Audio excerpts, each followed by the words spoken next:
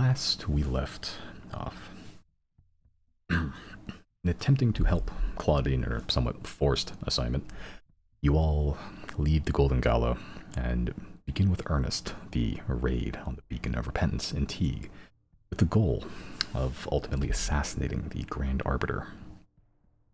Starting off with a somewhat chance teleportation above the prison city, it was successful, and all of you except Chris halo drop into the city itself. Chris is just dangling in the air by a rope from a dragon disguised as the cloud. Those of you in the city begin to sneak around in disguise, both magical and mundane. And once you get to the actual Beacon of Repentance itself, Azek, disguised as a rat, is sent ahead to scout, eventually getting spotted, but is returned, teleported back with a wood chip to be used for your initial infiltration later. When the time for the plan to kick off begins, Chris causes havoc, straight up meteor swarming the 4 gates, allowing anyone to leave or enter. Defenses are gone, summoning 40 abyssal chickens, and then from eggs summoning eagles, chickens, a flying snake, and a giant poultry mount, which he used to terrorize quite a number of guards. There was so much chaos, in fact, that temporarily you embodied your god, allowing you to do anything you wanted. You chose to unlock all of the locks within the city. Most of them are located within the beacon itself, but that allowed quite an easier time infiltrating and maybe causing havoc elsewhere that you're not familiar with. Eventually you all break in, defeating some guards, even a mage that seemed to be able to see through Riley's mislead illusion. You all trek through the special wing, passing by the various officers. You go through the basement tunnel and discover that it's a lot longer than you expected in a kind of a strange shape. Zero with Eye of Truth active, you're able to see the strange magical form shift that one goes through. You're not sure how to activate it. It's like 2 versions of the same tunnel, just one just doesn't exist, yet the other one does currently.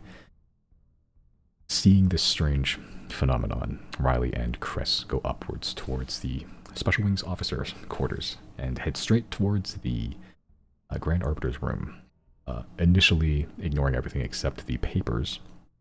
And from there, pretty good roll. Chris managed to piece together the strange stack of papers, discovering that the first letter of some of these papers are written in a strange script, and piecing them all together, they connect to form the Dawn Never D. Just as you're leaving, Riley pops open a chest and sees just a very mundane set of clothing, other miscellaneous items, before the room explodes. In quite a big flash of arcane fire, actually. Entirely caving in that section of the building. A little haggard and splintered, you eventually discern the password to be "The Dawn Never Dies," which causes the shift in the version of that tunnel. The torches turn blue, and the stairs, initially going to the left, now go to the right.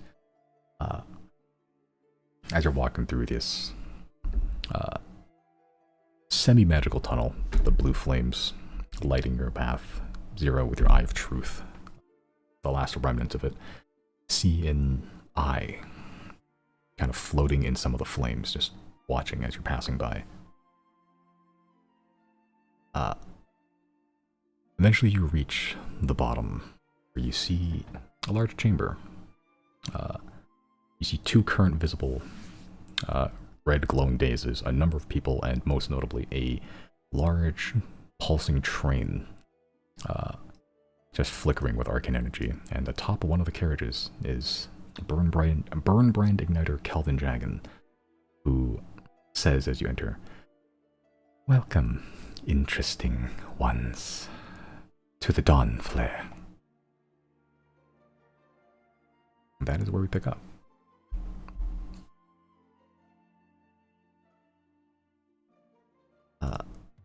The room's well lit, whether by the actual train pulsing with blue light itself, or the red glowing daisies, or just the various mundane, probably mundane braziers you see around. You see the sort of arched room you're in, 40 feet up, is still lined with a number of these torches.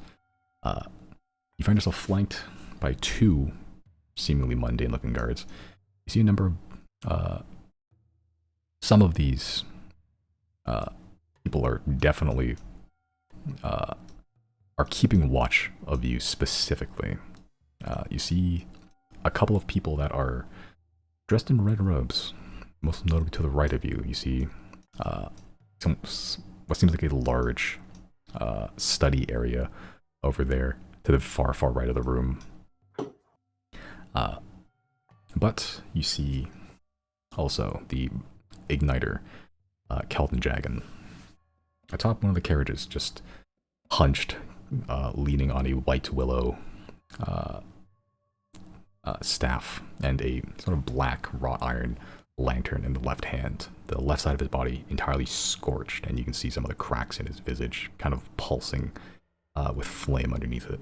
The left eye, much like the mage you killed above, almost has like a reptilian slit. Magma looking, the sclera kind of just has this texture of almost stone in a way, like molten stone, kind of shifting, moving as veins would be in a normal eyeball. Instead, these ones are just running magma, just cracking, forming, reforming. A strange phenomenon, but you've seen that up close once already. He doesn't really make a whole lot of moves, kind of an old man, but he is stood up there, kind of just leaning, staring at you. And as you're sort of being stared at, you can feel this almost like spotlight-like heat kind of coating all of you, except for you, Zero. You're kind of cold, actually. It seems that you have done a bit of, well, damage above.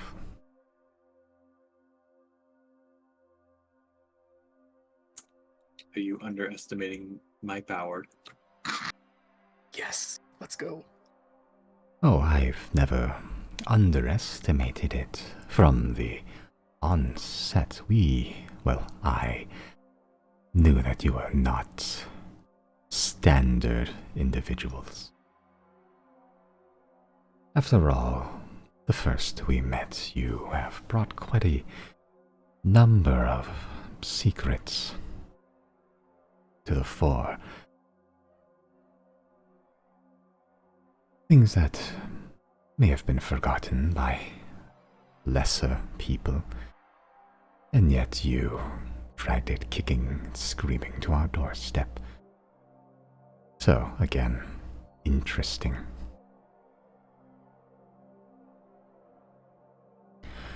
The question now lies in why this fantastical display of theater. I can guess. I would like to hear it from your lips.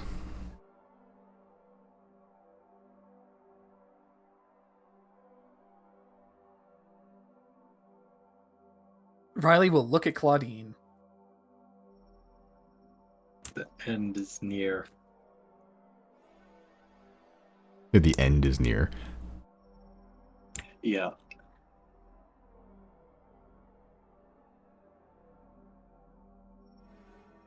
Jagan looks towards you, Chris. The kind of like half smirk that he has on almost permanently. He kind of just leers at you. That we can agree on. The witch apocalypse is going to take place is a matter of personal debate. Yours or mine.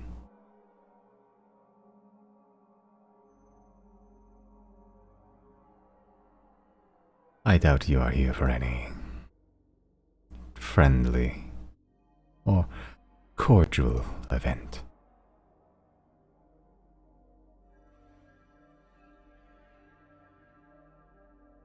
Riley will again look at Claudine.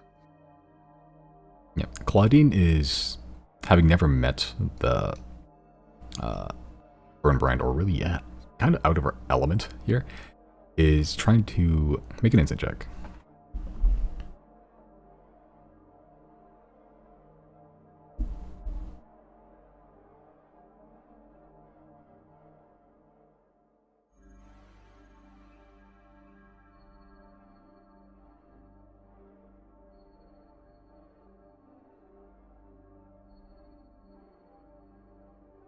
Oh, then insight check come in, or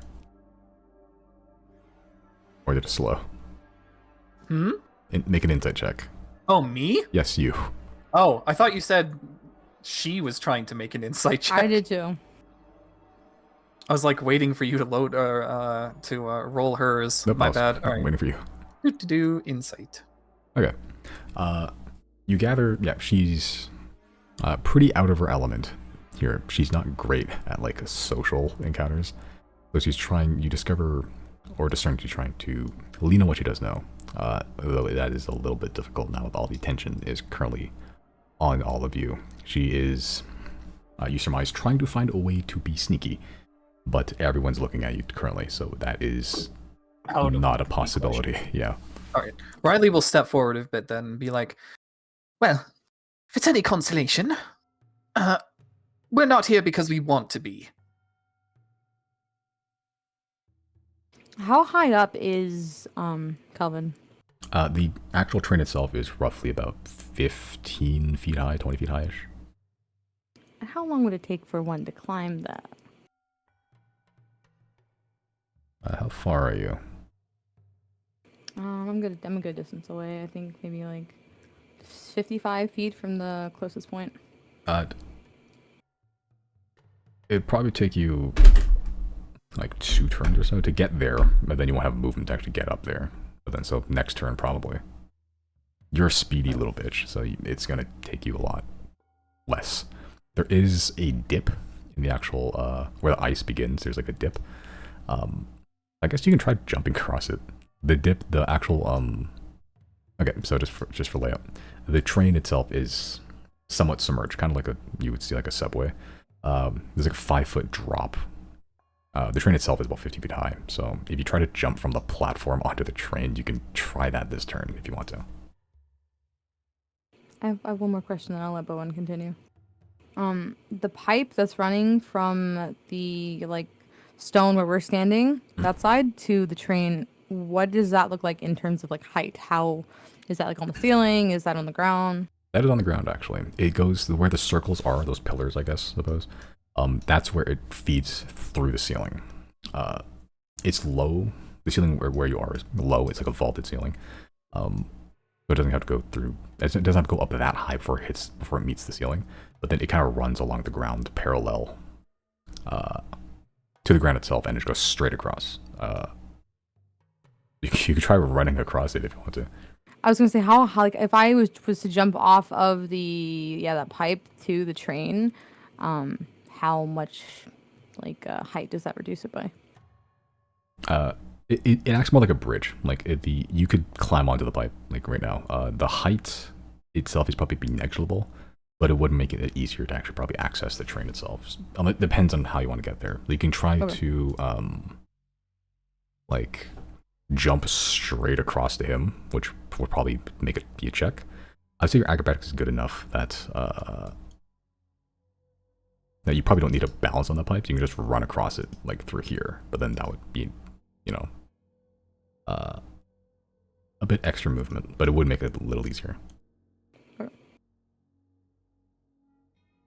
Okay, Riley, you step forward. And I say the words, well, if it's any consolation, we're not here because we want to be. So why are you here, then?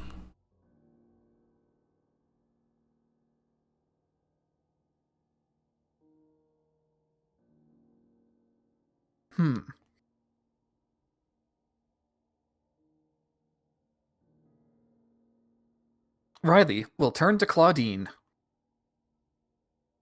I'm going to try to have Claudia make a stealth check. She's good at this, but everyone's watching. So we shall see how good it is.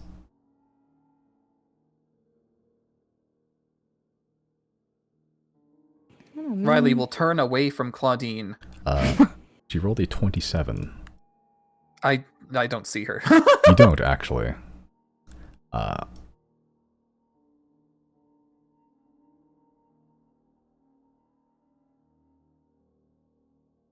You turn to Claudine, and she's just nowhere to be found. I seem to have misplaced my reason.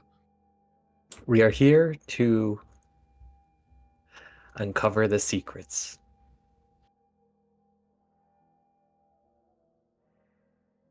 That doesn't seem that much different from what you were doing when we first met.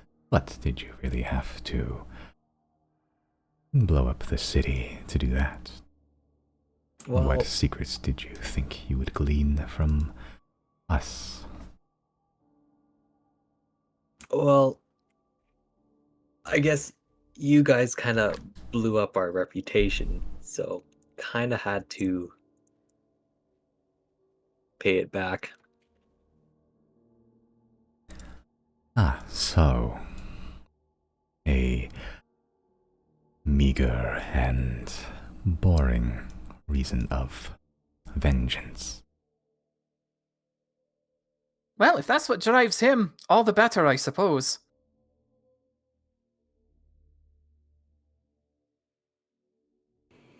And here I was hoping that another tasty morsel of entertainment had come across my palate again.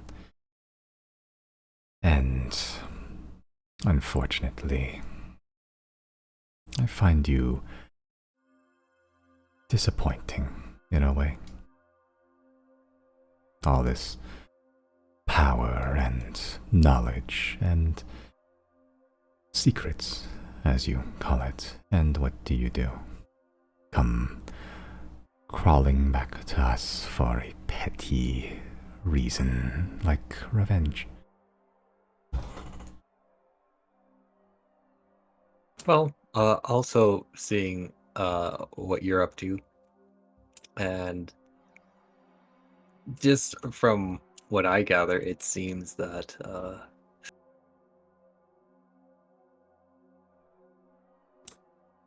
you aren't particularly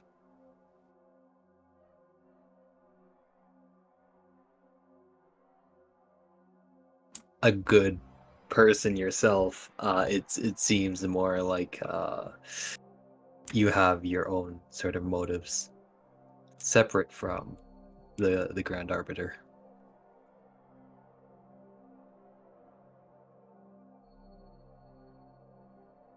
Make an insight check, Chris.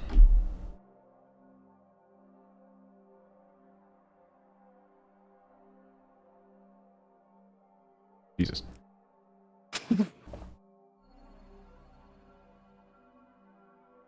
You gather that it's hard to read his face, especially from this distance, especially how fucked up it is. But you gather when you say you have a different goal than the Arbiters. The kind of burning reptilian eye on the left side of his face almost flares for a little bit. The face doesn't move, but like there's some reaction there.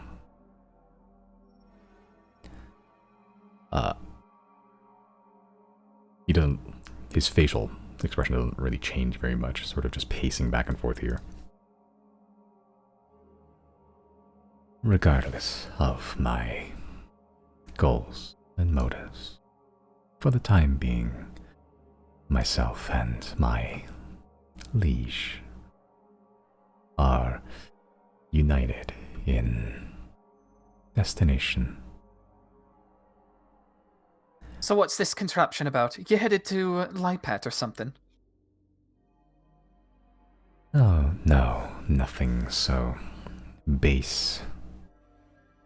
This is the culmination of decades of toil, labor, research, sacrifice. The dawn flare living sun captured in mechanical art. A beautiful thing, don't you think? I do trains. They're kind of like boats, but for land. And what is the purpose of a boat? To transport. Precisely. So, what's the payload? Well, you can see it for yourself, can't you? He sort of takes the crook of the wooden staff and points to one of the pipes, and you can see there's some glass panels in some sections of the pipes you can see, and it's just pumping full of blue, glowing liquid. It's a little bit different shade, almost a feel to it. Occasionally it shifts from like blue, and then it almost has like an orange hue, almost red, and then it goes back to blue. It's almost like a Neapolitan ice cream. It occasionally just shifts in color every so often.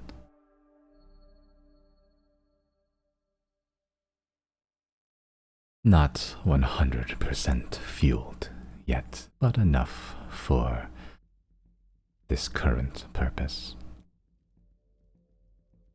To recreate sun elsewhere, to melt once and for all a section of this eternal winter on this forsaken landmass.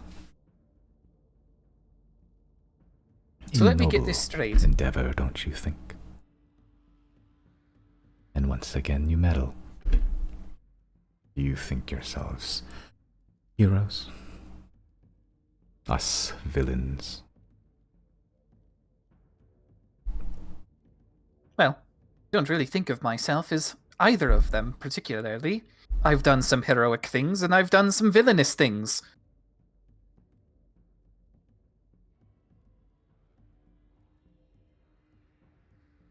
My favorite shade, gray.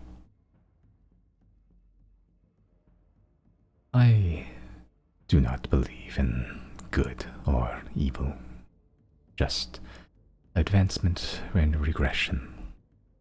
Powers beyond ours, and powers ours for the taking.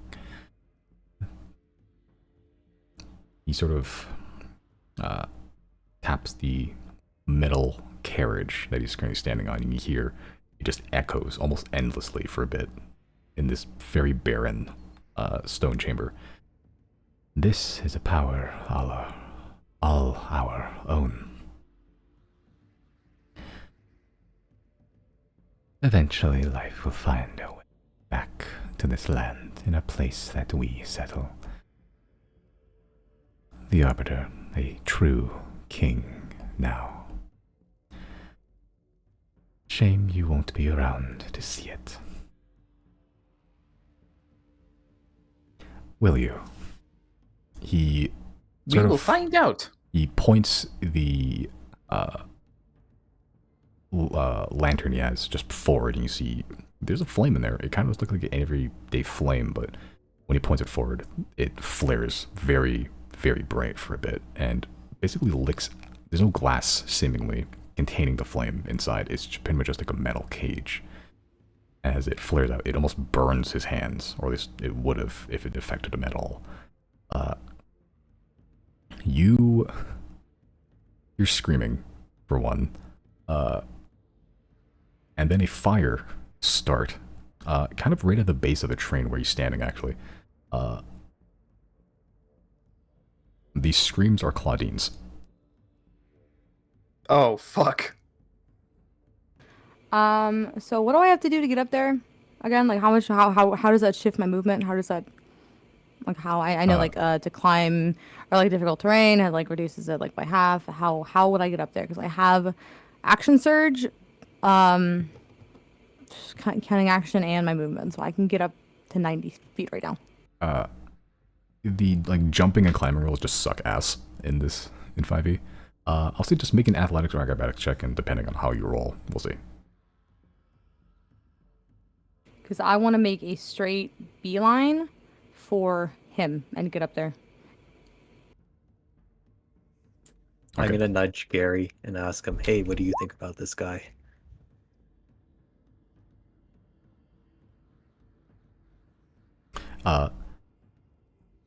Gary doesn't answer you as you pretty much all see Claudine, who at some point you lost sight of, and seemingly everyone else did, except for him. She got right up to here, and then as you hear the screaming, you can see limbs kind of flailing down below near the base of the train. Moon Elf limbs, Claudine, as she is currently very much on fire, like 100% engulfed. You. Okay, you can try to rush up there.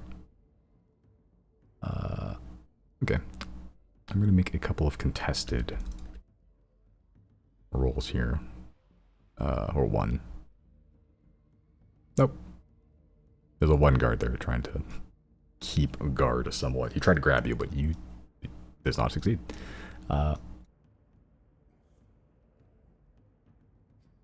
As you rush up there, you sprint past. The guards try to close in, but you're too fast. The one that is there tries to grab you, but again, too slippery as you just leap and bound straight over the gap from the platform to the top of the train itself. And you are face to face with Mr. Jagan. I have a question Mhm. real quick. How much of my movement did that take? Because from where I was on the map, legally it was 60 away, but I understand I had to like climb, I think, right? So how, I'm trying to get an idea of how many actions I had to use here, because I used my bonus action and my movement to get there alone. But if it requires more than 60, then I'll have to use my Yeah, action. I'll say the acrobatics check is pretty fucking high, so that would just take your movement and your bonus. You didn't need to climb, you just straight sailed up. You jumped from the platform to the train, top of the train directly. T-posed up. Yeah. Just swooped up with your physics, that's it. I clipped through the train. Okay.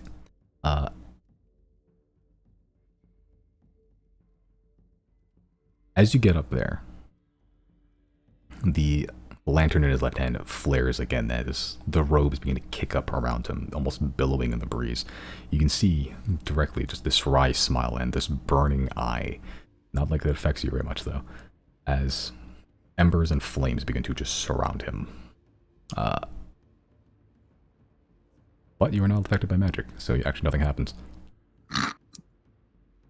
Get shit on! I do need everyone to roll initiative, though. It's fine.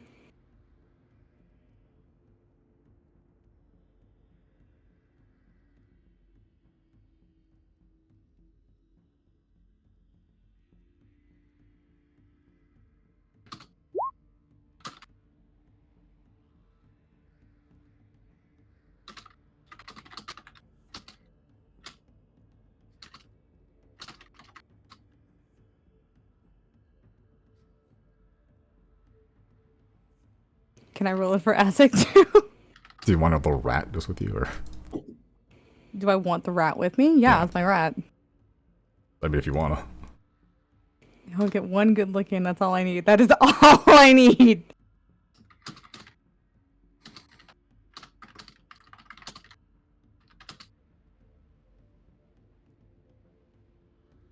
There's quite a lot of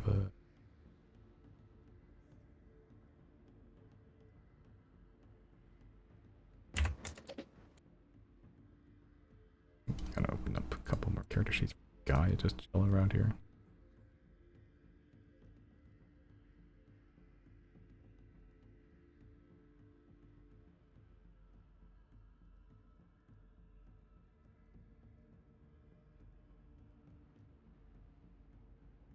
Right.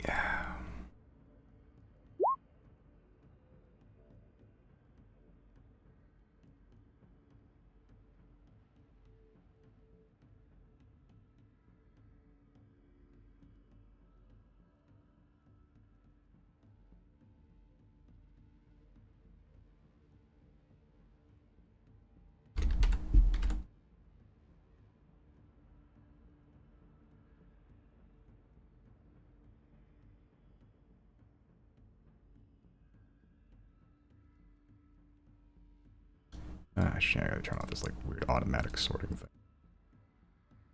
Boo, boo, boo, boo.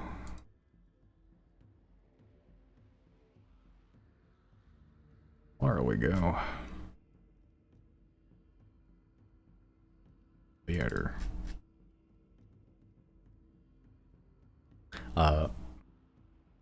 It is a tie between initiative. I believe Zero has more decks. Yeah, I'm at max dex. Yeah, go for it. Okay.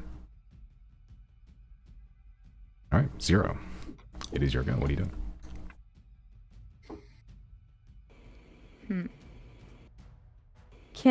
Is Isaac able to use the blocking chalk with his little rat hands? What's his initiative?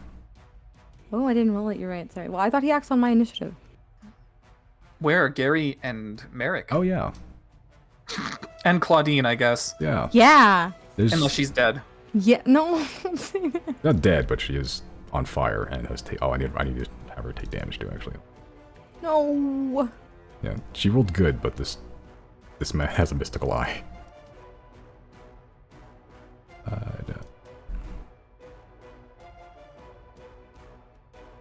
Funny, she should have fucking downed one of those fire potions first. Damn it. She still has them. Yeah.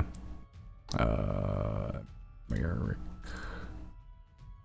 Give Gary, which character she didn't open. Nope, just misplaced.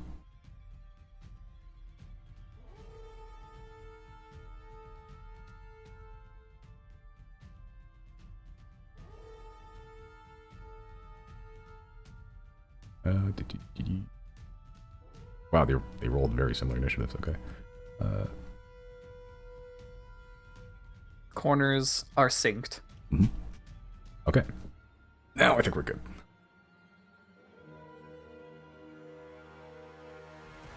What's your question, Isaac?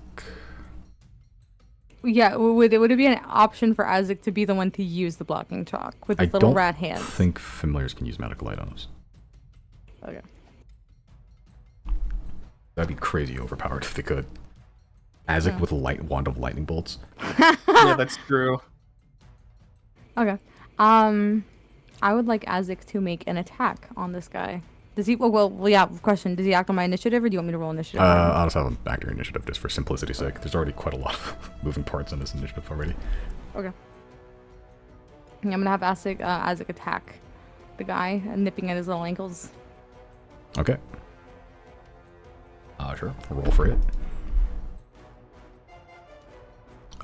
This hits actually.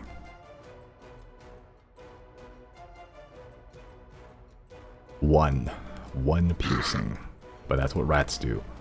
And you know what? That's all I need. Okay. Where is this rat? Or Azek, rather? Probably the same space as Zero-ish. Okay. Yeah, and I'd probably slip him under the robe or something. Have him go under the robe.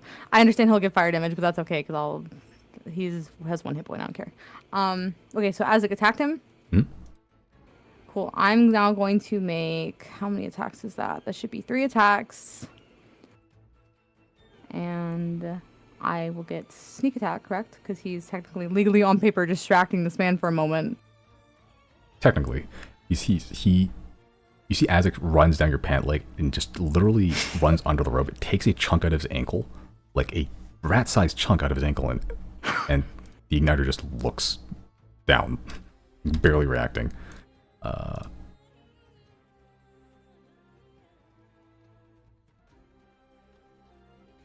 Okay. Number. Okay, this all hits.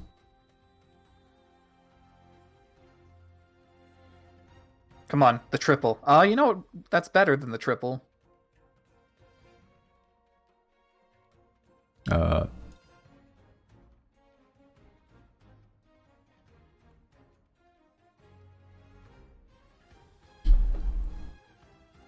Okay, that's 10 plus. Jesus, all right.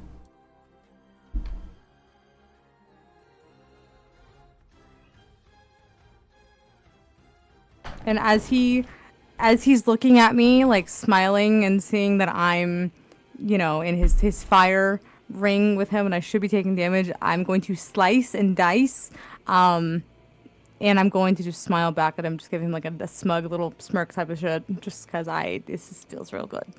Okay.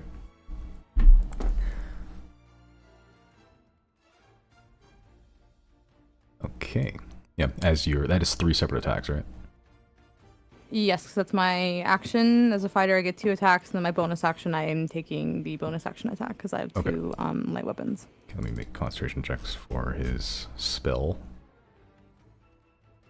Succeeds. Cool, I'm gonna make one more. Okay. I'm gonna go ahead and use my action surge. Yep. I'm gonna go ahead and use my action surge. Okay.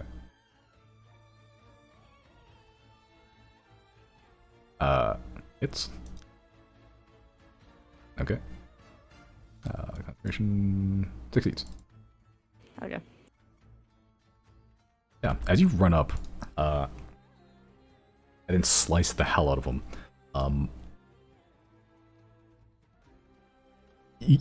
you are a level 19 rogue. You run up and stab him, and you hit flesh. He is still flesh. You feel some sort of like magical resistance as you're hitting, but otherwise all your attacks land straight through. But the entire time, the eye, almost separately from his own, as he's taking damage, is staring at you.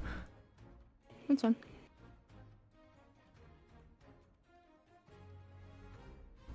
Okay, that's the end of your turn. Let's see, I still have my movement. I don't think I really want to move anywhere. If anything, I will move. So he is now acting as a... Well, I guess there's mages on both sides. Fuck. I will stay here. That's fine. I'll stay here. Okay. So you stay there. The flames around him, you can't feel them straight up, but they are mad flames. They are dancing and wild. It's almost like basically like an aura around him. Like it's just burning everything in like a 5-foot radius around him, but you can't feel it. You know who does feel it? Azek.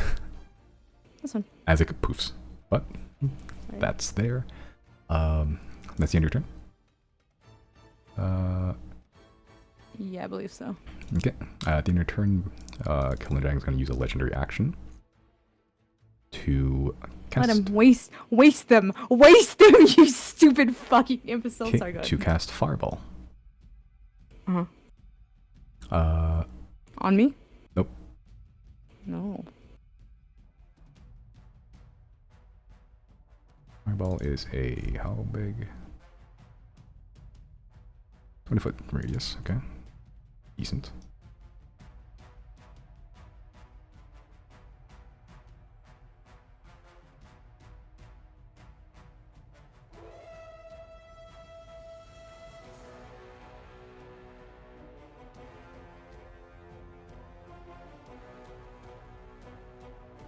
Yeah, looks about right.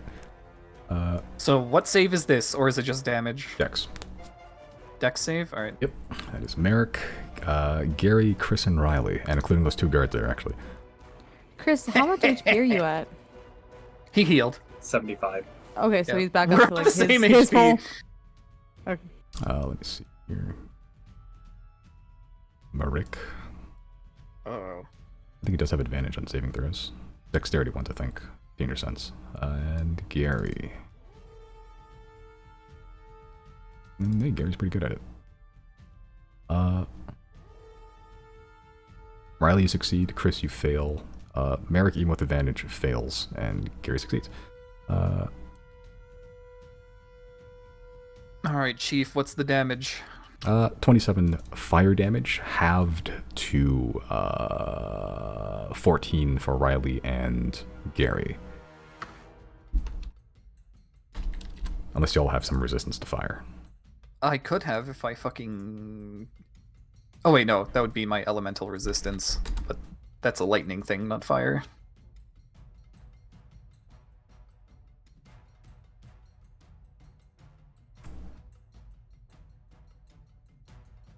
Okay. Okay, that's the end of the legendary action. Riley, your turn. How much damage did the guards take? Oh, right. They're probably. Oh, I think Yeah. they're probably very dead, but they no longer exist. Yeah, all right. As Kelvin Dragon kind of just looks at you, Zero, without really breaking eye contact, points the one staff. You can see the white willow staff is now just on fire, straight up, as he points the staff, as this little tiny bead of red sails over and, explodes over yonder, killing 2 guards immediately, and also singeing some of your friends. And you said he's still holding eye contact with me? Yep. This is so intimate. What are we? You need an action to make out. Ew. Riley, what you doing? Let me do some stuff real quick. Yeah, okay. He'll walk up to this guard and be like, "Well, you saw what just happened. Your comrades are dead, and I'm still standing. This will not end well for you. Are you sure you want to do this?" Are you intimidating or persuading? Let's see, what am I better at? I am better at... Actually, either or. Doesn't matter. I guess intimidation. Make an intimidation check. Oh no! That guard didn't hear anything you were saying over the screams and of his friends over there. But he sort of looks at you and then seems to ready weapon just the same. All right. Well, in that case, how's my crystal looking? Yours? Is it sword, or is it crystal? Yours a sword. Yeah, unless you Okay, did cool. something weird with it. I did not. I was just wondering because like the igniter could do some fuck shit. So I don't know. In that case, I will. I'll just. I think bonus action. I'll coat in lightning because I get bonus damage on that. I think. You get an extra Let's see. attack, I believe. You choose. Oh yeah, that's true. I do. Yeah, because the lightning color Yan you captured in a bottle. Yeah, I completely forgot I even had that ability. I was looking at elemental adept though. No. Okay. So yeah, I'll bonus action coat and lightning, and then I'll go for an attack. Okay. This hits. All right. Okay. 14 total. And what, I get a bonus attack? I believe you get an extra. Yeah, like when you, well, it should say in the handout, but I'll check. you get a couple things from it if I remember correctly. An extra attack. Creature that are stuck by expending it are also stunned, and my speed increases by 20 feet, and I gain resistance to lightning damage. Hold on, does that stack with my elemental thing? Am I just completely immune to lightning right now? Your elemental adept is It's resistance. oh resistance. Yeah. I don't think there's any technically rules with stacking resistance. I've kind of just quartered it. If you get 2 resistances in a row, All right, that's fair enough. So it does stack. That's fair enough. Right. it's I mean, basically immunity. I don't think it's going to come up, but that is very interesting to know. All right. In that case, yeah. I mean, I just get an extra attack for a while now until I decide to expend this, so I'm going to go for it. Yeah, you're basically a temporary fighter. Yeah, this hits. And 20. Nice. He dead. These guys are men. Riley will swing his sword and be like, "Who's next?" Okay.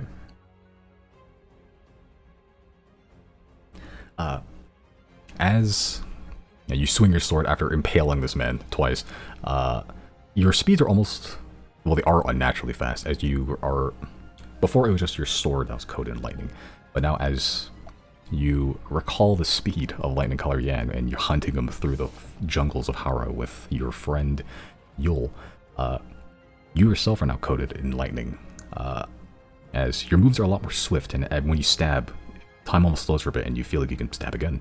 So you do, thus killing a man. I think that's Riley's first intentional kill of like just a regular ass dude. Yeah. Need me to go on? A mortgage and like family portrait falls out of his pocket. As you're sort of swinging the sword around, the lightning almost like follows and arcs, almost not on like a paintbrush even. It kind of lingers unnaturally for a bit, but You yell that out to the ether. That's the end of your turn? Yep. Okay. At the end of your turn, Burn Brand Gun is going to use a legendary action to try a thing. He's going to use Sun Flare. The fire that surrounds him flares out briefly, intensely for a bit. Let's see here. Oh, no, you were just out of range. Claudine's not. Why would you do that? Actually succeeds anyway. She's a rogue, has evasion. You can still see Claudine has stopped screaming, but she's still very much on fire, like heavily on fire. As the flare briefly like extends out its arms, Claudine just ducks behind the carriage for a bit, just out of range. Claudine, you just not Claudine, Zero, you just stand there. Nothing happens. The Igniter just still looking at you. Has his expression changed at all? Yes, he's now smiling more. Interesting.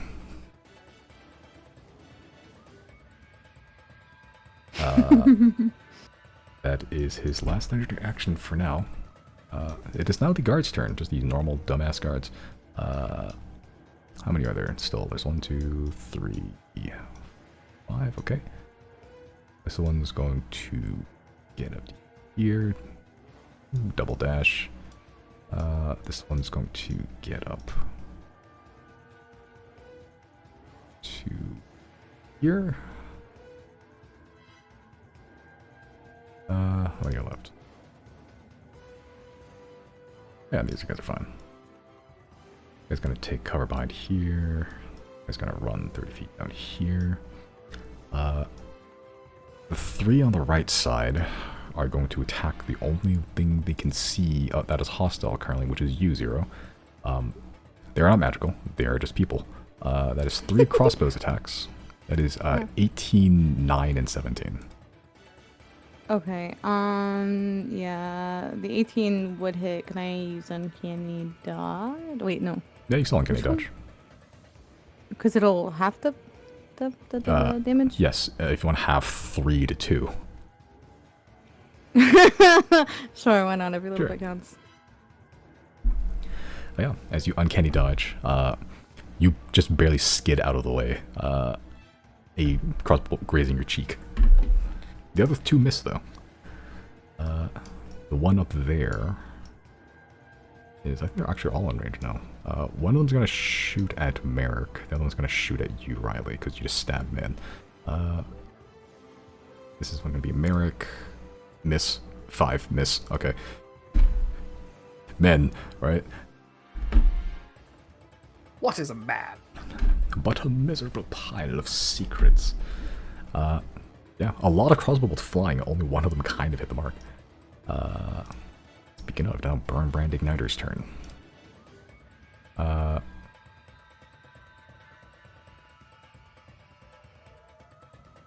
Seeing as you just use your reaction, he's going to actually just move standardly over there for a bit. He's doing a little skedaddle. Mhm. Damn. Let me see. alright.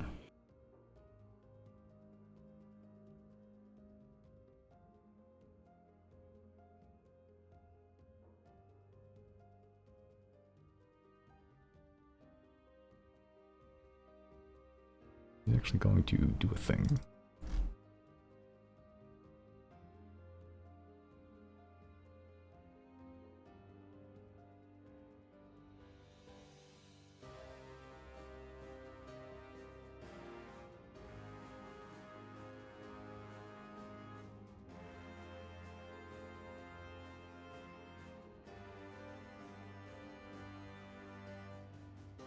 Okay. As he sort of runs past you, Zero, again, hold out a lantern and no cage, no gate, no glass. You just kind of hear whispers almost.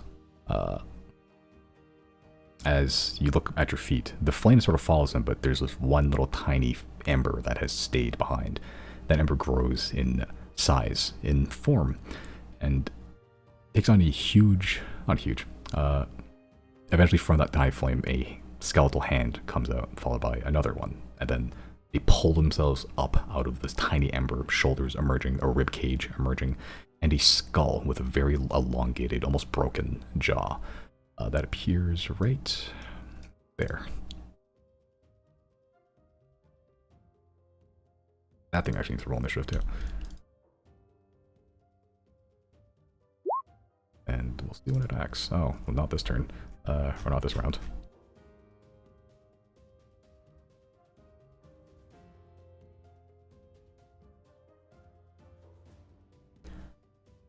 Okay, but that's the end of his turn. It is now...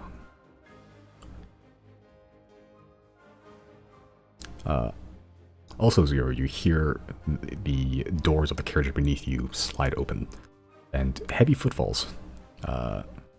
Anyone on the platform on the left side can see this as well. A woman, clad in very heavy plate armor, black, spiky. A elven woman, kind of young looking, but it's difficult to tell exact age. Kind of a black undercut. Most notably, you can see that one, she's already covered in blood. Two, she has a chained whip made of this black, almost reddish hued metal that is barbed, almost barbed wiry, like covered in spikes, and at the end of it is this very vicious looking hooked blade.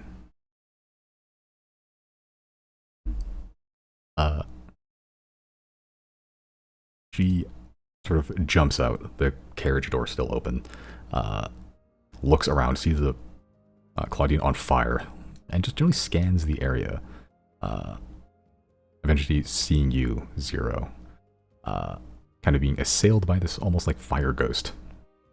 She's going to just sort of walk up to here and make 3 attacks. Against me? Oh, she was going to actually, but that's actually a bit too far. That's gonna be on Riley now. Cool. If she's strong, I'm dead.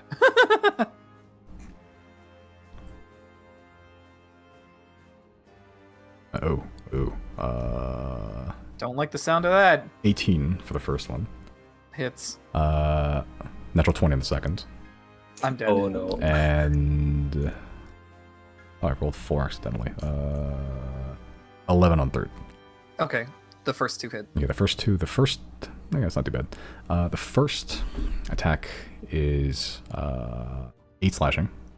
As she sort of just looks at you. Just makes eye contact. You can see that there is a kind of madness in her eyes, almost. As she just strikes you with this very sharp, almost like torturous looking whip. Making Constitution saving throw for me. Sure. Constitution, my worst one. We take those. You succeed. You hold on. You, even though like the wounds themselves aren't that deep, they hurt so bad. Like you've been cut worse. You've been stabbed. You've been impaled. This is amongst the worst pain you felt ever. But you managed to hold on and not double over in sheer agony. The second attack is altogether 9 damage, 9 slashing damage. That was a crit? It's a whip. It's a 1d4. Oh, okay. It's only once per turn, though. But when you have, or Riley, you have like heals still, right? We haven't used any of your healing at all today. Nope. Very good. That is her turn. She sort of looks towards the igniter. Well, well, there is fresh suffering to be had today. Oh, you bring the best gifts. That is the end of her turn. It is now these mages. Kill him so fucking hard. I'm gonna kill his ass. They are all going to step onto these pedestals. And... I get the feeling I focused the wrong enemy.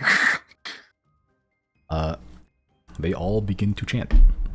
What language does everyone speak? Does anyone speak Ignan? No, I speak Infernal. Okay. No. Yeah, I think I speak It's like draconic, giant, dwarvish. None of these.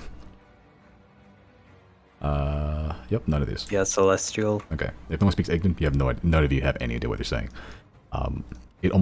It's almost difficult to recreate the sound they're making. It just sounds like the crackling of fire, like burning flame, like things you'd hear in like a fireplace. It's very strange sounding. You're all going to roll 1d6. Ooh. Okay. Okay.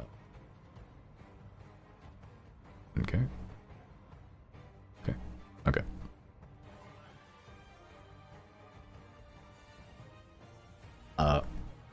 Riley. Yeah. The one behind you, you hear him speaking, and eventually the speaking just turns into screaming as you look behind after being whipped by this woman. You see the robed man is on fire, and eventually he just explodes as the pedestal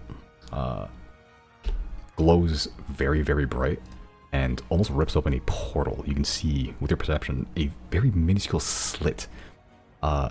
Inside, you see a wasteland of fire, of ash, of flame. You see trees, but they're made of like volcanic, like obsidian. Like it is a hellscape of flame and everything that is to do with fire inside. But from that tiny slit, a elemental of sorts, kind of clad in this very rough-looking metal armor, emerges from the portal. The other one rolled, yeah, a...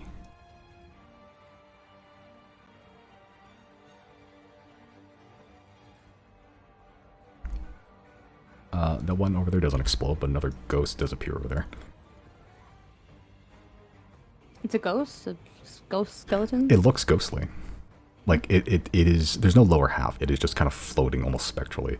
The skeleton looks, like, tangible, but, like, the actual, flame itself just kind of looks like flame. It looks very ghostly, but it is on fire. In case anyone wants to get a look.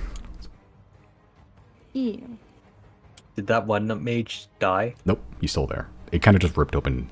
Not from you can see very well from your angle, but like if you could, it just kind of just appeared, just exploded into flame and just appeared nearby. Oh, okay. That is their turns. It is now the train's turn. The train has I'm a turn. sorry? Okay. The train has a turn. Uh-oh. Fuck you. That's not good. The train, the two crystals on the carriages are going to glow very bright. One of them's going to target you, Zero. The other one's going to target... Who's actually in range of the other one?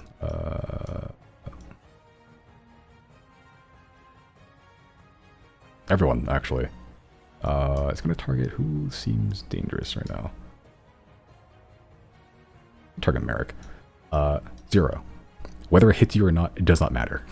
You see the crystals glow as they glow above the crystal. I guess I didn't explain this before. The carriages have metal carriages, but in the center of the carriages, there's this glowing, almost diamond-shaped crystal just embedded in the center of it. That starts to glow, and as it shoots this almost beam of arcane energy into you, it just hits you and nothing happens. Merrick, on the other hand, needs to make a... Actually, it just needs an attack roll. 21, that does hit Merrick, actually. 21. 21 force damage to him. As all of you just see this other beam just streak across from the back carriage and strike Merrick in the chest. That is the train's turn. I have a question. How tall are those crystals? Probably about like 3 feet high. They're not super high. Okay.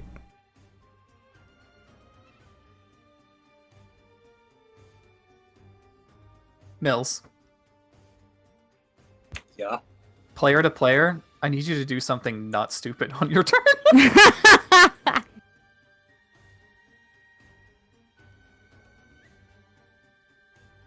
Okay.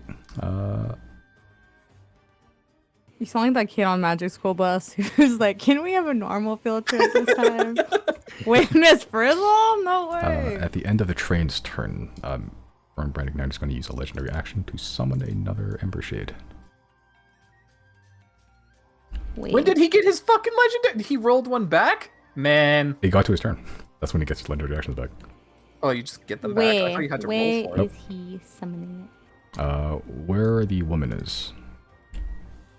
Over there.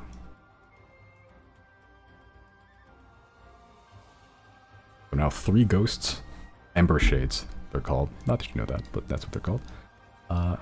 Yeah. It is now Merrick's turn. He is going to see the big man and try to keep that guy off you. He's going to try to interpose himself between you. To interpose himself between it and Riley. He is going to Rajay. Guys, I really don't want any of the 4 corners dying. I got healing. I have potions that I can't use, so... They're pretty much all fresh, too. So... Merrick is... He's taking some damage, but, like, 1, he's going to rage now, so that should take the edge off. Which then makes a Storm Aura Take thing. the edge off. Yeah. I mute that. Dex save, bitch. 19... I believe... Hold on, let me double check one thing real quick. Where is it? One of these things.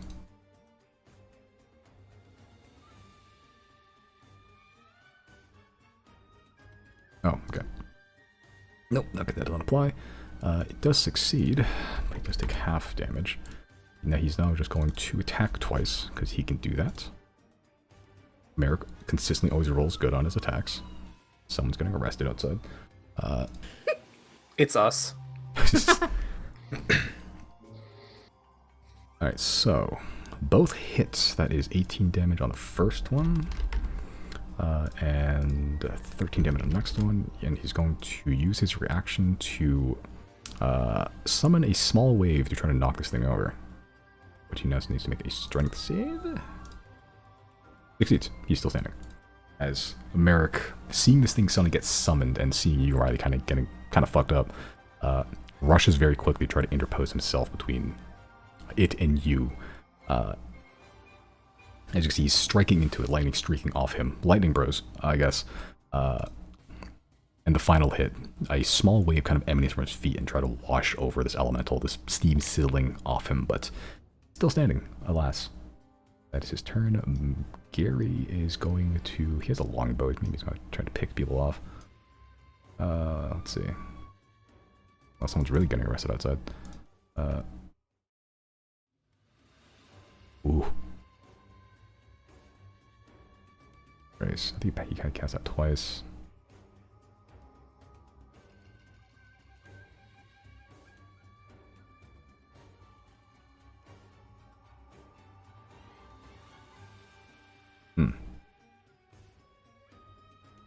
Actually, nothing. Oh, actually, there's something he can do. It's going to run over here. Let me get a cone out. I've learned that the cones that the game provides in the updated version aren't actually accurate all the time. Accurate. Accretion disc? Accretion disc. Oh, there's actually a lot.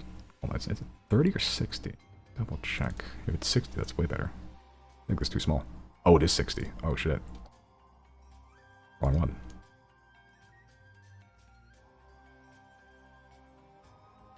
What is an accretion disk? That sounds familiar. Is that this like space That, thing, right? Yeah, it's when planets form. Right, right.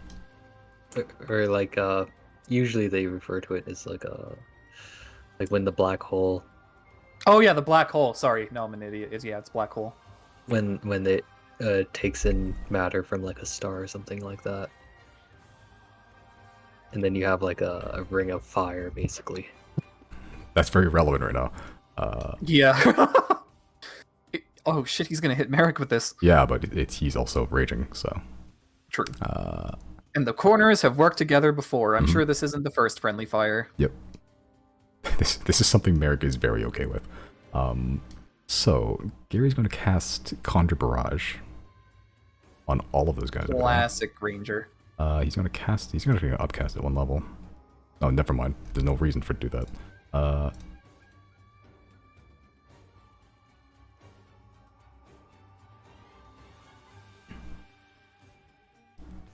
Okay, that is 19. Everyone needs to make a dex save there.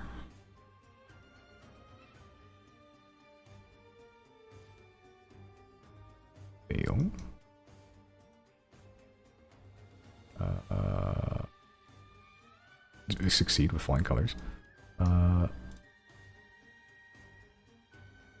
Fail. And succeed. Okay.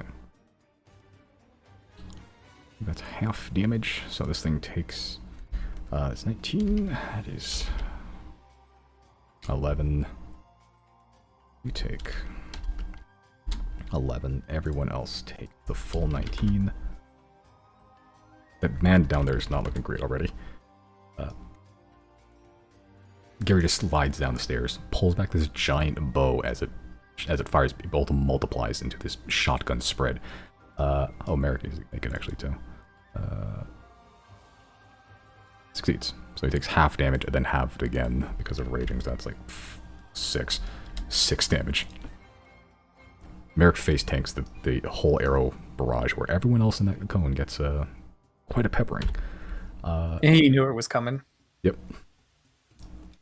Made eye contact with Gary and then just kept going on his business. Made no attempt to hide. Claudine is on fire. Good girl. Oh no. Oh no. She can't really do very much, but she's really good at climbing, so she's gonna straight up get there. And going to stab this ghost with you, Zero. Using you. She's still on fire? Yep. Fuck it.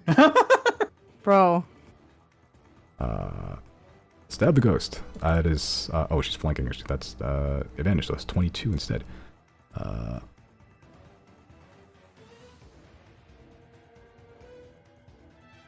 I forgot about a thing they had actually. Let's see.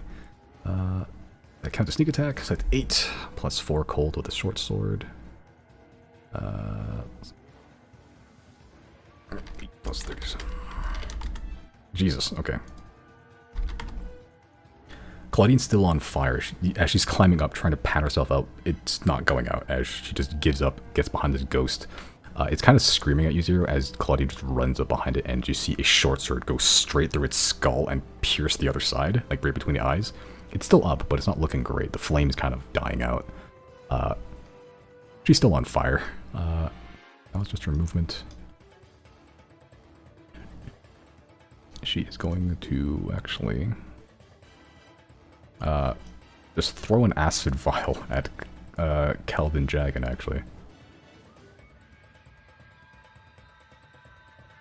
That is a miss, okay. As still on fire, after stabbing it, just you can see her rooting through something in her jacket and just throw a vial towards Jagan, but it just sails wide of the target, doesn't even move.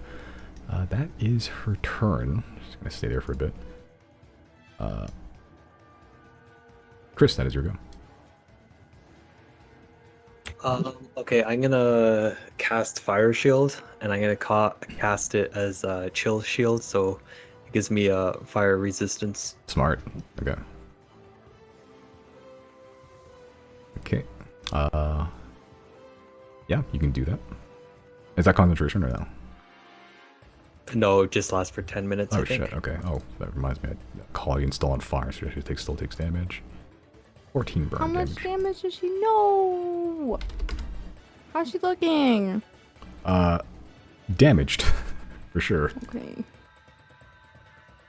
It's not going great. Over for Chris though, it's going a lot better. Resistance to fire. And then I think I'm just gonna move. I'm gonna go. Yeah, I'll go over there. And that will be my turn. Okay. Alright, let me mark something on here to denote that you are fire shielded. I don't know what. There you go, you're basically just a walking nuke. There you go. Okay, that's the end of your turn. They're not really initiative right now. At least not on the board, but they just now the elemental's turn.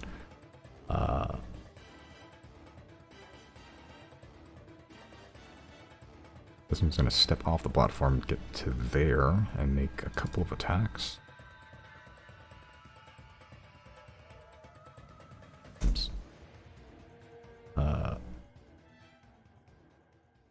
gonna make 3 against Merrick and 1 against you, Riley.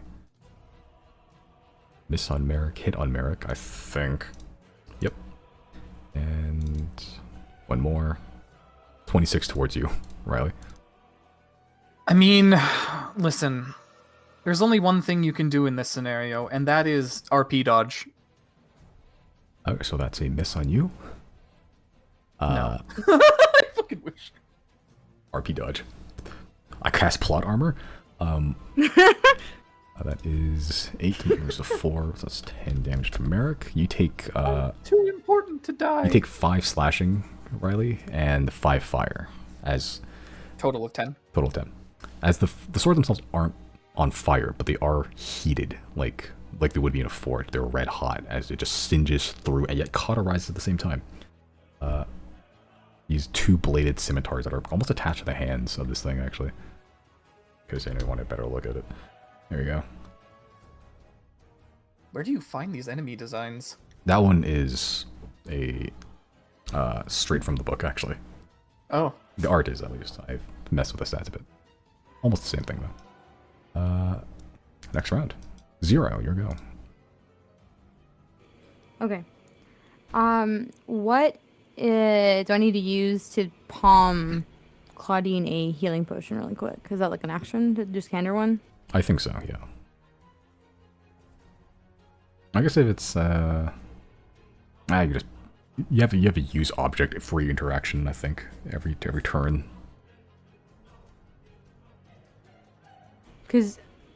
Okay. And it's an action to use the chalk, right? Yes. Blocking chalk? Yes. Okay, so I can either use my action to give her the potion or do the blocking chalk. Yes.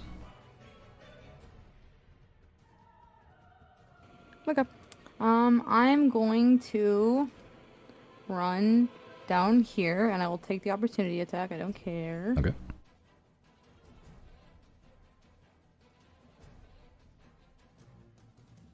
Oh, actually, it should have been, hold on. Well, we'll do yours first, but, like, I forgot. There's that guys are actually at the top of the initiative. They're out of order.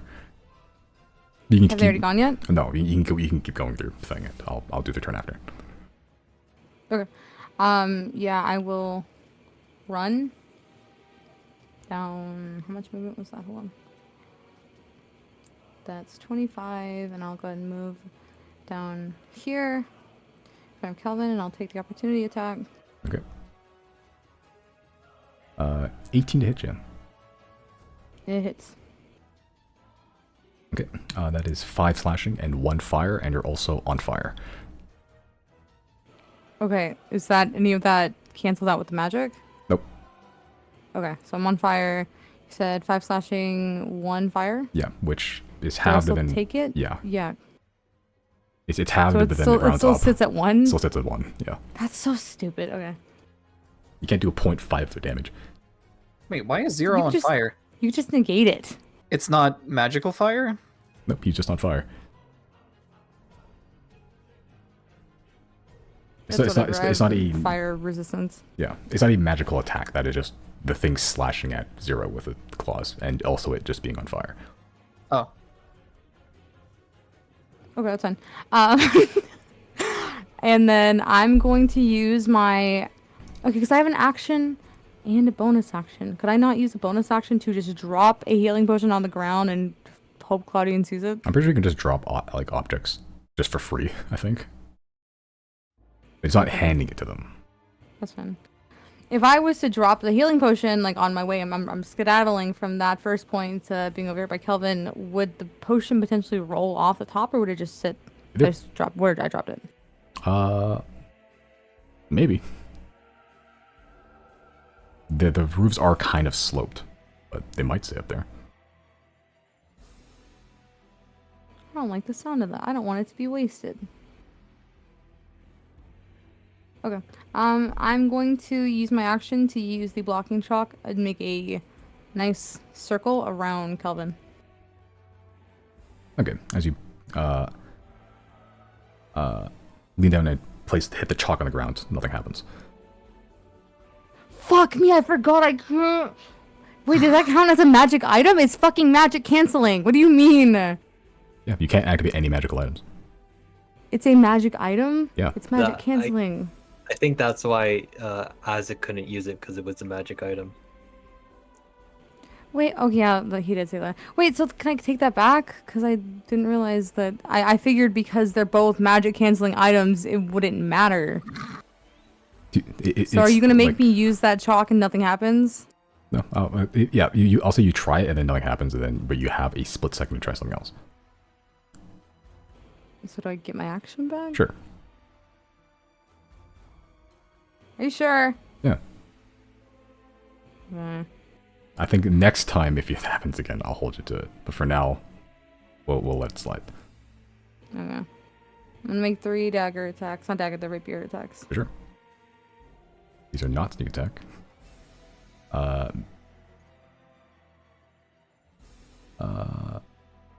See here. God, he fucking hit so hard. He's gonna cast shield on the first one. The other two do hit though. So that's 2 concentration checks, please. Yep. That's 20 damage to him.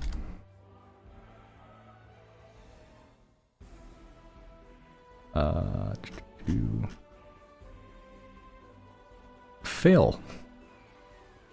Oh. As you stab him, you see his face, for the first time, is no longer grimacing. That momentary blip in concentration, Claudine behind you, no longer on fire.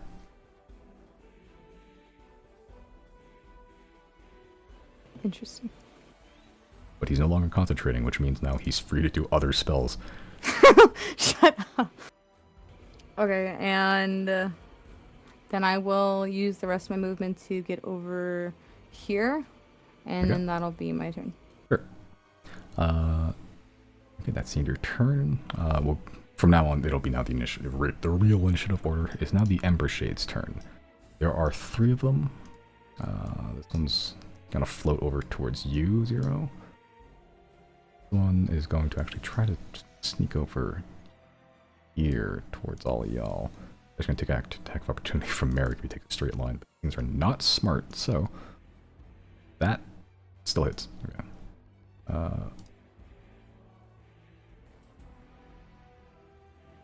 That is 14, so Merrick takes a swipe on that one. The one by Claudine is going to take 2 rake attacks. Actually, they're all going to take 2 rake attacks.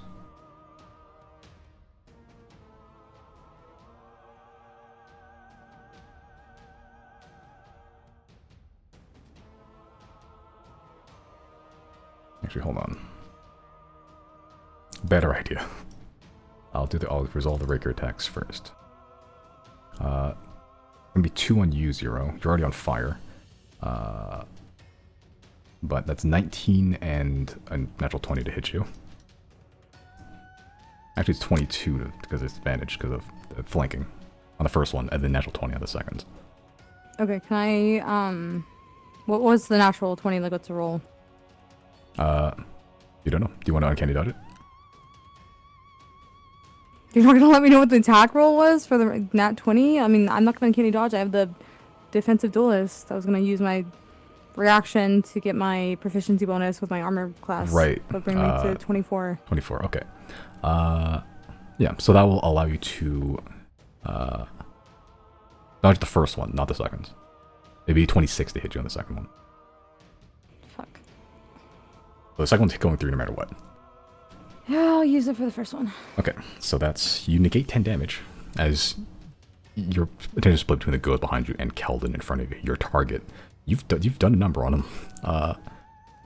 The first one you kind of just deflect with one of your rapiers, but the other rake is going to hit you for 6 slashing and 6 fire, which is reduced to half because you're a tiefling, so 3.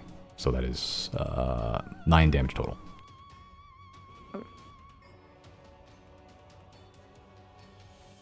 I'll resolve the other rake attacks over here. It's going to be 1 against each of you, actually. That's Gary and Chris. 1. 10 doesn't hit you, right, Chris? It doesn't. No, okay, but 23 does hit Gary, which he's now. That is 9 damage. He's also on fire. A lot of people bursting into flames today. And the one that is between Claudine and you and Zero is going to use Pyrrhic Sacrifice. I need... Oh, this is actually a bad idea, but I'm doing it anyway.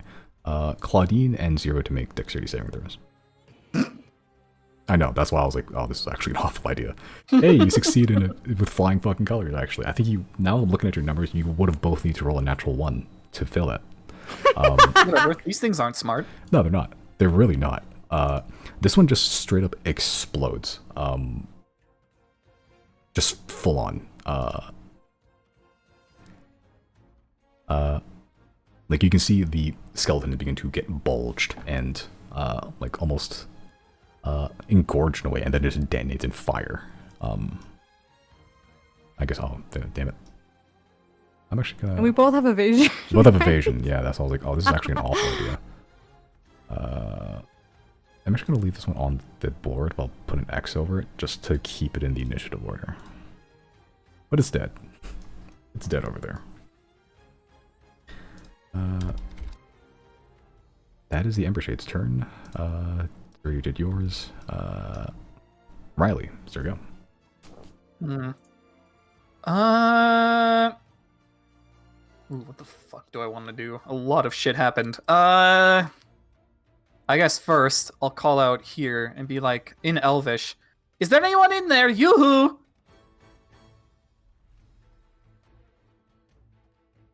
Speaking back in Elvish.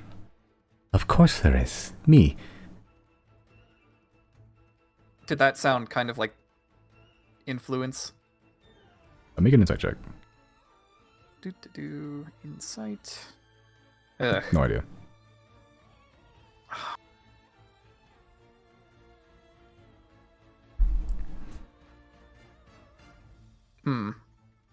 How's this guy looking? He's looking damaged. He's not the worst he could be, but he's taken some hits for sure. Okay, I think bonus action, I'm going to Healing Word at level 2. Okay.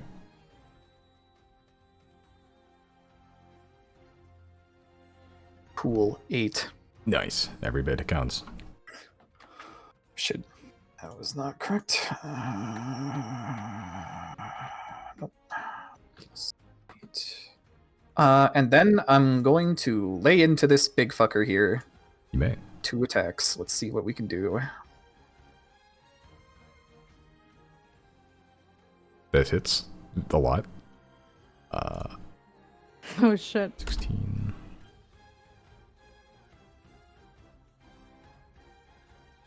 Still up? Yep. Okay. This does not hit. Alright. Barely. It barely does not hit.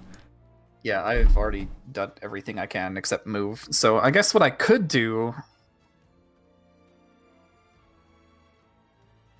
No, I'll stay where I am. Wait, do I get... Is it, like, a bonus with Merrick for flanking, or would that have to be on the opposite side? You have to be on the mostly on the opposite side, which you are not. Alright. I'd let you. You would? Sure, I'll be forgiving. I got for this first I got round. movement, and I don't. Okay. I don't. Yeah. All right, as you move, you take an attack opportunity from the Wait, no. lady down there. Oh, because it's range. Yeah, Okay, that's fine. but I'll allow you to roll damage for that natural 20. Assume you don't die from this. Oh fuck. Well, it's not bad. 18 to hit you. That does hit. Okay, I need you to make a. Actually, it hasn't gone to your turn yet. Never mind. You're fine. You take 7 damage. Because it's a once per turn effect. Yep. Wow. Okay. Well, I'm net 1 on that turn. All right. So if you want to, I'll let you roll the damage on the natural 20. I would like to. Does it automatically roll in the thing? No, you just have to click it. Well, yeah, it should, but Oh yeah, it does there. actually. Okay. As long as one of those is natural 20, yeah, that is. Also, because I rolled 1 on that, I can make it a 2 because of my elemental adept. Okay, so that is 21 total then. Right? Yep. 20 total. Oh no. Wait, no, I think it's 20 total because. Oh wait, no. Yeah, no. It's no. Yeah. If you roll no, a 1, that would 20. be 2, so it'd be 21, right? It'd be 20. Oh, no. It'd be 20 Yeah, right yeah. now. Yeah. Yeah, okay. It was 20. It's 21 now. Okay. All right. Every bit counts. All right. As you flank around, you take another whipping strike with all these razor blades and such attached to this whip. Fucking painful, but you do manage to flank this creature. It's not looking great. A few more hits and it's maybe it's gonna go down. All right. Well, that's all I can do. All right. In your turn, it's now the guard's turn. Are they all still up? Yes. They're like, oh yeah, we're the guards here. Then they see the woman jump out, fucking ghosts coming out, elementals screaming out of planes, and it's like, I'ma shoot just from afar. I'm not getting near that. One of them's gonna shoot at Claudine, two of them are gonna shoot at you, Zero. Resolving the ones on the right first. Fuck. This one's against Claudine, that hits. 19 hit you. And 9. So I'll do Claudine. Claudine takes 2. You take 2. Twinsies. 2 piercing. Man, you're looking so hurt right now. Me? Yeah, woof. Oh yeah, I'm on death's door, dude. Man, that 2. How's Calvin looking? Who? Calvin. Kelvin. Who's Kelvin? Yeah, how's he? I thought this is what's his name? Keldon. Keldin? Kelden. Okay, well, Simon, you knew what I was trying to say. It sounds exactly like his name. How's he looking? Damaged for sure. God. One of them's gonna shoot at Merrick, miss. One of them's gonna shoot at you. Hit. Sorry, Chris. Shoot at Chris. That is a hit with a 21, unless you have a means to make it higher. Let's see. I guess shield still bring it to 21, so it's still a hit anyway. Yeah. Okay. I mean, it's just a crossbow bolt. I mean, how bad could it be? Hey, it's 2. I'm rolling awful. Those are actually all 1s I rolled on damage. As you should. So that's 2 piercing to you, Chris. Okay. It is now Keldan Jagan's turn. Jagan. He is going to cast a spell.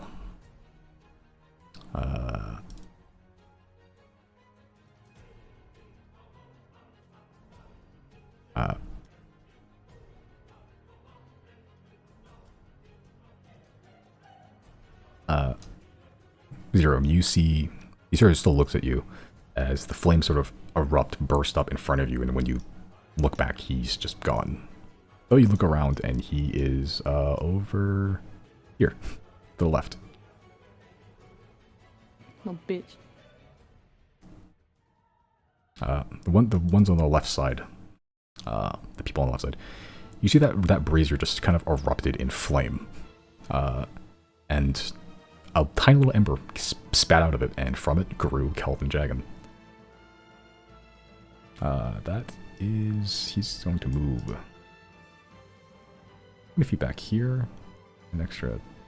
Oh, he is bitch made. You see bitch made? Yeah.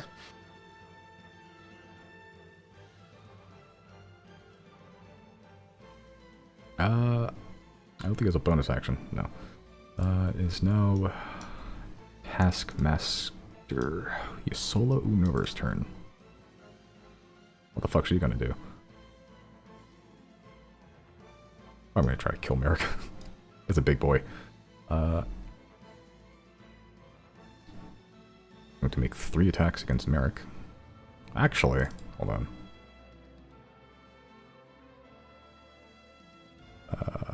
Ooh, this is cool. Oops, what the fuck happened to her character sheet? Okay. She's gonna go over there, but I need everyone. The people, actually. Big fuck you attack incoming.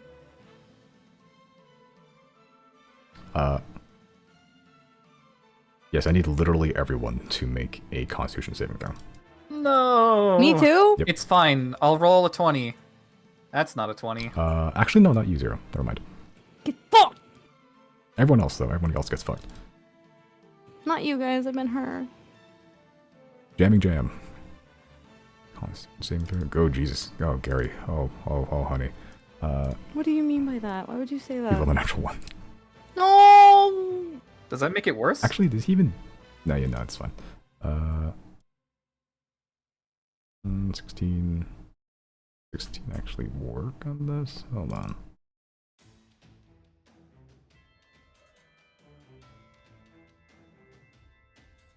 Oh.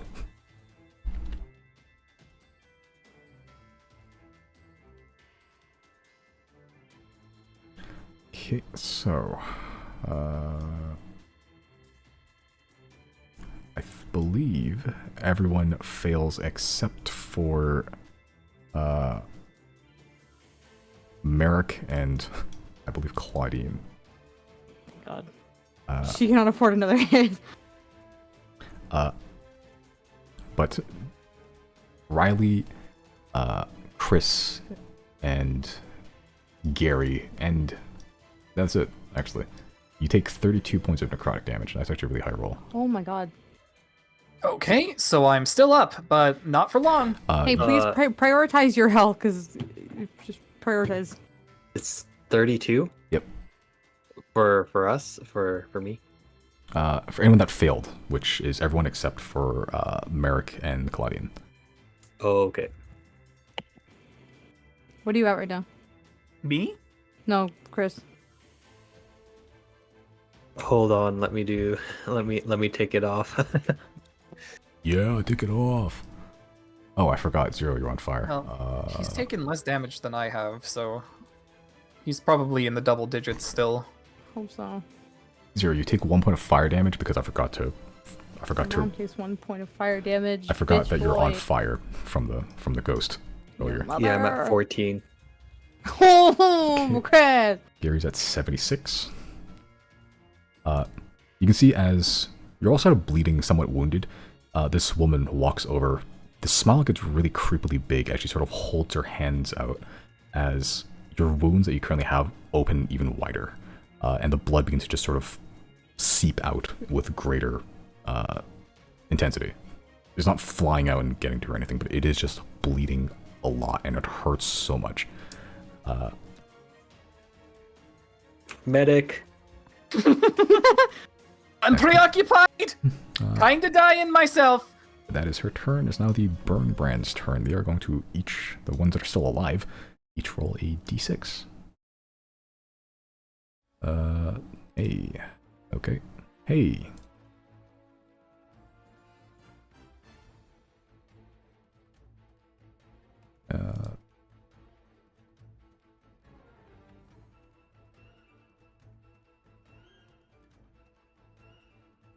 Okay. Another Ember Shade appears over here. Ember Shade appears over here. Other than that, that's it for their turn. Man, that first guy got really unlucky, huh? Yep. Or very lucky, because look what came out of it. True. It's now the train's turn. The train can't really hit anything right now, except for... No. how to hit... Well, Claudian's right there, and the second one's going to hit... Oh god, who can really... Maybe Merrick's the closest one. Again, from the back one. Oops.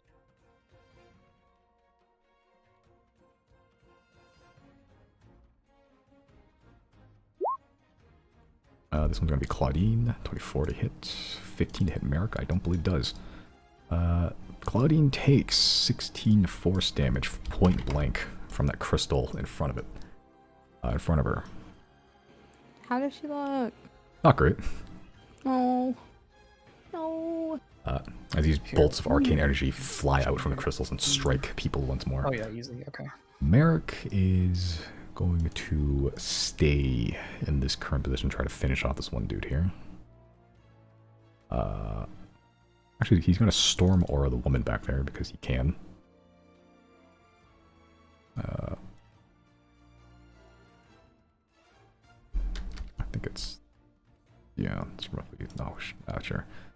No, that's still within range, actually. 10 feet. Dexterity save from her. Succeed, so half damage. 6 lightning to her. And just gonna make 2 attacks against the flame fire elemental in front of him. with advantage. Please go down. Oh my god. 30 and 30. I think it's down. Let's see, it's 17. 17 plus 17 is 34. Still up. Fuck. Barely, but still up. Unless he has something he can do. I think there's maybe some crazy shit there.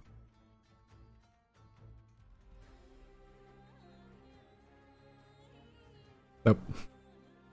That's it. He's gonna stay there and just be a guy.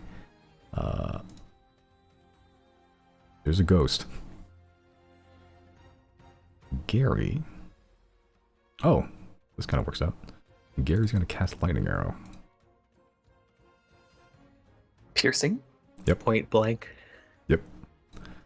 He's going to cast it. Yeah, like so. Yeah. Actually, how far does it go? Am I gonna do that? Let's see. And I don't. There's a train in the way. Never mind. It'll hit the train. It'll hit the train. Gary. There's a little area, a little crack. Gary, there's a mage down here. There's multiple mages down here, Gary. Yeah, but like, look at all the fuck over here. I believe the fuck over here needs to be prioritized because healer's about to go down. Yeah, that's fair. Yeah, he's Chris and Riley going kind of fucked. He's actually gonna cast this. He's gonna cast it at a higher level, actually.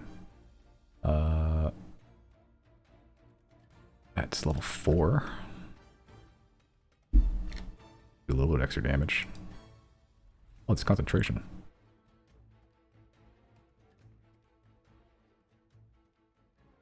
Oh no, it does not pierce. Actually, I did not.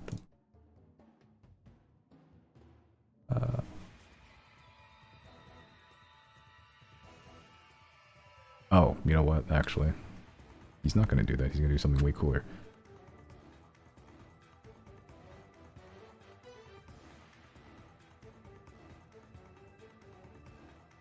Yeah, he's going to do something way cooler. Perfect.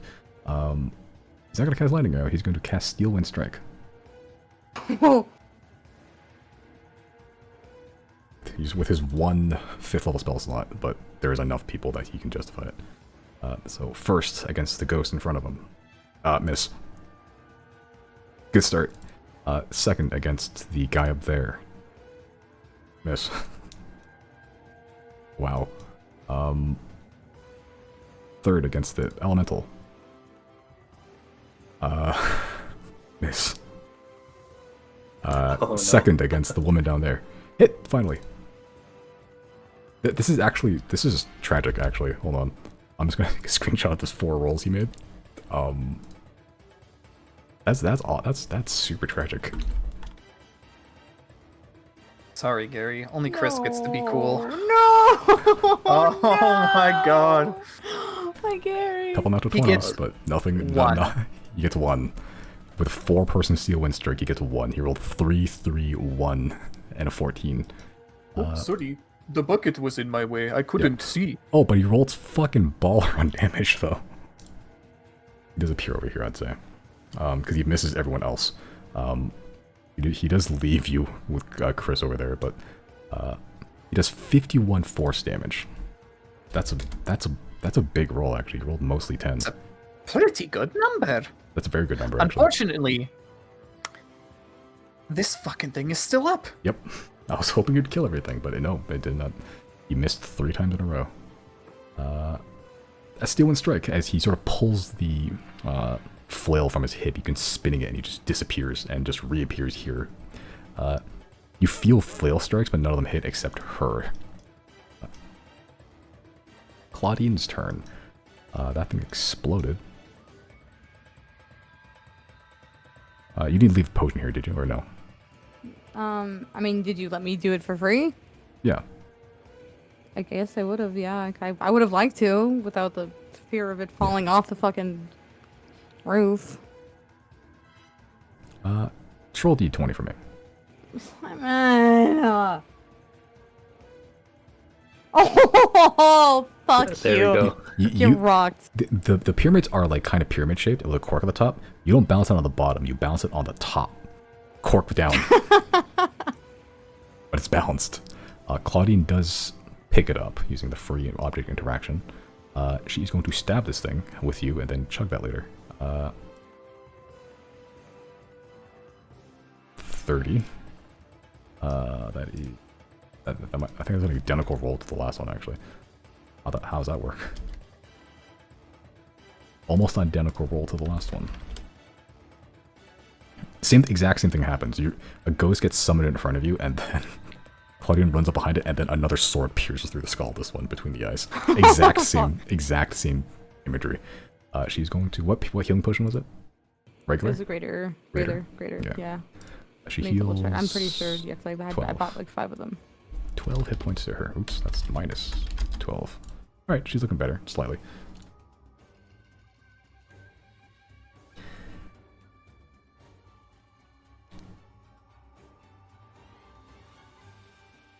Okay.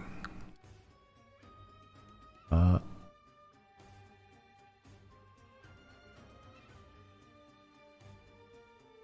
At the end of her turn, Colin's going to use legendary action to... Yeah, fuck it. What are you doing over there, bud? What are you doing?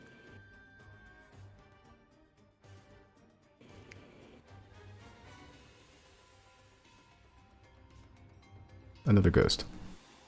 Another Ember Shade over here. Okay, As all another... You say I'll allow it. As No, another, I said all well. As another ghost comes out of the lantern that he's holding. Chris, it is now your turn. Okay, I'm gonna cast haste. You may.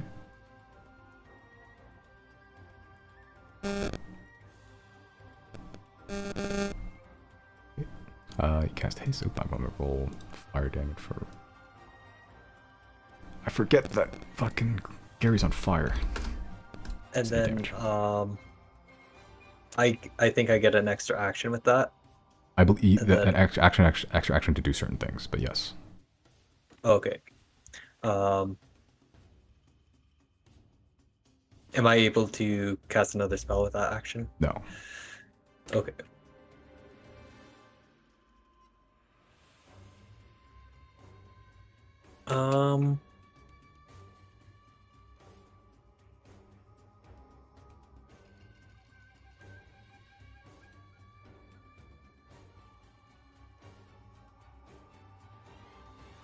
Can I use my Giselle rifle?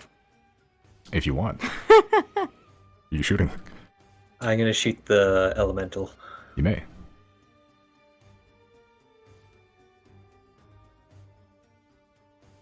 Wizard casts gun, truly. I cast regular missile. I'll use a teleport bullet. Okay. Alright. I'll need to look up the rules for that real quick, but... Teleporting bullet. Sure. Yeah. You have to hit first, like normally, but...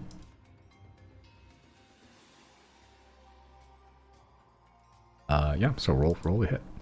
10 does not do it. Oh, hold on, is that a natural... Oh! That's a natural roll of 2. Which means your rifle jams, actually.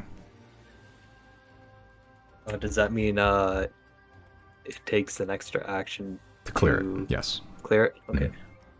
Yeah, so you can still use it, but it'll take an action to clear out the jam. So as you shoot, the powder goes off, the bullet gets lodged somewhere halfway down the barrel. One of the first jams you've had, actually, with this gun. It's been pretty good with you so far. That's the tricky part with guns. They do a lot of damage, good range. Sometimes they'll just explode. And with that, there is a high likelihood that the healer goes down just before he gets the chance to heal. It is the thing's Not turn. on my watch. Next round. Next round it says, fuck me, god damn it, I forgot to go before me. Fuck. Yeah, the elementals, they have to go right after Chris. They're not on the board right now, but like that just in case other ones show up.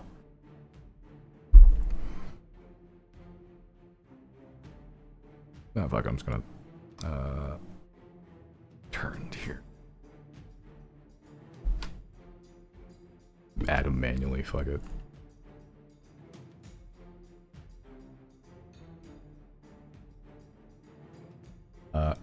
Chris, is that your turn? Oh yeah. Okay, so you're hasted. You have mad movement. Can you use... Yeah, you shot. You can shoot with haste. Yeah, I think that's it. Okay, that's the end of your turn. It's now the fire elemental's turn.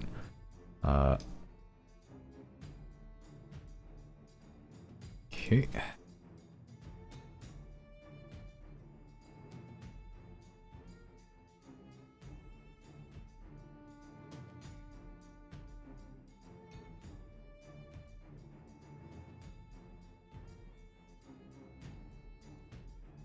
Okay, it's gonna make...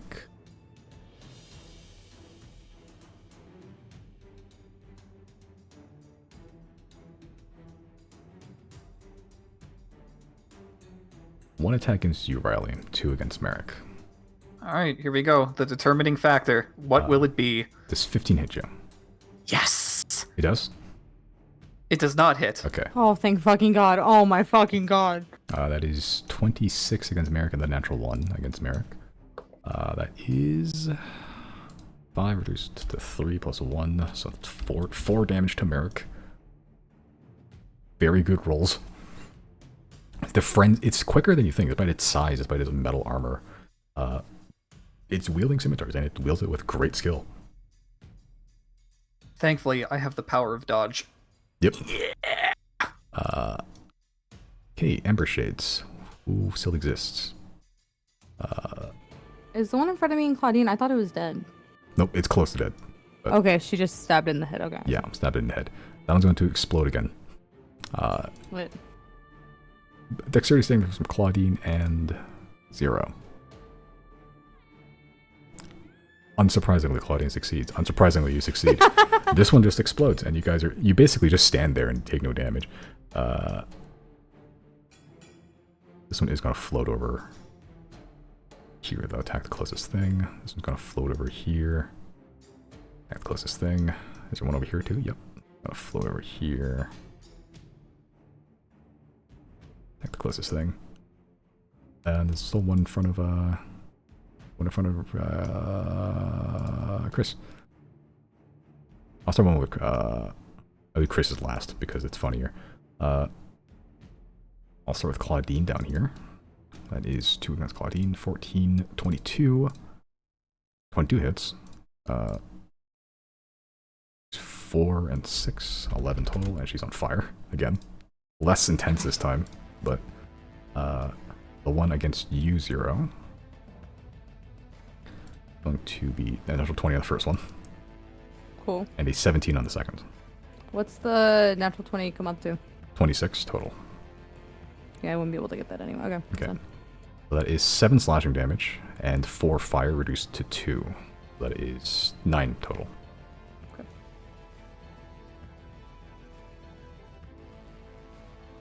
Yep. These ghosts just coming out of tiny little rifts everywhere, or coming out of the lantern of the igniter, just constantly harrying all of you. The one against Gary. 18, 20. Oh, that both hit. That is 10, 12, or 24. Gary's looking not great over there. And the next one, last one, against Chris.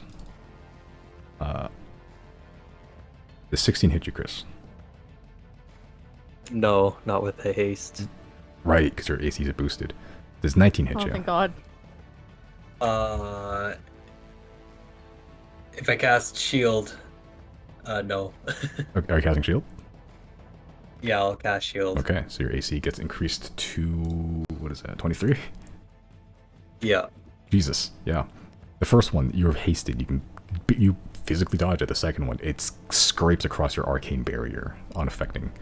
That is the Ember Shade's turn. 0. I think, do they have to hit me for the fire shield to give damage? Oh, what's this? What to say on the exact? It says, in addition, whenever a creature within 5 feet of you hits you with a melee attack, the shield erupts with flame. Oh yeah, it has a hit you, I believe. Okay. What's the actual spell called? Flame Shield? Yeah. It's a 4th level.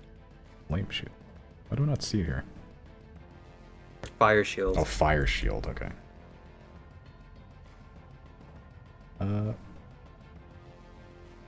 Yeah, hits you with a melee. So I'd have to do damage. Okay. Yeah. Okay, but Zero, your turn. Actually, at the start of your turn, you take 10 damage because you were on fire. Reduced to 5. Sorry, not, sorry, 1d10. You take 4 damage, reduced to 2. Okay. Slowly burning over there. That's how they get you inside. Okay. Do I have clear shot of the elemental over by Riley and Merrick? Yeah, from where you were. Okay. I'm going to... Let me see.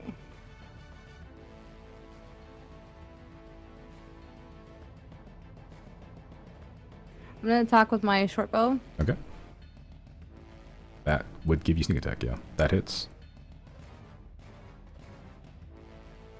Okay. That is...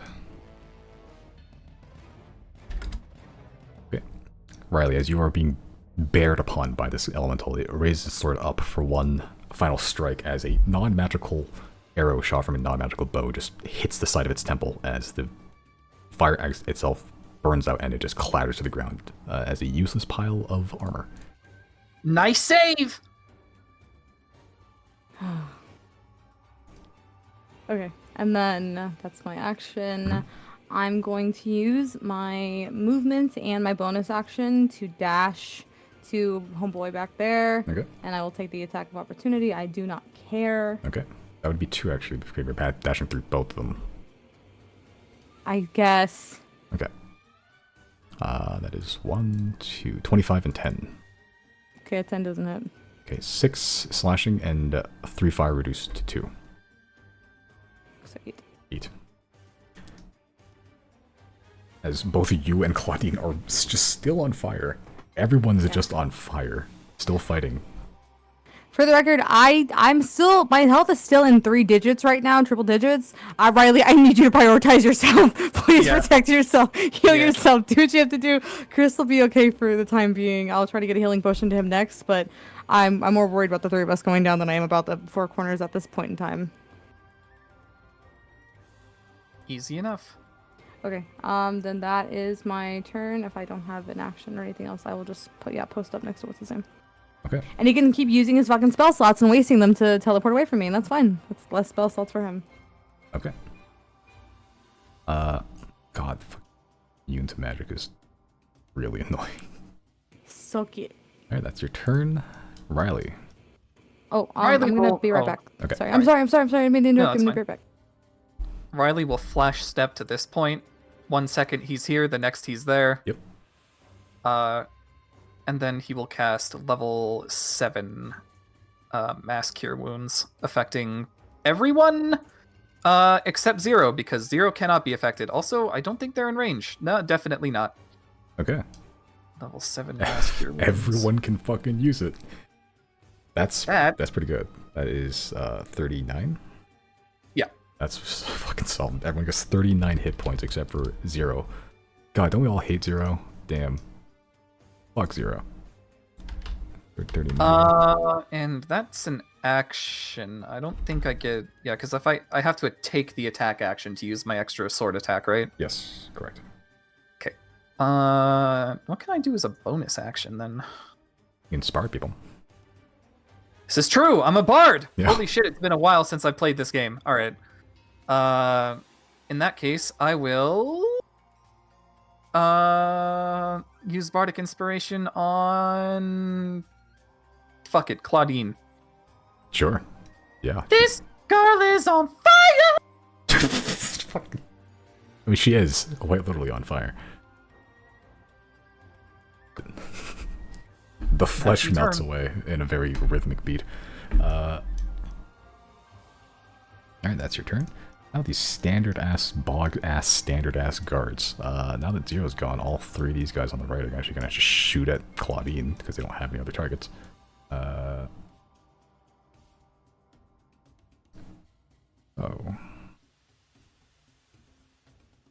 It is... 1, 2, 3. One of them hits. 3 piercing against Claudine. Wow, these guys suck. The guy up there is gonna shoot at you, Chris. The guy down there is gonna shoot at Wolfhorse. He's gonna back up and then shoot at Gary. I'll do Chris's first. 10 to hit you, Chris. Nope. 5 to hit you, Gary. Why is this guy even here?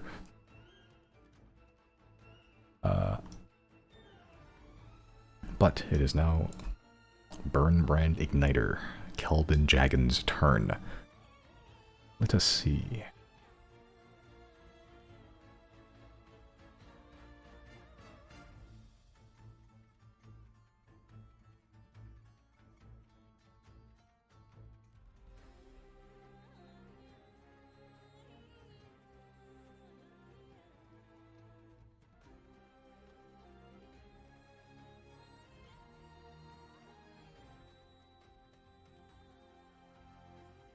Okay.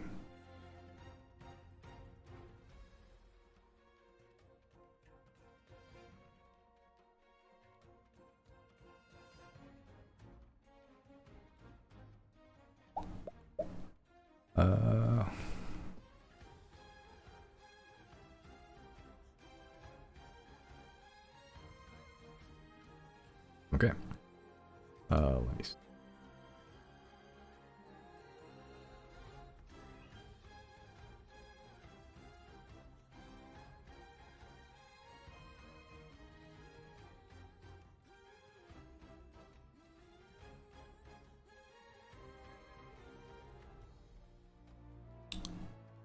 He's going to cast Wall of Fire.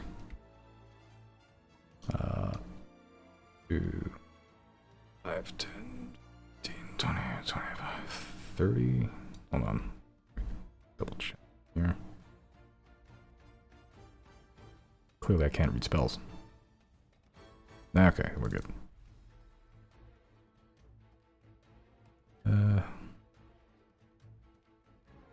30.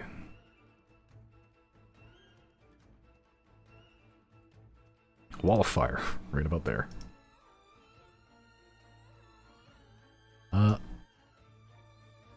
Oh, you missed, idiot.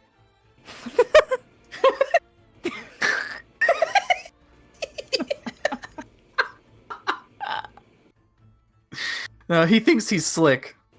I know what he's trying to do, but you think that's gonna fucking stop us?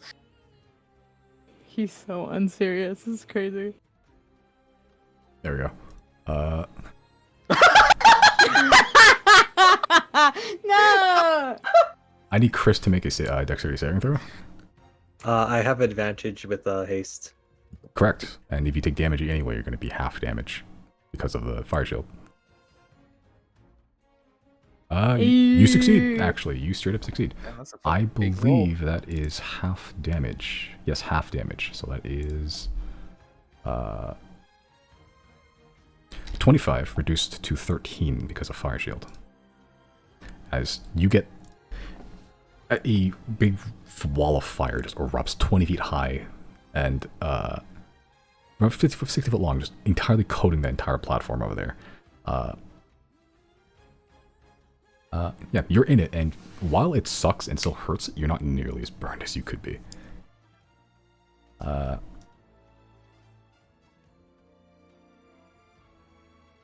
Me or Gary? Oh, that's Gary. God, you had. Oh, yeah, that's Gary. Never mind.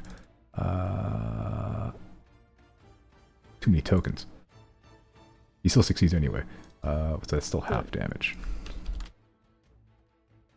So I don't take. No, that you don't take any damage. damage. Yeah, I was looking at the totally wrong token. My bad.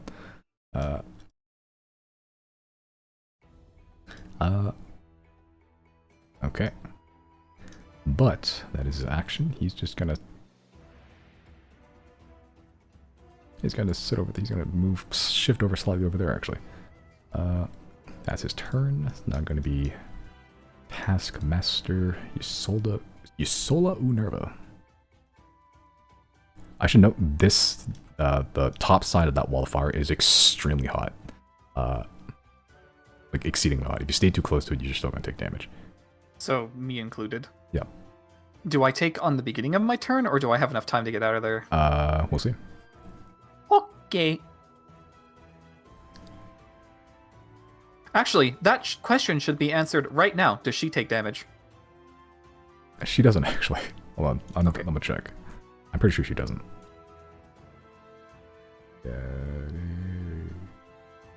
Nope, it doesn't. At the end of your turn, if you stay too close to it. Okay. So she's going to move out here and going to make 3 attacks. 1 against Chris, 2 against Merrick. Because Merrick is just tanking everything right now. Oh, actually, does she get her thing back? That'll be fun. Hold on. Here's a question.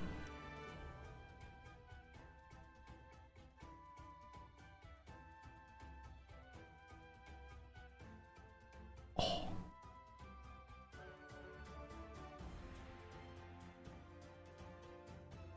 Where was she last? Here, actually.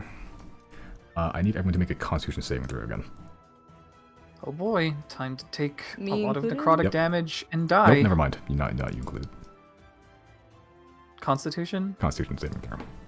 Just kidding. Fuck you. Oh, Okay. Claudine does it. Claudine fails. no. Merrick, surprisingly, with his mad constitution, fails. And Gary fails. Everyone fails except Riley. Everyone that failed takes 24 necrotic. Not you, Riley. You're fine. I don't take anything? Nope. Nice. How's Claudine looking? Hurt. Okay. After the mass She just cure got a wounds- massive heal, so yeah. After the mass cure wounds, she's looking a lot better, but Oh, that's what you did. Okay, good. God, Yeah, thank that's fucking what I did with God. my turn, Jesus yeah. Christ. okay. As once again, the wounds that you did have, even the ones that are closed up, they're not fully healed. They burst again. It's like anti-healing almost. But that is her turn. As the end of her turn, she sort of just looks around. There's a lot of blood everywhere. Most of there's a lot of burns and blood, specifically from just anything that's been slashing. And she's still looking on the blood, and or at least even with the fire and everything, you can see that there is a very unsettling sense of glee at the sight of everything here. From the woman or From from the woman. Okay. It is now the Burn Brand's turn. Let's see. D6s from the 3 remaining. Okay. Hey. Okay.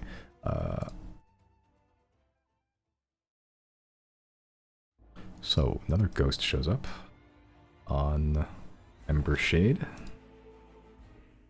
I'm just gonna copy that one.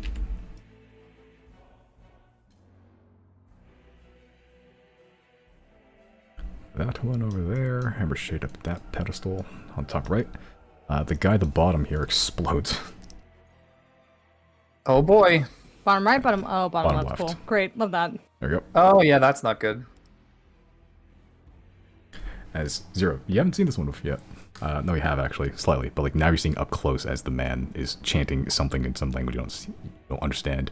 Starts screaming and his body just bursts into flames, ripping open a temporary portal to another plane as this thing just rips through. Round 2. Yep. Quick question, guys, because I wasn't paying attention. I'm asking the players. How much did it take to get this guy down? It's like A lot of Merrick and a little bit of Riley. A little bit of Okay. Riley, but No. I'm just getting started. He said no. you're just getting Okay, started. Chris, I would much appreciate it because that man will rock my shit. Holden is now concentrating. That is the Burn Brand's turn. Train. I like trains. Train.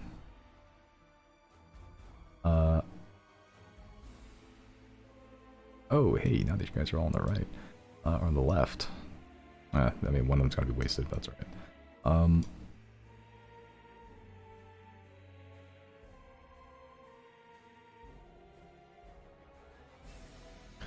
So two of these show up, but only really one of them's going to hit.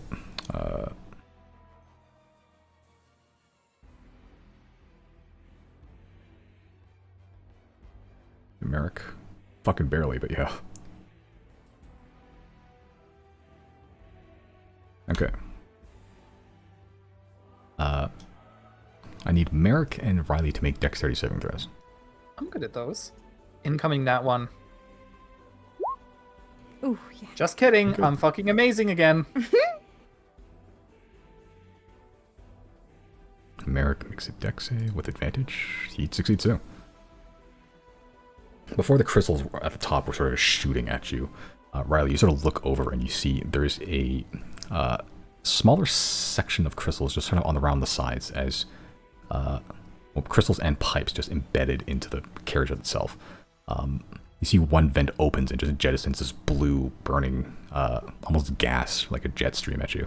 But you manage to just duck it. Merrick just steps one foot backwards and just avoids it entirely. None of you take any damage. Nice. Trade. Merrick. What the f... Oh, I'm probably going to try to kill this woman, actually. Because she's become an issue. He's actually going to get in front here. Try to protect Chris as much as possible. He's going to make 2 attacks. Well, let's... hold on. Storm Aura the Ghost.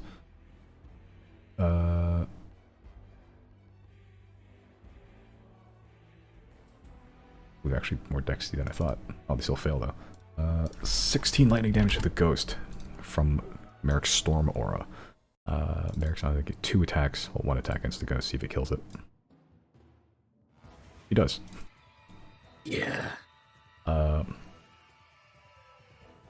Ghost is going to roll a d4.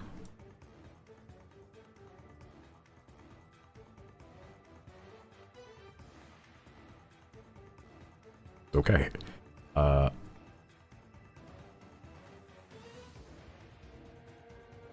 Chris, you see this ghost get bludgeoned by Merrick. The skull come off. As he hits this head so hard, the jaw just separates, and now they're just that top part of the skull goes flying, strikes the wall. As the bones begins to fall apart and the fire begins to fade, you see something in the ghost just hang on, the fist clench as the skull comes flying back onto the body, still remaining with 1 hit point. He rolled the number. You make 1 attack against the woman though, which is 30. Merrick rolled a lot of 30s, like just generally. That's 21 damage against the woman. The woman's not looking great. She's definitely taking some damage. Good. You Sola Unerva. End of turn. Let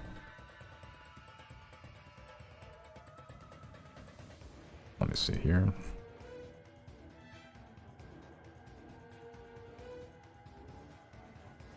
At the end of...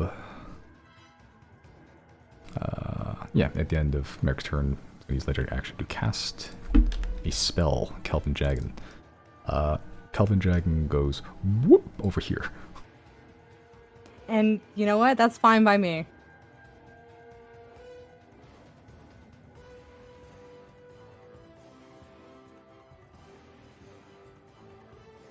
Actually, hold on.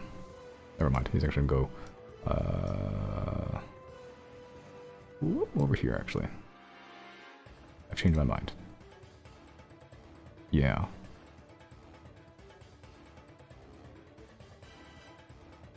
Okay. Yeah. But reaction, cast a spell. Gary. That was the spell he cast. Oh, well, never Yeah. mind.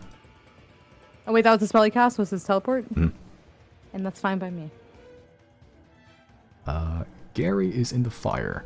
As long as he doesn't stay there, he'll be fine. Gary's going to move out of it, even if he takes the opportunity attack. Which he will from this guy over here. 22, that unfortunately does hit Gary. 6 plus 10.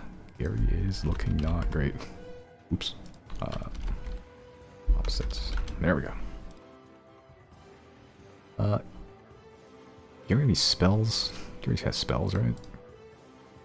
Well, he had spells. Oh, this will be funny. Let's see here. Oh yeah, here we go. This will solve all the problems. This is it, Luigi. Oops, God damn it.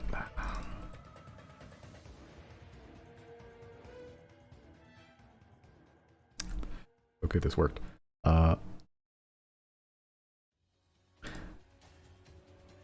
All of you except Zero, who's being blocked by this opaque wall of fire right now, see Gary sort of put away all his weapons, his flail out of the side, and begin chanting something in a...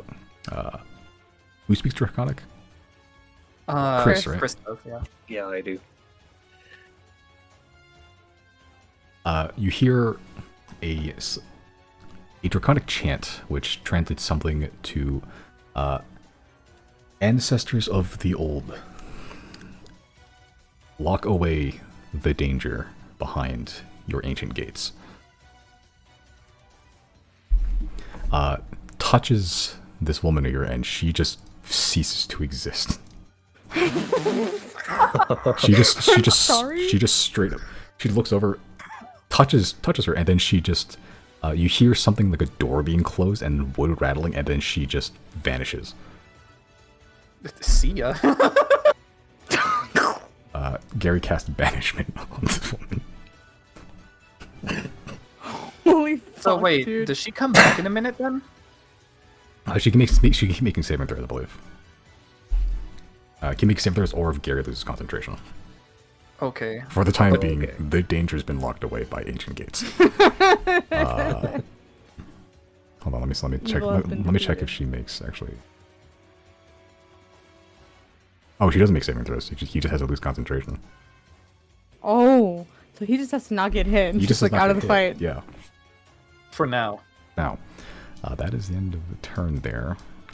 Claudine has been fighting ghosts the entire time. Beast! Ooh. She doesn't really be alone back here, actually. My wife. She's going to disengage from the ghost and just jump down. I think she has mad hops, so she's actually going to just get over here. Sees that one dude just sitting there, kind of haggard, and she's going to just murder a man.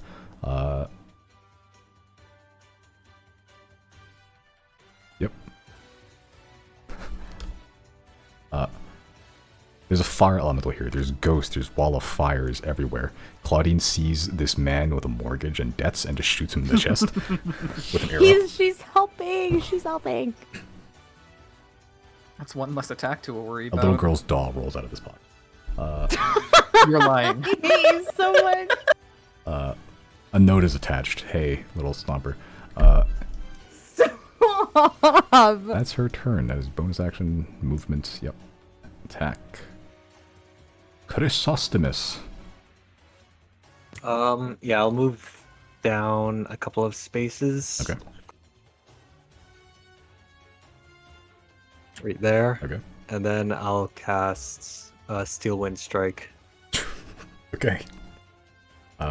So who's in range? I believe the ghost is. The woman no longer is because she doesn't exist currently. The ghost behind the. Does it have any creature you can see specifically? I think. Let's see. Because if so, you can only hit two things. Maybe. Assuming that guy back there is I think that guy might be out of range. Yeah, I can see within range. What's the range? 60 feet? 30 feet. Okay, so you can still cast if you want to, but the only thing you're able to hit with your current range and your limitation is that one ghost with one hit point. Oh. I can't see the guy beside the pipe. You can see him, but he is, if the range is 30 feet, from where you currently are, he is 35 feet. Oh, okay, then yeah, I'll move up one. Okay. Yeah, okay, if you want to move up one, or you can do it beforehand. Before Well, you move, I actually, guess. It's up to you. I think I think right now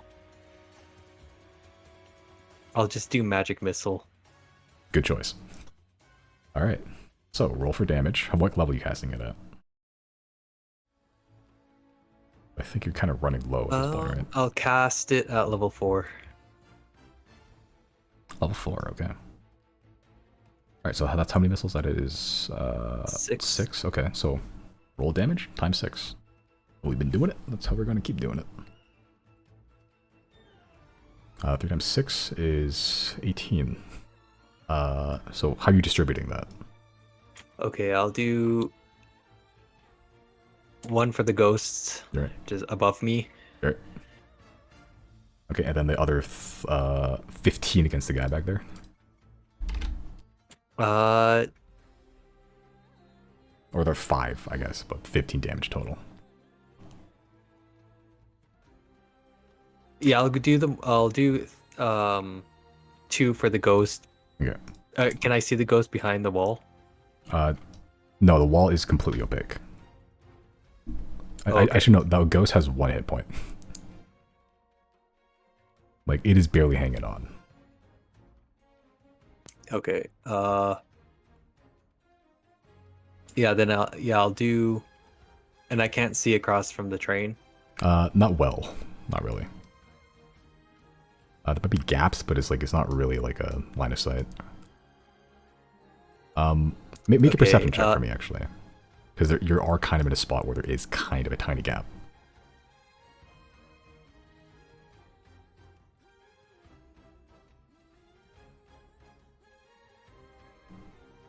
I'll allow it. Make a stealth check for this guy. Just to see how... Nah, no. If you want to, I'll let you target this one guard over here on the right side, right by the pedestal, through the gaps of the train. Okay. Yeah. Okay. So I'll do 1 for the ghosts. Okay. Above me. Mm-hmm. 2 for the guy beside the pipe. Okay. So that he takes. And then 2 for the guy across from the train. Okay, you still have 1 more. And I'll do it to that guy in the top left corner. the guy who's done nothing so far, he's been stood there. The guy by the forge, you mean? Yeah. Alright. Okay. That's very funny. As you cast magic missiles, these arcane arrows. 1 strikes the ghost, the other 2 against the guard up the pipe. 1 weaves the way through the actual gaps between the train itself, and then 1 terrified like a forge guy up here just gets struck in the chest and dies instantly. Guy's dead. That only takes damage. You know what? You roll a d4 for me to see what happens to the ghost.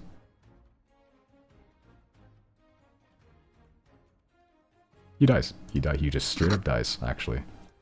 He dies as normal. Nothing happens. Unless he disappears off the map, just because that's what happens to them. As the fire fades, the bones turn to ash and dust. Nothing dramatic. He just dies. Good kills. Good kills. Yeah, you got another guy in the top left there.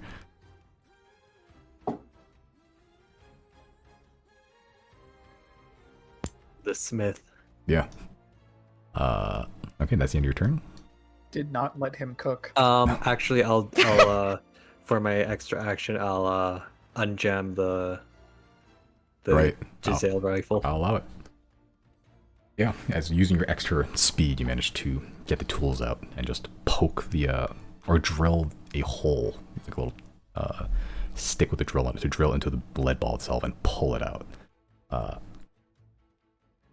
Alright. Moving anywhere, or is that the end of your turn?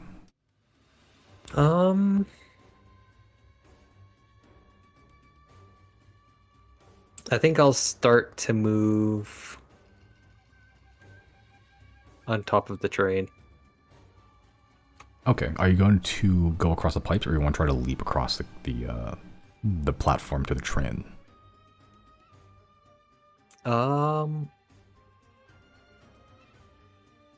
Yeah, Yeah, I'll try and leap across the platform to the train. Okay, make an acrobatics check for me. Acrobatics or athletics, your choice. I'll leave it to you.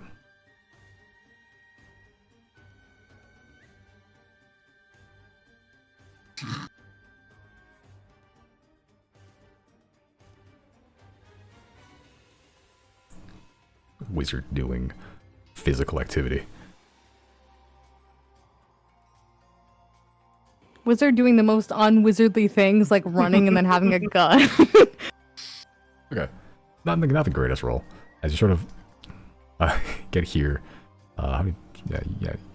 I'll say you try to jump as you're sort of hit there, but even with the speed you have, actually with the speed you have,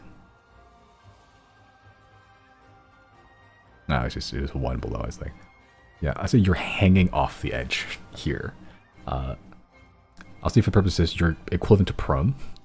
But if you get up next turn, you could make it up to the top of the train easy. But for now, you're prone. Unless you want to drop off. Okay. It's up to you. Yeah, I'll stay there. Okay, you stay there. So you're just sitting there clawing. You'll get there eventually, but right now, in this current moment, you're a little vulnerable. Okay. It is now the Fire Elemental Argonaut's turn. Now this is going to go straight towards you, Zero. Why? Because you've been avoiding damage the entire time. I literally have been getting my ass kicked. What do you mean? Some of those people over there have almost Literally died. about to die. I say as I'm still 3 digits. God, I'm sorry. Yeah. Check my fucking privilege. This one is going to use Heated Strikes, because I forget they can do that. 3 hacks against you. 18 and 17 and 9. I will defensive duelist the 18, and then the other 2 don't hit. Okay, so I'm going to bother using Heated Strikes then. Bitch boy. And none of them hit. As he just straight up 3 scimitar attacks, and all of them miss. You dodge. Even without any magic, any magical aid at all, you yourself are powerful. As you are dodging these attacks of your own instinct, of your own volition, your own dexterity, and your own reaction time. That's his turn. It's now the Ember Shade's turn. One of them is going to float over and attack the now vulnerable Chris. The other's going to float over to Claudine over there. One over here? Yeah, there is. Okay. This one is going to...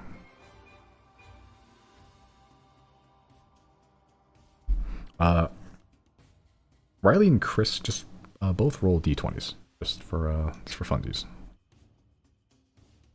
A standard 1d20 roll. That's not. I don't think that's funsies anymore. This one's going after you. I think that's all the Ember Shades on the map. 3 of them. So our Claudine down here first. 2 rake attacks. 19, 25. That they both hit. 12, 7. 12, 7, 19. 19 damage against Claudine. She's not looking great. Man, I just fixed that. Yeah, no. No, it's good you did, because if you hadn't, a lot of people would be down right now. Like, you generally bought them another round or 2. I'll do... Riley's neck. Oh. So I got hit with the nat 20, huh? One of them's a nat 20. The other one is 23. Oh yeah, those both hit me. Okay. We'll see. So it's 10 damage for the first one. This is for the 23. Okay. 5 slashing, 5. You don't have any resistance to fire, right? No. Okay, so I'll just add them all up. For the nat 20, it is 8 slashing and 5 fire damage. 13 total? I believe so, if that's the math. If that's the math. You're also on fire. Oh, cool. As the ghostly flaming hands of these claws they're not really clawing you. They're not like going with any force. They're sort of they're so sharp that they sort of just reach out and then they pull, and you just get very deep wounds because of it. But you're on fire. The other ones are going to be against Chris, who is technically prone, so these are going to be an advantage. That's a natural 20. That's a 24. I both hit you, right, Chris? I can't cast any spells that have the somatic component, right? I'll say make an athletics check.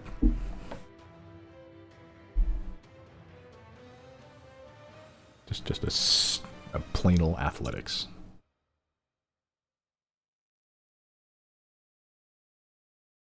I'll say you'll have enough strength to hold on with one hand for a bit. Like you're not like hanging off. You're like your torso's up kind of on there, so you can cast a somatic component if you want to.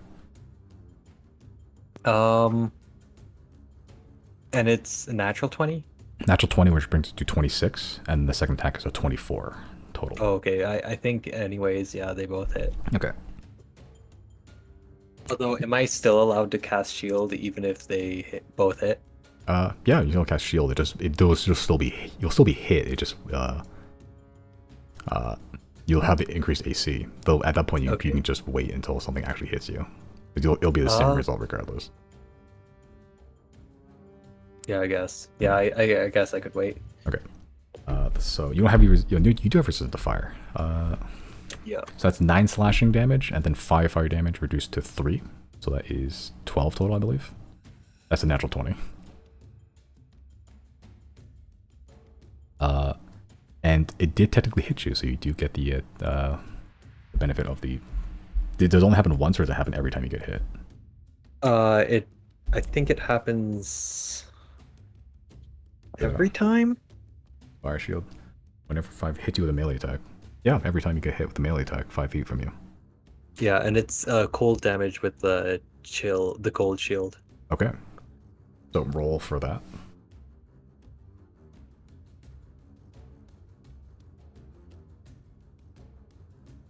Oh, actually, there's no damage for it. Let me fix that real quick.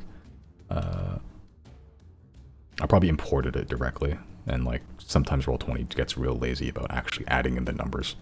It's a 4th level, right? Yeah. Okay, so it is. Yeah, to get real lazy. It's 5d8, 2d8. Fire/cold. Okay, it should work now.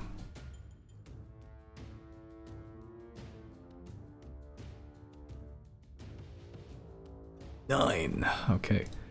And again? Yep, and again. Well, actually, yeah, again. Jesus.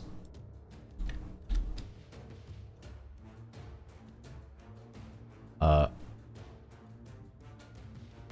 Did you take damage for the second attack already, or no? I don't remember. I think so.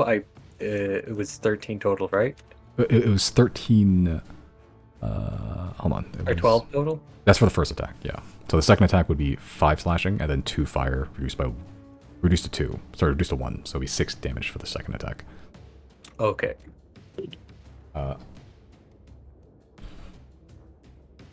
Okay, I'll say because Riley's there now. Riley, what does your fire shield look like, by the way, Chris? It's, I think for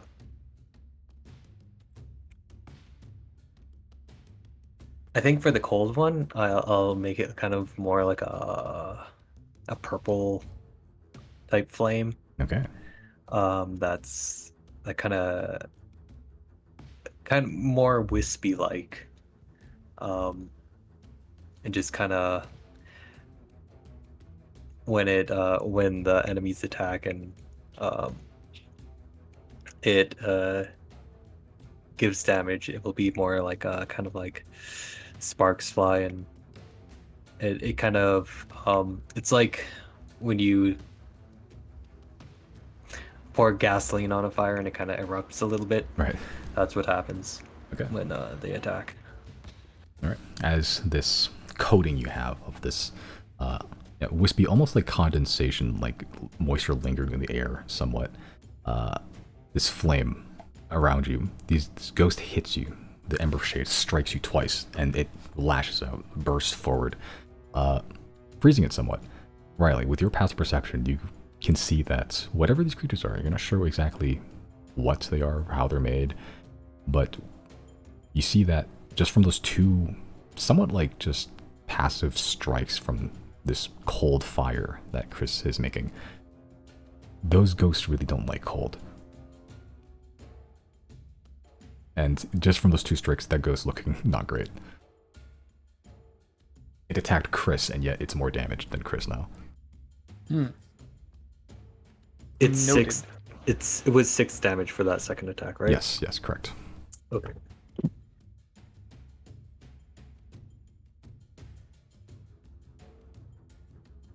Okay, but I believe that is... Oh no, there's still one here. I forgot about this one.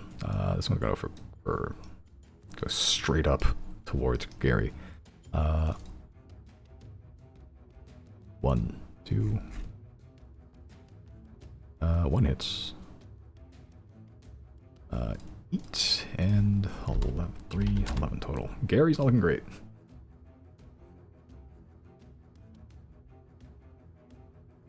Okay. Number 2's turn. 0. Here we go. Actually, at the start of your turn, you take 10 damage for being on fire. I should probably remember this for people. 1! Take 1 fire damage. Okay.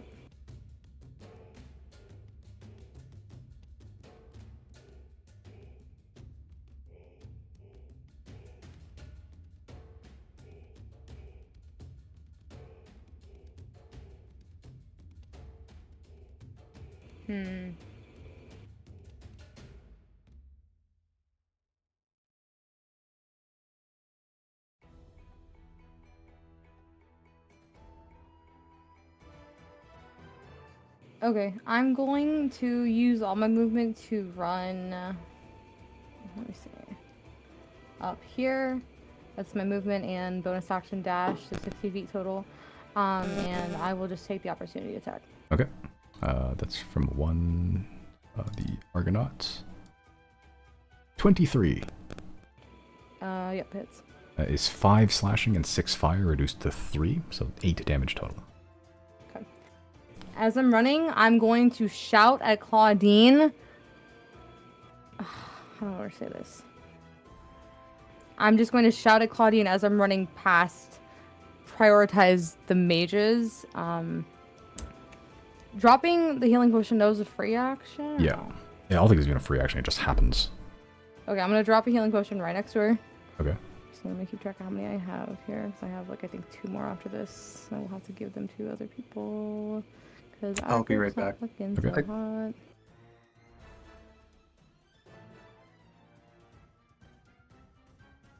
God, we've never tried ringing the Atney bell in the middle of combat. In the middle of combat and going shopping really quick for some, like, healing potions. I think it'd be funny as fuck and also be useful as fuck. You know what I It's gonna mean? be hilarious. Okay. And I will. Let me see. I still have my action. From this point, I'm going to shoot. What's his stupid fucking name? The mage that I've been fucking up. I want to shoot him with a not crossbow, short bow. Okay.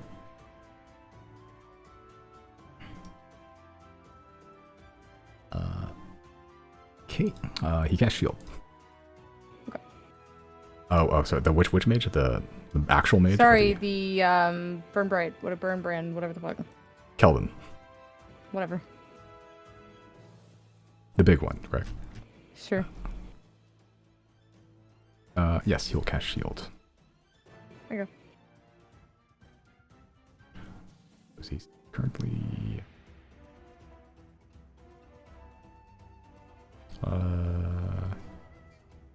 this many. Okay. Okay. That's your action, jumping across the train, dropping the potion for Claudine, and shooting the man, the myth, the legend, Kelvin Jagan. Yeah, that's pretty much everything. Movement and bonus action to get up there, then the free action of dropping the potion, and then action to attack him, and then that's pretty much my turn. Okay. All right. End your turn. Riley. I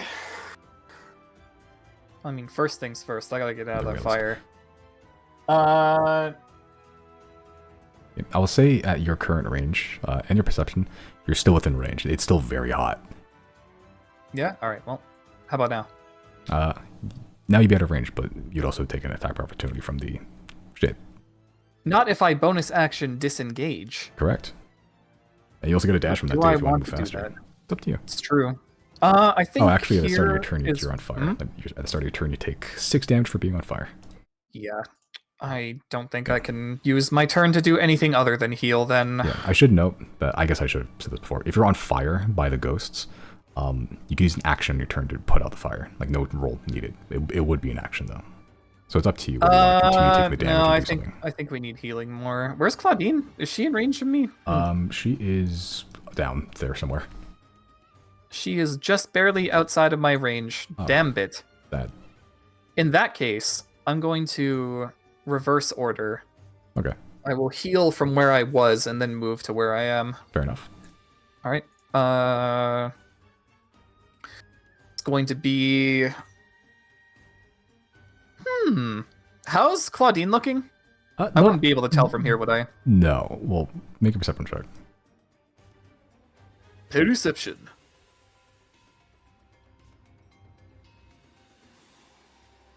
Okay, Jesus Christ. I could be fucking everything. On a scale of 100, on a scale from 1 to 107, she's looking about a 32. Okay, yeah.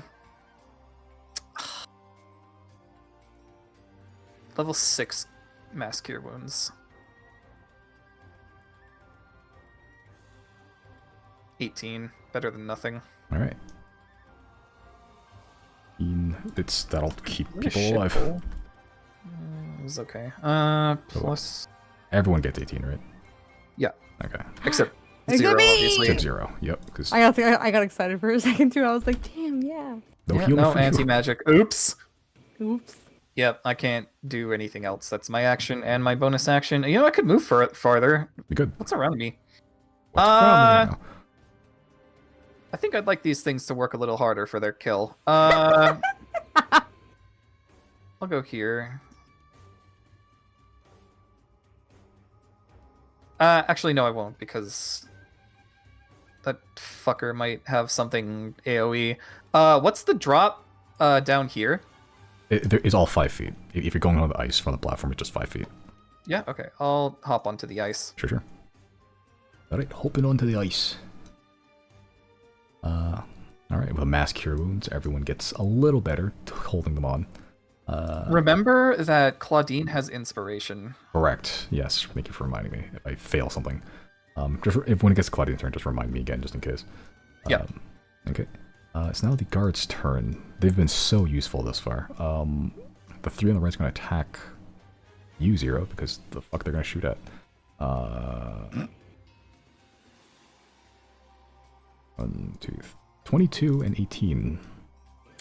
Yep, both hit. Okay, there's an 8 there too, but I just straight up ignored it. 2 and 5 piercing damage for 7 total. Okay. The 2 crossbows. They don't do a lot of damage, but they're doing something. I mean, I'm down to double digits, so. Yeah. The one guy up there is just gonna shoot Merrick because, you know, that's a cool guy thing. Oh, he hits. Hey. So he does 9? Jesus, that's the highest I've ever rolled, and it's on the guy that takes half damage from piercing. Good. Right. Good. They all shoot their crossbow. They all shoot their shot. They're all just sitting there and just shooting. Okay, I'm back. Hey, what's up? Mac. It is now burn. Heal yourself for 18. Right. Mass cure wounds for to win.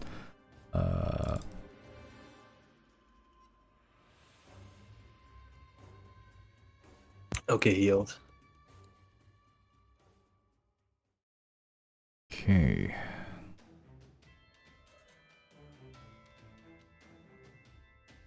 The fact that you are not affected by any of these spells is very annoying.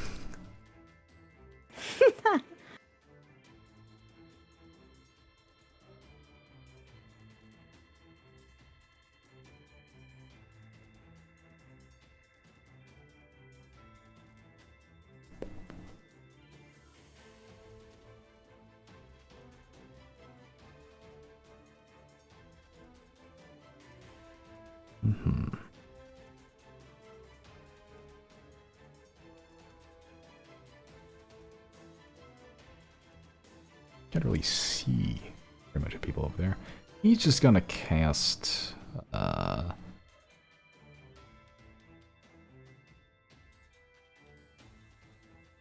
We cast Fireball.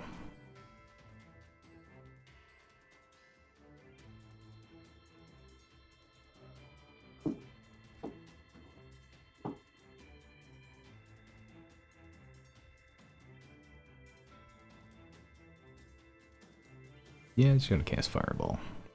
20-foot sphere.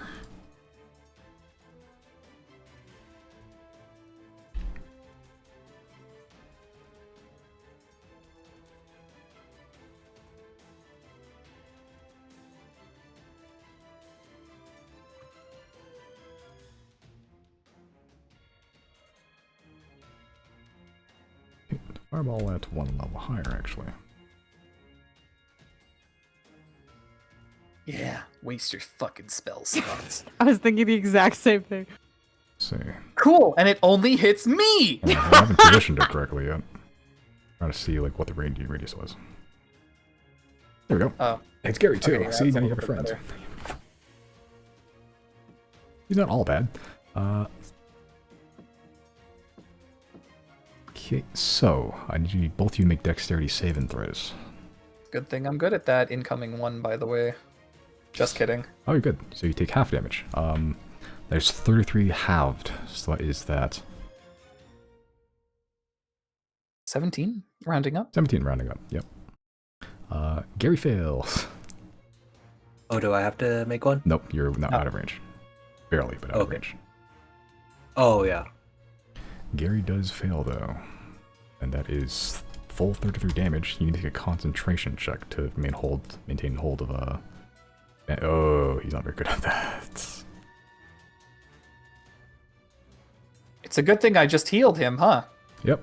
Yeah, he would have been down. Hey, guess who's back? Back again. What? She came back already? Yeah. Her turn's coming up actually right after too. Yeah, that Did was... she just roll really high on her fucking save or something? No, he hit Gary and Gary lost concentration. Ah, shit. Yeah, yeah, if he rolled slightly higher, it would have been nice, but yeah, it was kind of it was 17 DC. He had a chance. Yeah, but unfortunately, she comes back just as it gets to her turn, actually. But that is his turn. He's just going to literally just walk there with his fucking feet. Gross.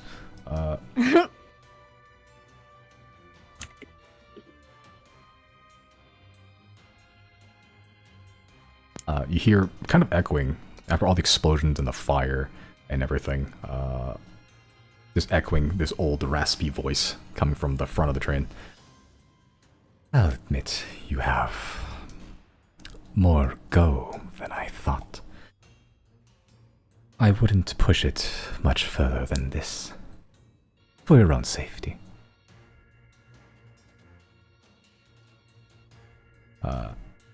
It is now Taskmaster's turn. The hell was that supposed to mean? He's going to, I guess she can't really, oh, she's being flanked from both ends right now, actually. Well, she's going to hit Gary first. Actually, she's actually below half health now. Well, does she get her thing back? Let's see. A lot of, no, she doesn't. Okay, so she's just make everyone bleed more. She is below half health. Riley. And, yeah, Riley and Chris. 0, you have low perception. No, you can still hear this anyway, but like once the woman comes back, she kind of had this like weird creepy vibe to her now, but like once she is a little bit more injured, that creepiness ramps up to a massive degree. Her smile's never been wider, actually. She's bleeding, she's burnt a little bit, she's been hit by a number of attacks, and she is as happy as can be. The madness in her eyes is at full swing. She now makes 4 attacks per turn. Oh, that is fucked up. And she does extra damage now too. That is once against Gary, 25.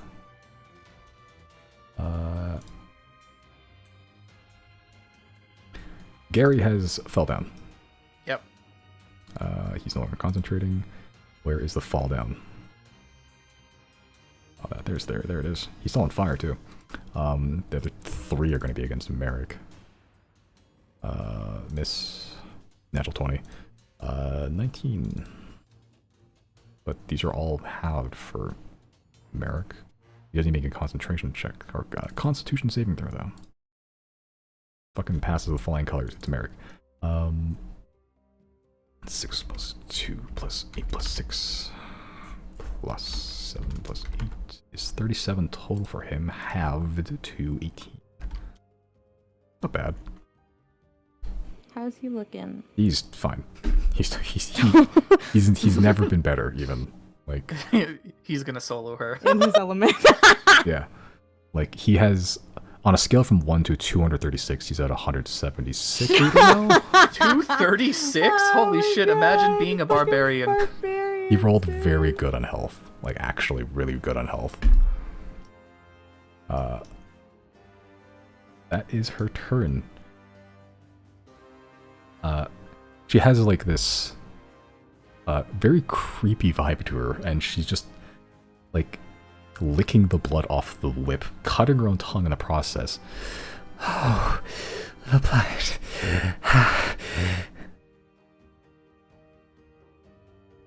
Did we get damaged? Like, did Riley and Chris get damaged, Nope. or was it just okay? Nope, just a whip attack this time. She didn't make everyone bleed profusely.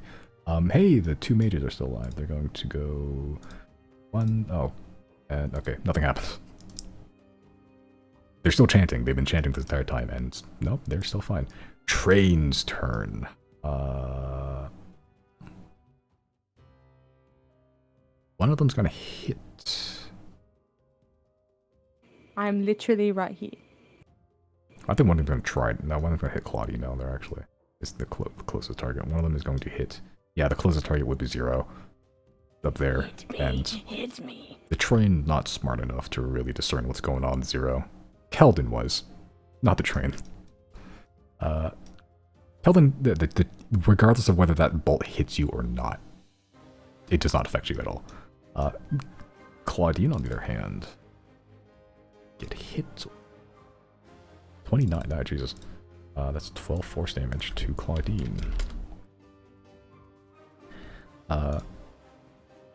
He's now Merrick's turn. Fuck. Oh, Jesus. Gary is,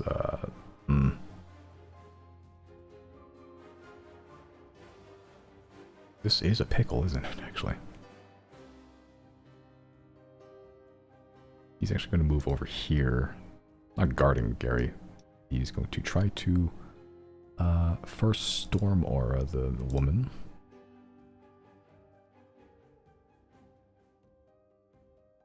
Ooh, once again. Oh no, actually that's a fail. Yay, eat shit. 2 more attacks against her. Get her. One of them, for once, he actually missed in his life. Sorry, I didn't mute that time.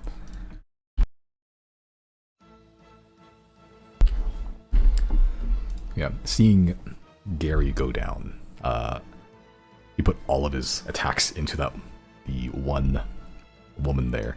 The lightning striking. He's actually going to try to... Not that could matter, actually, never mind. You see the anchor just flailing wildly. As heavy as it is, he's swinging it. Like any weapon, really. Yeah, maybe that wasn't the smartest choice, actually. Because now it's going to be his turn.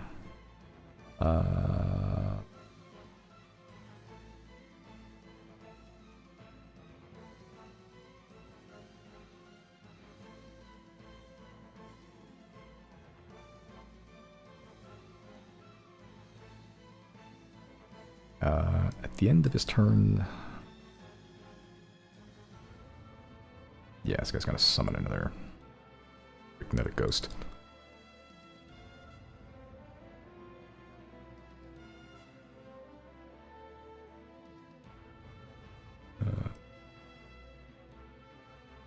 Oh.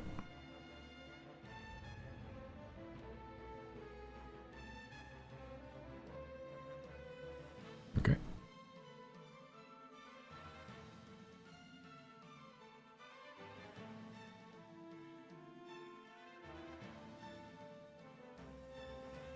fuck.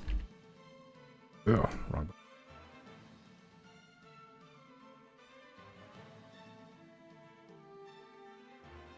God damn it. Jesus. Most ever for the one ghost ever. Put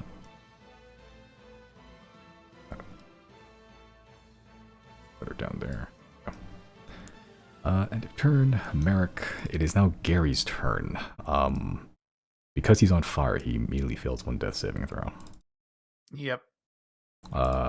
So. I will roll these publicly, actually. If he gets a natural 1, he dies immediately. Yep. That is 6. Ignore the +2, that's for something else. I would think. Yeah, that's for something else. Wouldn't matter. It's still a fail. Yep. Yep, Gary's not looking good. Well, hurry up and get to my turn. I can Yeah. do something about it. Claudine was told to focus on the mages. She will do just that, actually. Going to disengage, ignore this fucking fire elemental. She has mad hop, so she doesn't matter. Get over there, and he's just going to shoot one of them in the face. 22. Damn. Just 10 damage. Sneak attack would have killed him instantly, but not quite. Just hops, shoots. Chris, it is your turn. Okay. Do I need to take a action to become unprone? No, you just have to do half your movement, and you can become unprone onto here if you want to. Okay, yeah, then I'll do that. Okay. And at that moment, I will use Tidal Wave. Okay. Targeting where to where? I'll target over here. Okay, it's a 30-foot... What's the area? 30 foot long, 10 30 feet wide. Okay. So you wash away the 2 guards and the mage, I believe? Yeah. Okay. Do they need to make what saves? Dex or strength? Let's see.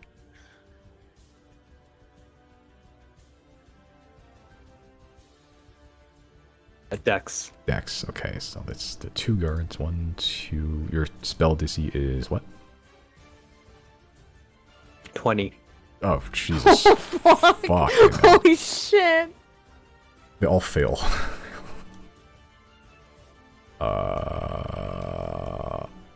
Oh, wow, they're actually all still standing. Oh, well, okay, one of them's not, actually. The one that got hit by your magic missiles actually dies. But did they get washed away anywhere? Did they get Let's pushed? see. Because this will make a difference, at least for one of them.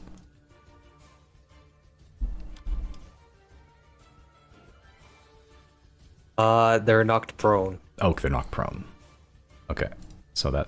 Okay, not as much of a difference, but... And extinguishes any flames around the area. Okay, there's no flames there where you hit, but...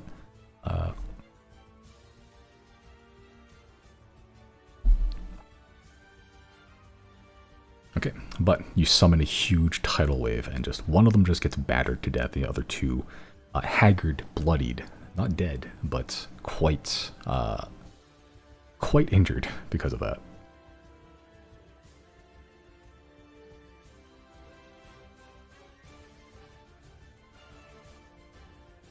And then for my second action, I'll use the Giselle rifle Okay. against the other mage. Okay. The one that is... Oh, fuck. the one that Claudine shot.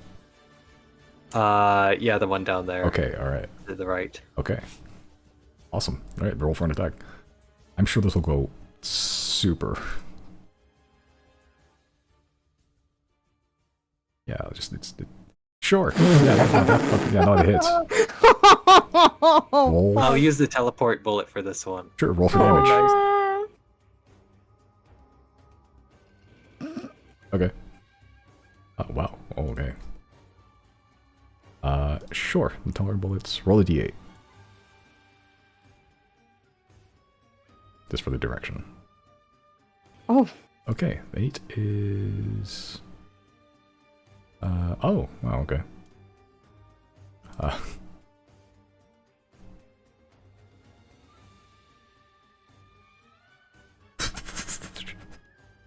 Zero. You are sitting there, watching all this happen. Chris fires a gun. The bullet, you can see just the streak of blue, hits this guy over here. You just hear, ah! And then, like, the gets louder as he just teleports right in front of you.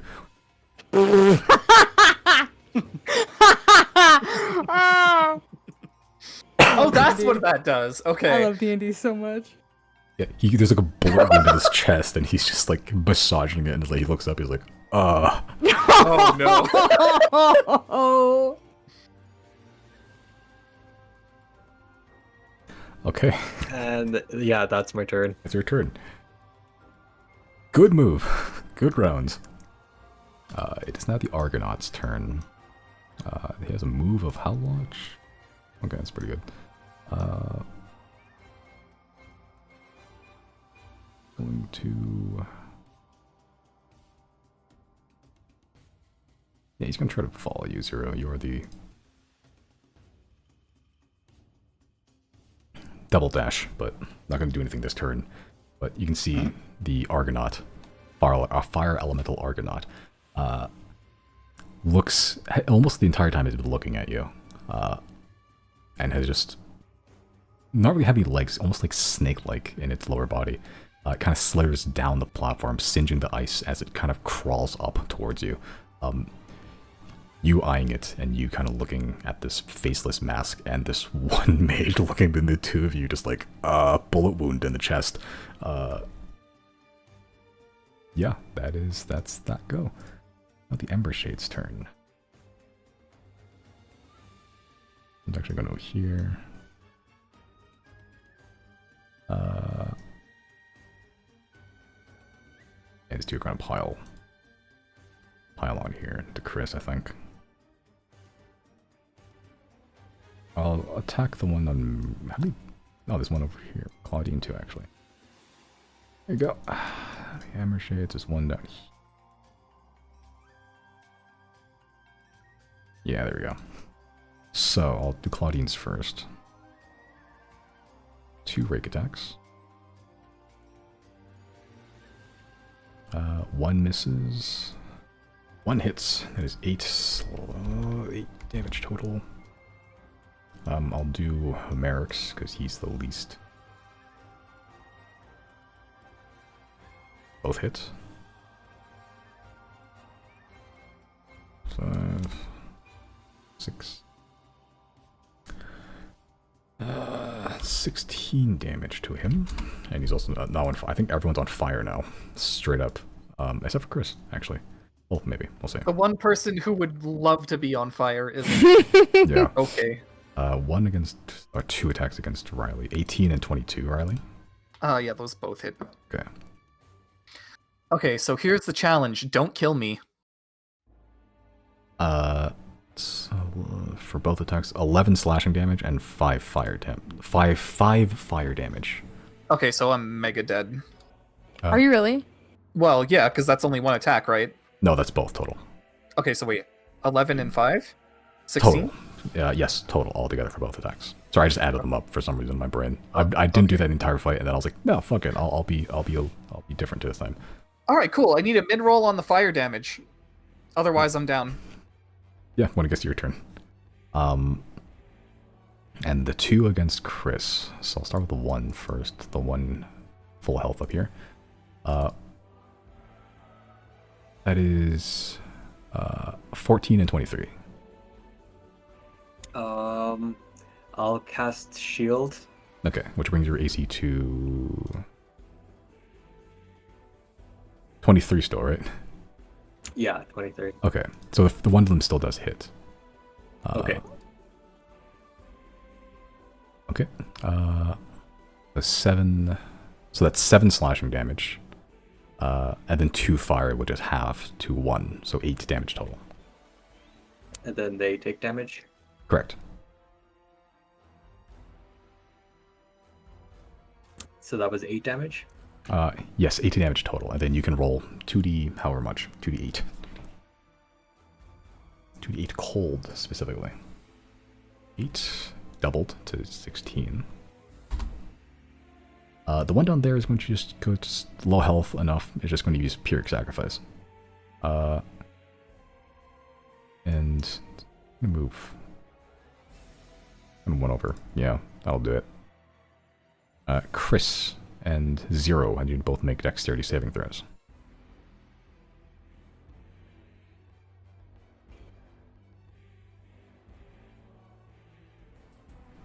Okay. Oh, Chris Rush, you're on fire now too, actually. Finally. Everybody's on fire. Oh, Zero, you actually failed. No, actually, no. No, never mind. Even with 13, you still succeed. I'm looking at the wrong thing. Chris, you did fail. Chris, you take 17 fire damage, halved to 9, I believe. How you looking, Chris? 12. This one is gone.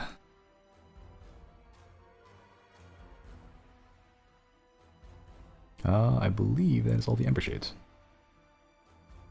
Zero, you take 3 fire damage, halved to 2. Start your turn. Okay. What would you like to do?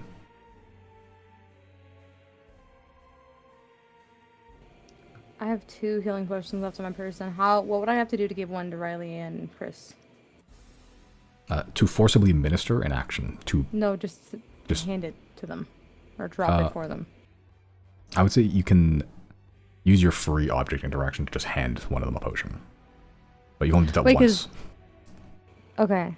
Because they're both going to take fire damage at the beginning of the next turn, right? Correct. Correct. Okay. So what I'm going to do, and you said it's a free action to just drop one on the floor. It's a action to administer one, right? Mm. Okay. I'm going to disengage as a bonus action. Okay. I'm going to book it this way, and I'm going to pass Chris. I'm going to drop a healing potion at his feet. Okay. And I'm going to fucking do sick kickflip and jump right here. Okay. And I'm going to use my action to forcibly administer one to Riley. Okay. Yeah, so there's a potion. I'm going to mark these potions, actually, here. Claudine has one. I have 2 left now, so one's with Chris and one's with Riley, and that is the rest of my greater healing potions. I need you guys to make good choices. Okay, so, yeah. Riley, you have 1 greater healing potion. Chris, there's a greater healing potion at your feet. That's your turn? I believe that's bonus action movement, yeah. Yep, how much movement did I use just now? Hold on. It was 30 exactly. Okay, so yeah, that was my action, bonus action to disengage movement. Yeah, that's my turn, I guess. Fuck. How much do I heal? Well, you need to... You take fire damage at the start of your turn. Wait, no, I thought you'd 0. Oh, heal. forcibly managed. Okay, yeah, never mind. Yeah. Yeah! I'm listening. He's trying to take us out, man. Yes. He is. What is it, like 4d4 plus 4? I believe so. Oh, do I also get that, or is it just? Yep. No, it's just me. It's just Riley. There's a healing potion at your feet, so you can use later. 4d4 plus a d4. I should have just rolled 5. 15. It's 15 because it's the pure 4. You rolled 15. Okay. 15. Okay, cool. How much of that do I lose right now? 9. Well, that was very, very necessary. Yes, it was. And you can put it out with your action, but there is a lot of ghosts right now, so... Listen, the game plan right now is run from the ghosts, disengage if you have to, whatever. We need to prioritize killing the mages, because they're the ones that are spawning this shit again and again and again. Firebrand needs to go down, but even the little 2 mages down there, they're the ones that are summoning the big guy, and the crazy lady. Yeah, and the big fuck off guy. Merrick, I think, has the crazy lady. I'm not worried about. Yeah. But yeah, I think. Riley, do you have any more heals available? Oh yeah. Yeah. Okay, because we need Gary back up. We need Claudine back up. She's not down, She's but I down? just mean like no, I just mean like she's not doing great, and she's near like 3 enemies right now. Is there a location where I can reach everyone in decent safety there, and yeah, actually, okay. What is this? What is that red thing? Oh, which one? Oh, the below Healing Chris. potion. The healing potion. Okay. I was marking it.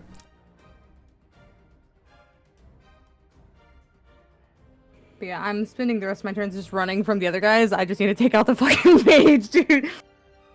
If I fool's tumble to disengage from this fucking guy, and run past this way, I believe Does this disengaged thing- the entire way. okay. So my turn. Yep, your turn. What you doing? Me Gangaga. Whoop. Me, Gongaga. Yeah, you. I have a climb speed with things, so I don't even Correct. have to fucking make rolls. Correct. Yep, I think it's time for the white mage to do his white mage thing. Level 8 mass cure wounds. That'll do it. Fuck me, dude. Yeah. That's 29. pretty average. 29 for everybody, except Yeah. 0. Get fucked. 29. Hell yes. Absolutely. Yes, sirree. Let me just double check. Including make sure I'm in Gary, the right? spot. Yeah. Okay. Gary's back Get my in. he's boy back up. up. Give Woo. him back. He is prone, but not dying. Still on Unfortunately, I've used my bonus action, so no inspiration. I have a question really quick for whoever remembers. Who, number one, who had Destiny Bender last session? Is two, have they used it yet? I think you had it because you had to get the teleport, right? Yeah. fire. Yeah, I Is believe. that what I used it for? Yeah, I believe he used Yeah. it. Okay. I as haven't long as used we it know. yet. It resets every morning, right? Correct. Yeah, so I think. So it's probably inactive. Yeah. That's Thankfully, no I still have a fool's luck, which, I forgot until now. Thank you. yeah. So have mean- fun with that. I mean, you've been succeeding everything pretty well so far. Yeah. Okay. All right. As long as we know the status of it, I got so scared that no one's used it, but okay. Can I fool's luck on your fool's luck? No. You know what? It'll create an endless loop. We Never could mind. end this loop, yeah. Yeah. That's your turn, I believe, though, right? Yeah. Okay, it's not the guard's turn. There's only 3 left, I think. This one's gonna stand up, get off his ass. He's going to shoot. 2 of them are gonna shoot. They're gonna both shoot you, really. That one's on the right there.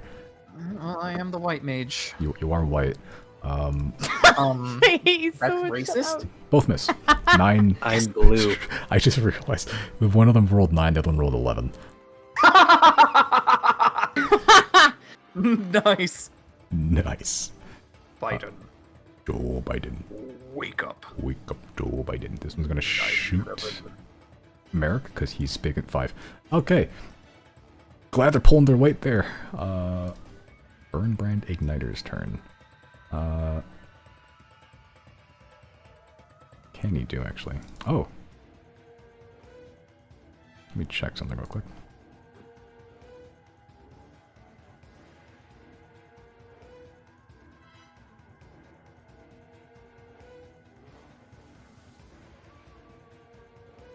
Okay. Okay, this is tech. This is tech.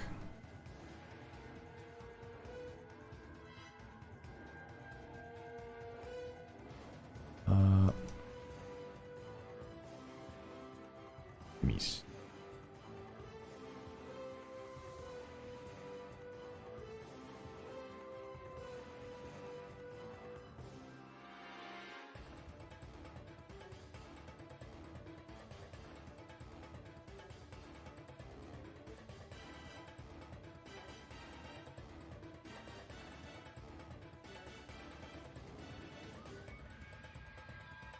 Oh yeah, okay. So, let me... Yep, so, Burnbrand's going to come here by this here fire. And he is going to...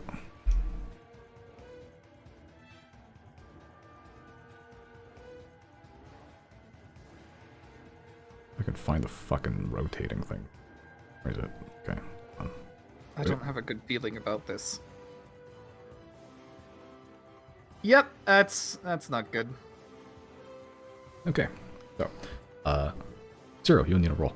I do need Chris and Riley to both make dexterity saving throws. Oh, thank God.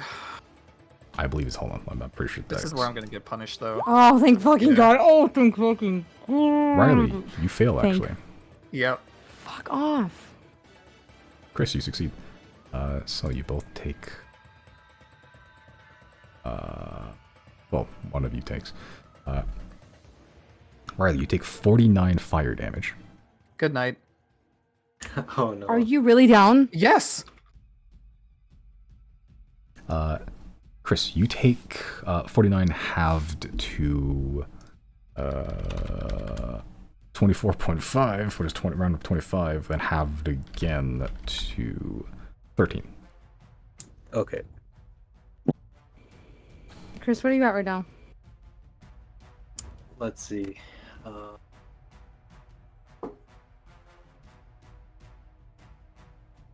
Wait!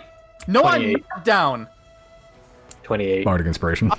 No! Yeah, yes, Bardic Inspiration, I'm gonna live on 1. Undornally undying. You hear And mind you, whale's there's a call. healing potion right in front of you right now. You hear the whale's call, not letting you die. That's only a once per thing, right? Once per long rest for you. Once per long rest for everybody, actually. Yeah, okay. Worth it. But that is his turn. You can't move anymore. Sola Unerva. He is... Hey, Gary's down. Make a What? Hold on, actually, does she get her thing back? Did you say Gary's down? Prone, I mean. Oh, she does get her thing back. Oh. Never mind, that's what she's gonna do. Everyone make Constitution saving throws. Oh boy, It's- I need this to. Oh, thank fucking God! Let's fucking go! Fire, literally. Oh wait, I'm dead next. Oh, Are that's you on true. fire? I am on fire. Someone else can put it out too, on using their action if they want to.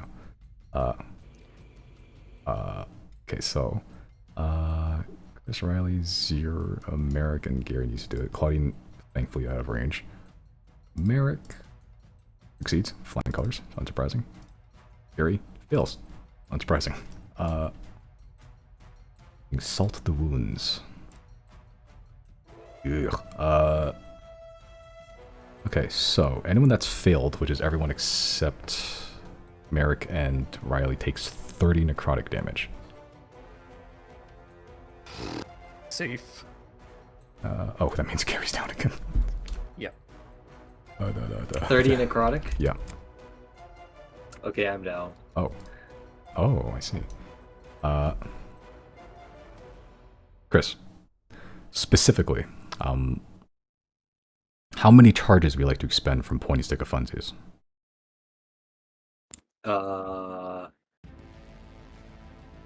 For anything? Nope, just tell me a number from how many charges you have, how many you want to expend. I think I have 4 left, so I'll do all 4. Okay. Of course. You have 2 friends around you. Would you like to expend, put some of those charges into your friends?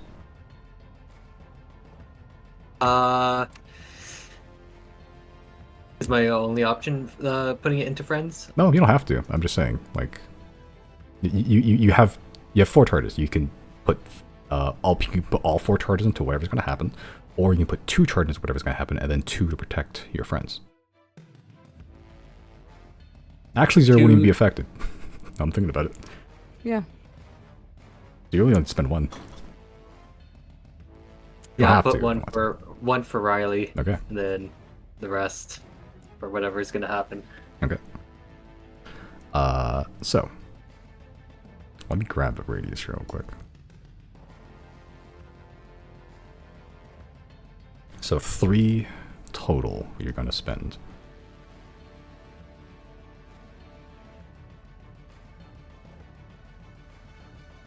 Ooh, oh, this is worse than I thought.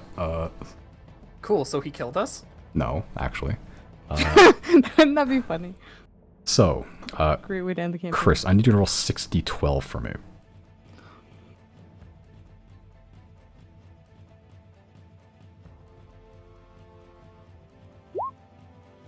Okay.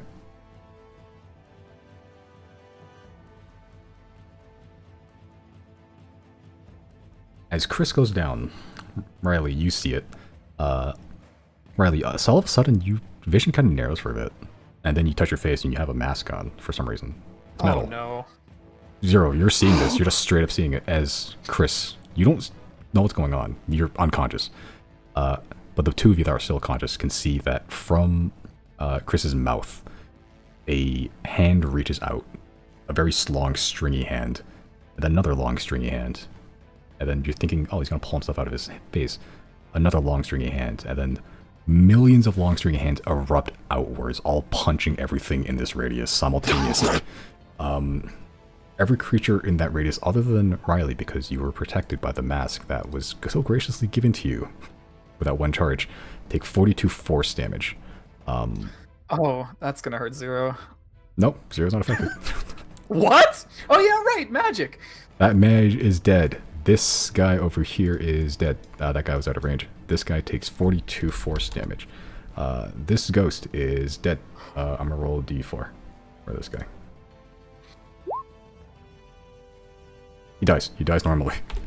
This guy takes 42 damage. He's not looking great over there.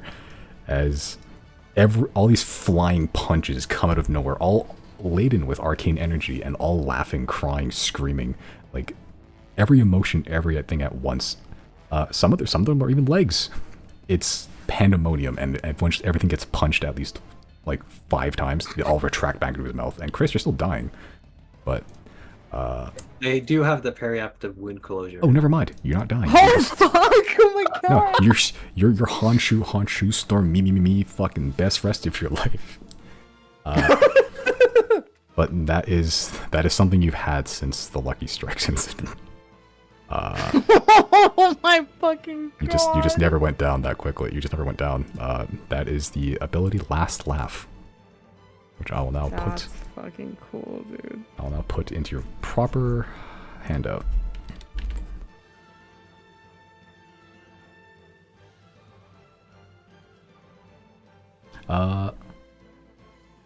Okay. So, that is the turn there. Yeah, she's gonna stay there. No. Yeah, she's gonna stay there. Burn Brand, only one of them is still alive, I believe. He's gonna roll a d6. Hey! He explodes. As the Riley, are you also about to go down? Huh? Sorry, go ahead, Timon. As the final mage explodes into another rift into elemental fire, and all the mages are dead currently, but there are also 2 of these fire elemental Argonauts roaming around. That is all the mages done. Train turn. One's gonna shoot at Claudine, the other one's gonna shoot. Yeah, Riley, you're up there. It's fine. It'll miss.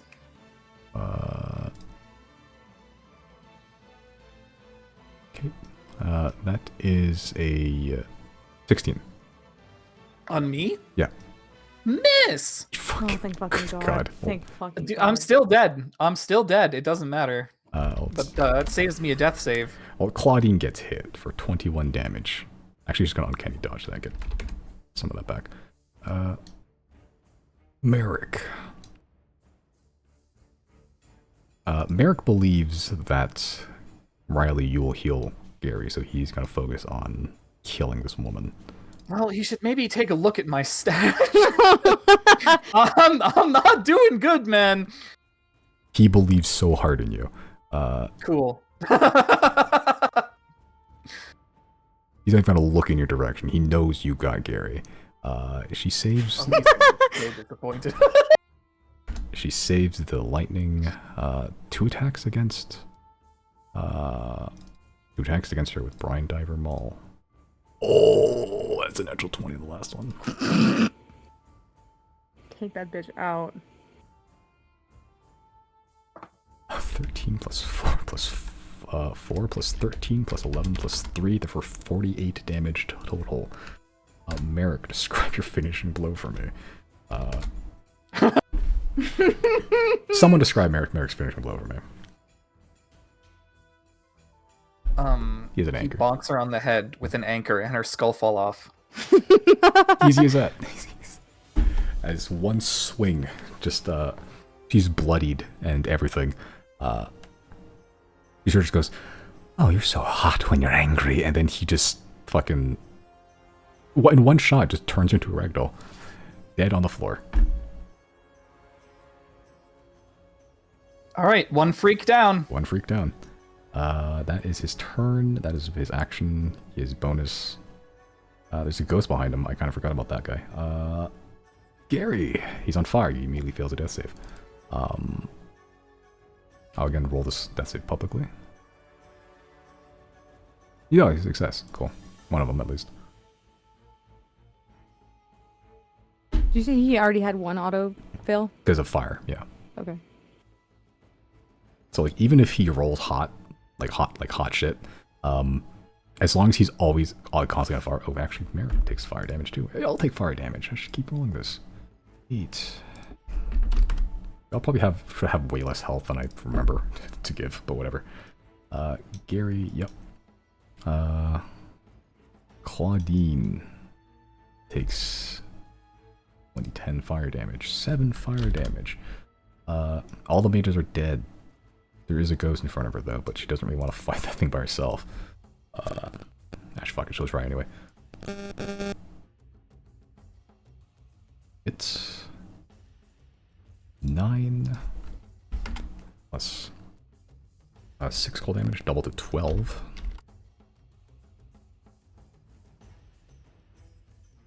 And disengage, jump off, get to there. Chris, you are stable. But you're also not conscious. Can't do anything. I don't think. Actually, no, you can still make death saves in case you rolled a natural 20.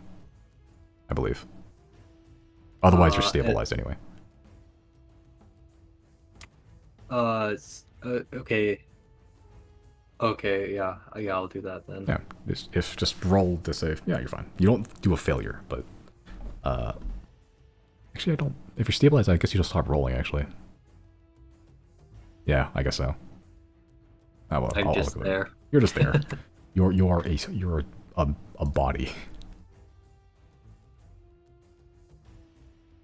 This guy's, despite the weak guys up here, he's still gonna go after 0 because fucking 0. That's fine by me.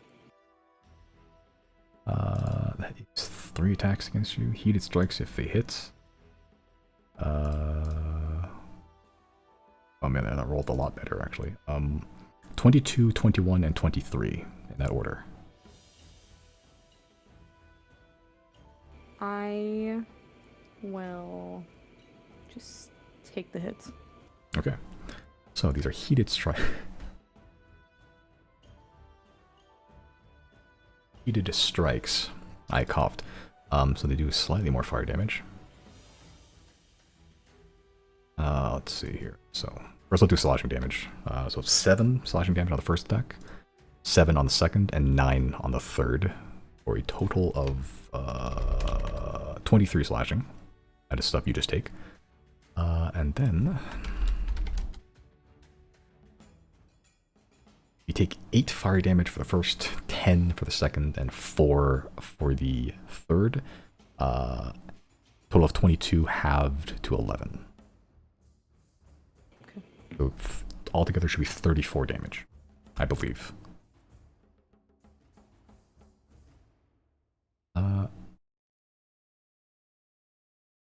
This one. There's another Argonaut over here, huh?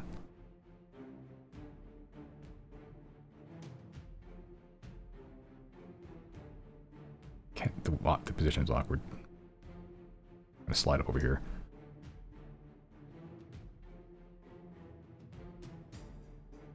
Yeah, this one's gonna attack you, Riley. All right. Looking for that miss. 12 for the first one. Yep. Okay, well, that's one miss. 26 for the second. That's not a miss. All right, well, I'm down no matter what the number is. Okay.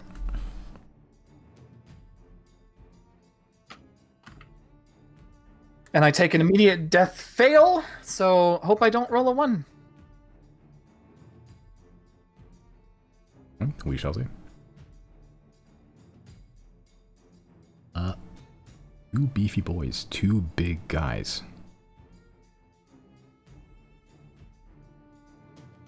I believe that is their turn. Now the Ember Shade's turn. We are still on the field. 3. I'm gonna go after Claudine, flanking over there. Get over here, get flanking on 0. One over there is just harassing Merrick by himself. Start with Merrick. 23, 19. Both hits. 7. Yeah. Slashing reduced to 8. Top of that, 7 fire damage. Okay. This one's gonna be against Claudine. At advantage. 23. E. 1. 11. 15, sorry. Claudine's not looking good over there. And this one's gonna be on U0. 20 and 25. I will block the 20. Okay. So the second one is 7 slashing and 3 fire, reduced to 2. So is that 9 total? Correct.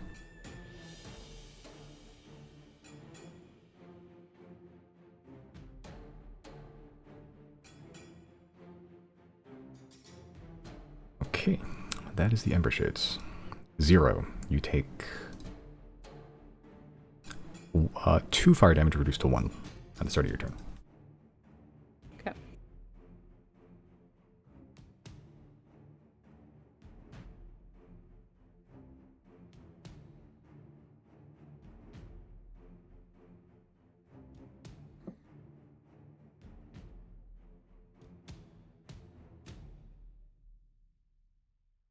Okay, I'm going to disengage as my bonus action, and I'm going to get over here, and I'm going to make 2 dagger attacks, stone dagger attacks on Brim. Okay.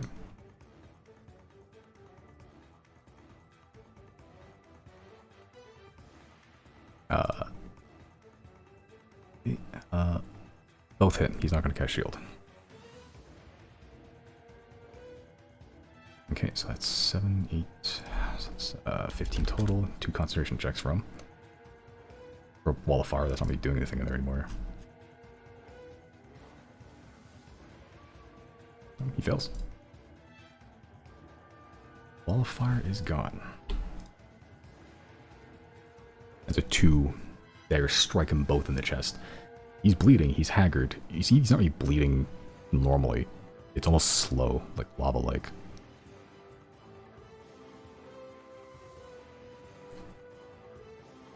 Is there a turn? And I guess it's since it's on my turn, I'm just going to yell at Claudine for her to come help me with him. Because at that point, that's all it says, come help me with the mage. Okay.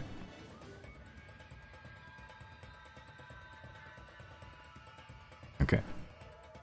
That's the end of your turn. Riley, you take 1 immediate death saving save. throw. And you make a death saving throw for me.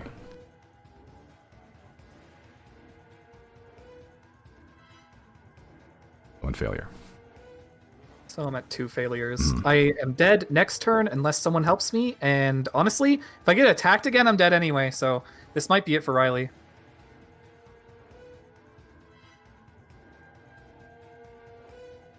That's the end of your turn. It's only 2 guards left. One is going to make 2 attacks against Claudine using a mace. One hit for 3 bludgeoning.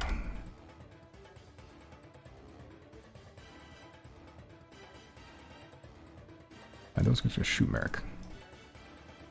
And that is a miss.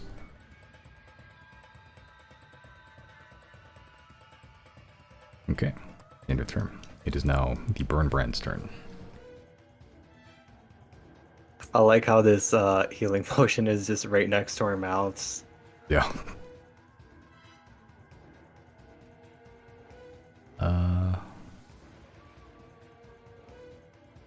And can I do that as a free action?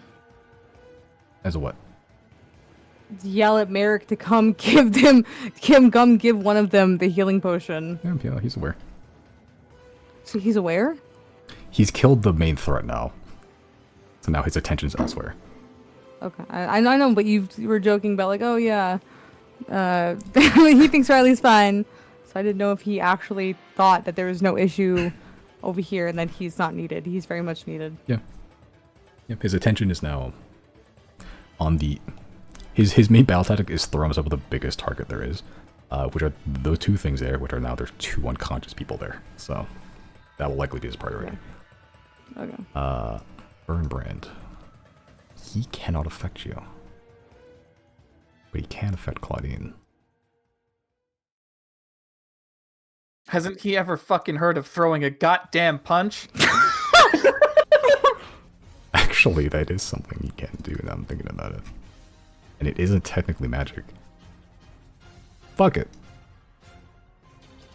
He's gonna Just out of walk... frustration, just deck me in the face. No, actually.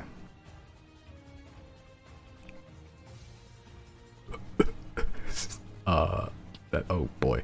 Oh, you'll be fine, I think, but 26 to hit you. Yep. And this will affect you. It's not technically magical, and it's not this one. Not from a spell. This is from his just raw-ass, weird burningness. As he hooks the lantern onto his crooked staff. It's all on fire and everything. And he reaches out with his left hand. Try to bat it away, but he reaches out too fast, and he grabs you by your face. You feel the singeing in your face, like burning, your flesh melting, the smell of your skin charring, a smell you're kind of familiar with, actually, just living inside.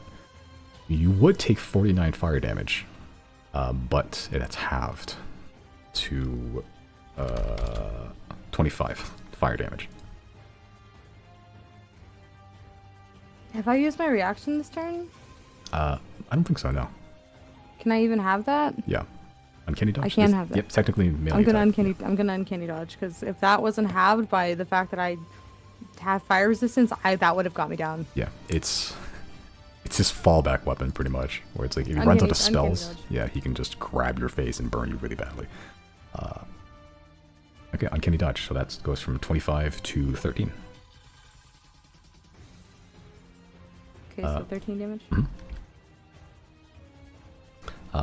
But use your action uncanny dodge, he's just going to just move back there. You walked back, grabbed your face, and walked back. Oh, and I've used my fucking reaction. Okay. That is his turn. Yusoul is dead. Train! Train is going to target Merrick and Claudine.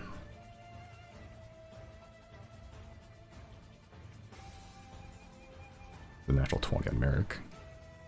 And 28 on Claudine. That is 21 force damage to Merrick.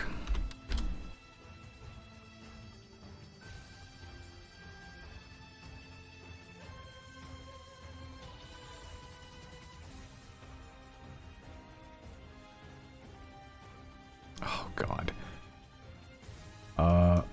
And 11 force damage to Claudine down there.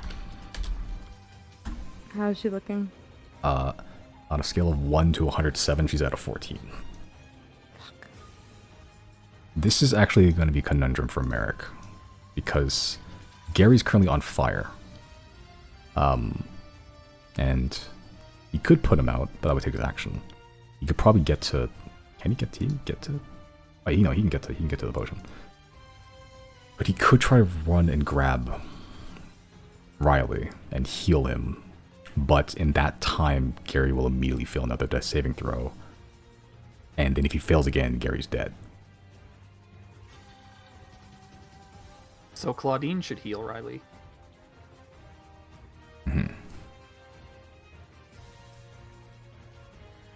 Claudine was also given the instructions to go after the mage. Can I fucking free action? Can I just tell her not to do that?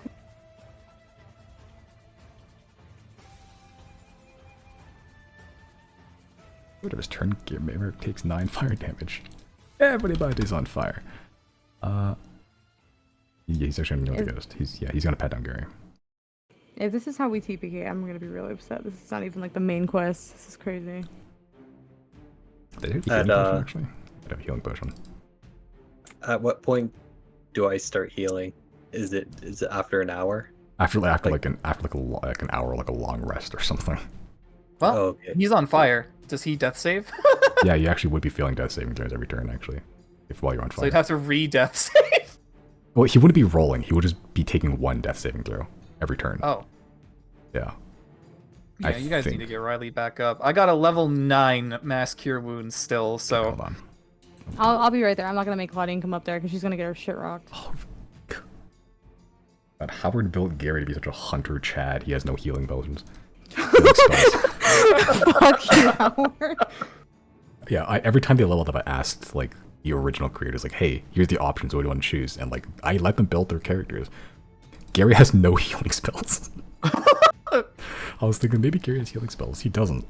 Okay, Demeric does not have any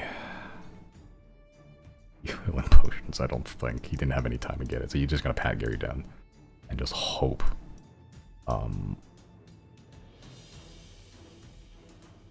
He is going to just ignore this ghost and go straight for this Argonaut over here and just hope that the ghost follows him. Ghost is going to try to take a swipe at him, which he hits. 8. There's the 4 plus 4 fire damage. 8 total. Merrick's going to... Oh god, this is not good. Dex save against the Argonaut. Oh, they're really dexy, and they still fail anyway. That is 7 fire damage against you, my friend, plus 2 more attacks. Very high. 27, 21. He rolls the same rolls every single time. I don't get it. 33. Consistency. Yeah. Like he very rarely misses. Yeah. Merrick looking haggard. He's almost half health now. But like... Oh, is that so? Yeah. That's haggard for him, huh? Yeah. But like, no, he's haggard from trying to like, look in the situation mostly. Like, his friend is down. The only people that could save him are down. Okay, Gary is still at 1 death save, but just at 1 success. So, if you roll a natural 1, he dies. Yep. But anything else, I'll make it public. There's no way. Oh no.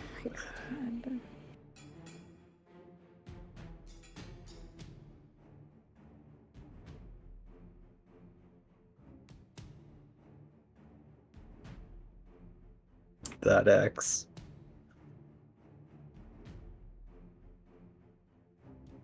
Oh, Merrick did what he could. This was...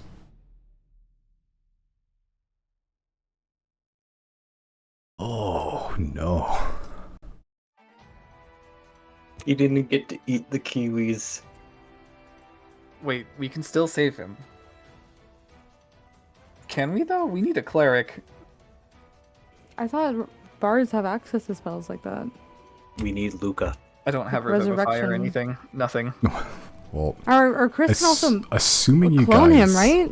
Assuming we get through this to begin with. A clone only works if they're alive. And only if the clone is fully active once they die.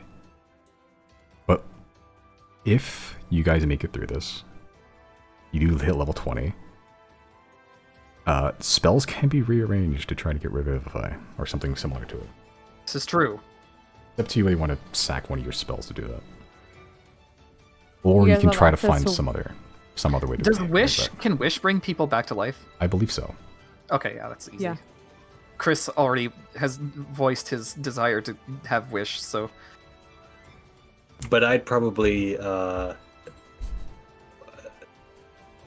see if there's other means first before using that. There's a Don't you chance get it might like a go. wish a day? It depends on the Oh. effects of the wish. There's some that can be used infinitely, but like if you go beyond the bounds of it, there's a chance you could just lose it forever. Ah, Yeah. But Gary, perhaps unbeknownst to anyone currently, has died.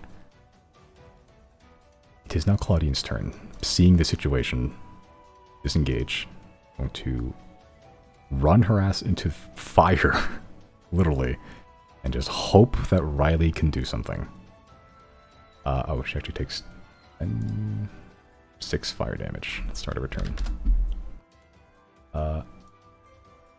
And she's going to jam it into your face, Riley. yeah, give me them sweet heals. I need them. This was a greater, right? 0? This was a greater healing potion? Yeah, Okay. it's greater. 4d4 plus 4. 9. That's awful. Oh roll. my god. That is so fucking What's the bad. max you Holy could get shit. if fire damage? 10. Okay, so 80% chance I get through the next turn.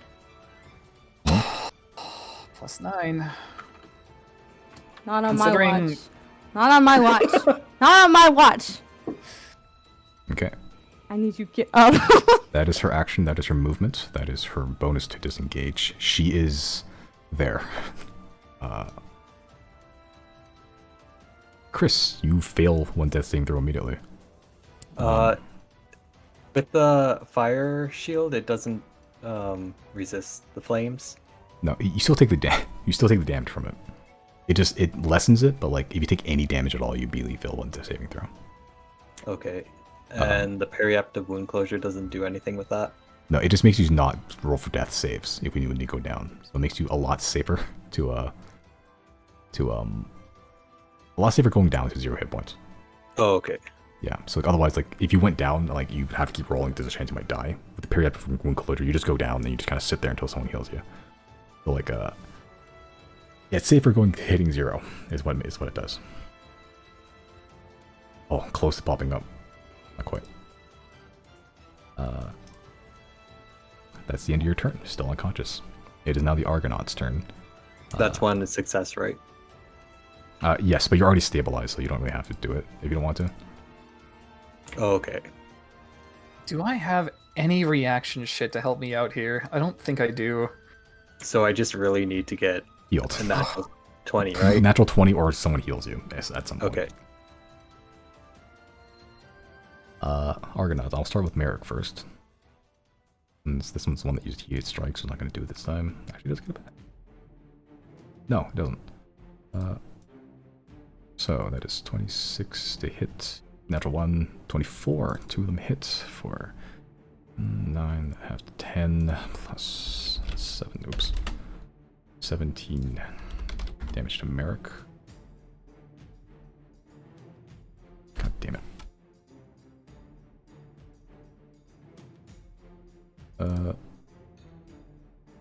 There we go. And the one over there is going to try to attack you, 0. One has not used heated strikes. That is 23 to hit you, and 13 and 23. 2 of those hit me. Okay. Let's see, that is 14 slashing total for both attacks, and 5 fire total, half to 3. So what's my total? 17? That is, hold on, 9 plus 5 plus 19, I believe. Yeah, 19.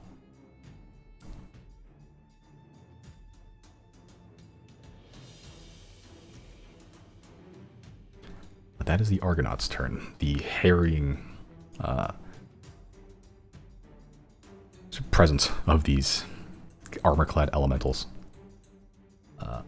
Their turn. Who's left? One's going to go after Claudine. But flanking, these two are going to go after Merrick.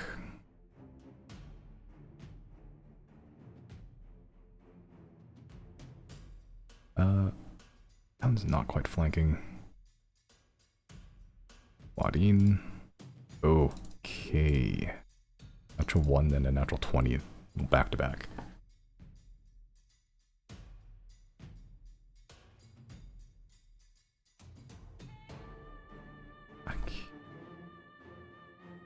I think she can live this if she uncanny dodges. Yeah. 6 plus 4 plus 1 plus 1. 12. Halved. 6. Claudine is at 2 hit points. It is not the other Ember Shades. They all have advantage against Merrick. Oh, okay. Well, actually, that's not as bad as I thought. 2 hits. One's a natural 20. But he is resistant to slashing. 4 plus 6, halved to 9 damage to him. And the fire is not halved, so it's raw. 10 fire damage. Merrick's still up. He's more hurt than he's been, but he's up. 0. What are you doing? He's still in the 3 digits? Barely. He's at exactly 100 health. Okay. Okay, so I'm going to disengage as my bonus action. I'm going to get up here with Riley, and I'm going to beat the shit out of the fire so I can put it out. Okay. Yeah, patting out Riley. You put out the fire. Well, close. Bro, I'm 16. I have 16 HP right now. There's no getting me back up if I go down. I cannot. Yep. Yeah, I need everyone else up on the playing field again, bro. I can't. Okay, that's the end of your turn? That's all I can do is my action, bonus action, and movement. Okay.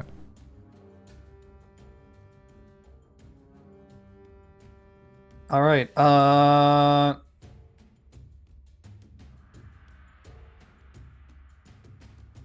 don't think I should move. But then again, Burn Brand. Yep, just sitting over there by Brazier. What the fuck is down here? A whole lot of nothing. I think Riley is going to reposition way down here. And then... Alright, comrades, we will not fall again. Level 9 Mass Cure Wounds. Okay. 37. That's not bad. That is possibly what everyone needs right now. Everyone except 0. It's 37 hit That brings points. Chris back up, right? Yep. Chris, please make good choices. Hold on a second. Hmm? I'm going to do that first, Okay. and then I'm going to suffer the attack of opportunity from this guy. Okay. So you're not using bonus action. Okay. No. Oh, hold on. That's half my movement, isn't it? Because I'm still prone. Yes. So Correct. what does that bring me down to? 20 feet? If your move speed is movement 40? 35. 35? Yeah. Oh, that's a weird number. Yeah, it's round up 20 feet. Okay, 1, 2, 3, 4. I get 4. All right, that's Okay. fine. And let's see that attack of opportunity. Okay, that is 20 to hit you. Yep, that hits. Okay, that hits. 8 slashing, 6 fire, and hey, you're on fire again. Oh well, I did my job. Mhm. 8 slashing, 6 fire, 14. Yeah, correct. Bardic Inspiration, 0. Wait, Okay. can you? What do you mean, can I? Magic. Oh, I guess not. What do you... Oh, shit. Bardic Inspiration, Merrick. Okay. Eric has body So he- inspiration. Claudian's Here's body what I need inspiration. y'all to do. I just need all y'all to occupy the big motherfuckers and the little fucking ghosty guys. I just need y'all to occupy them. I can go after the mage. He has the one attack he can do without magic, but I just, yeah. Oh my god, I'm gonna fucking yell.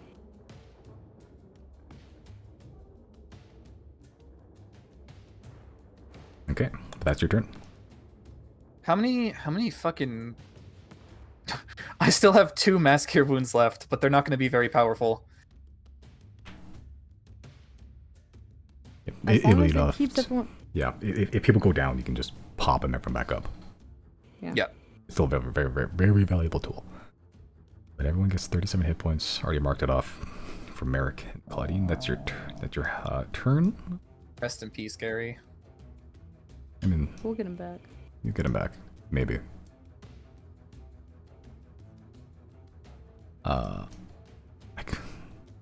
I think he was too far away to do a funny thing with Gary's soul, actually. Yeah, too far away. Yeah. Would have been funny, but 2 guards. That'll be funny. One's gonna shoot at U0, the other one's gonna shoot at Merrick, because these literally can't shoot anything else. Actually,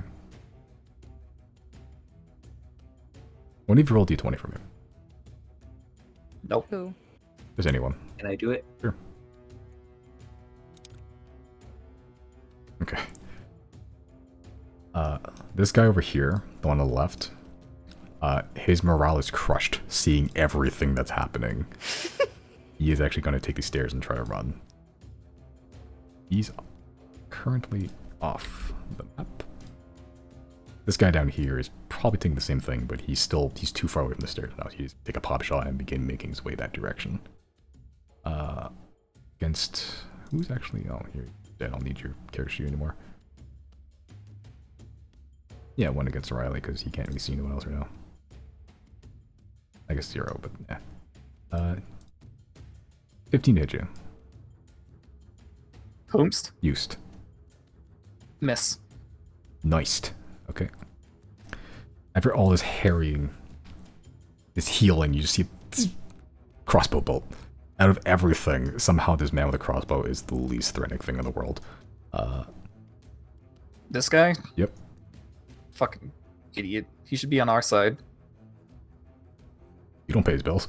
Now the Brand Igniter's turn. Oh, I forgot he had legendary actions. Forgot about that.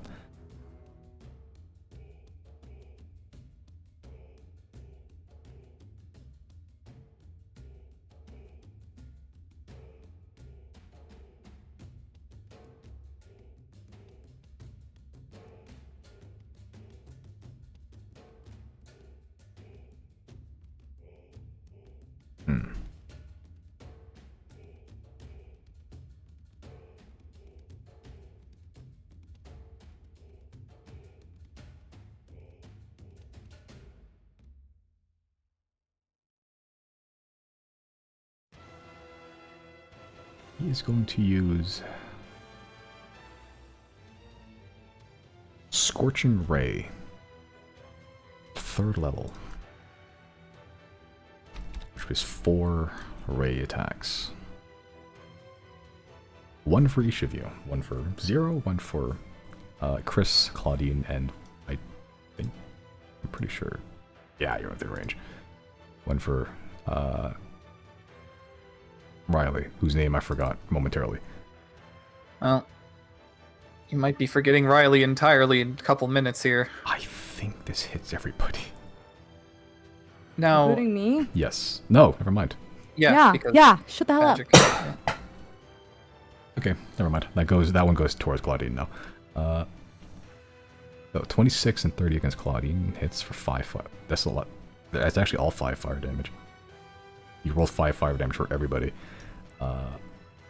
It's 26 to hit, 30, 31, 30, yeah.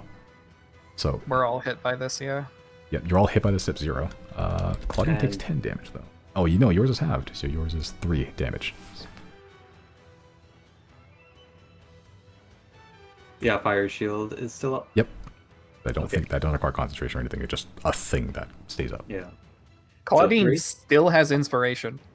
Yeah, but you couldn't do anything with that one. It's forget. 3, right? 3 total for you, yes. Are dead. Train!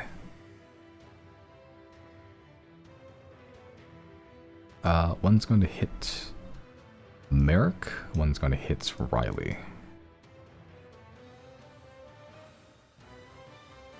One's on Merrick, 22 on Merrick. 22 on Riley. What is gonna hit? Train. These crystal arcane bolts on the okay. on the top of the train. All right, what's the damage, Chief? Merrick takes 22. You. That's a bad roll. 13. I guess it's max and then minimum at the same time. Okay, well, 13 I can't force. die to fire, so that's good. That's true.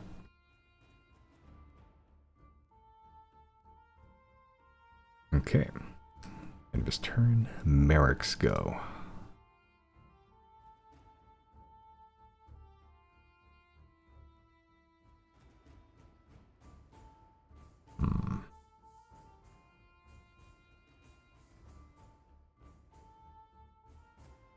Yeah, not much you can do. You're just gonna keep focusing on the big guy.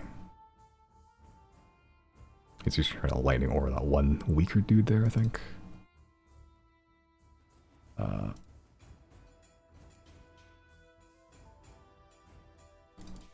Okay, succeeds with flying colors. Okay. That's 6 damage for you, still up. That's a natural 20 on the Argonaut, and then a 16 on the one ghost that's kind of weakened. Both hit. 17 plus 19, 36. The one elemental nearby the train on the left side is not looking great. And the ghost is dead. E4. Okay. Hold on. I think... Okay, I think...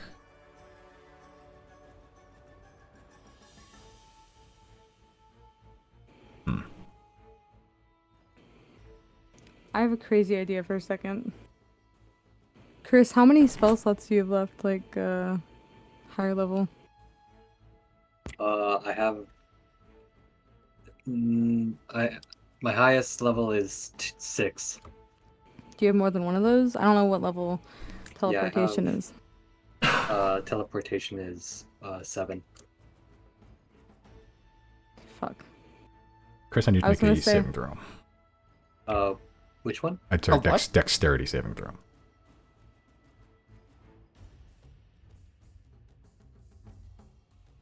You take 19 fire damage, halved to 10. And Merrick also takes the same amount. Because this Legendary ghost... action? Hmm? Legendary action? Nope, the ghost just exploded. Oh, after Merrick killed it? Yep. Oh. I rolled d4 to see what happens. You roll the explode.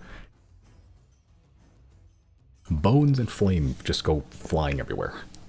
Some sticking to Merrick, some sticking into Chris over there. I don't know if this is something either of you could do. Chris, I know you're limited on what spells you have right now. If somebody brought Polaris down here, or somebody called Polaris to come down here, I don't know if that's something he could even do, but I'm like, I don't know. He'd have to dig down, and that would take a while. Oh, our last legs, dude. Okay, I keep forgetting legendary actions. He's going to summon another ghost.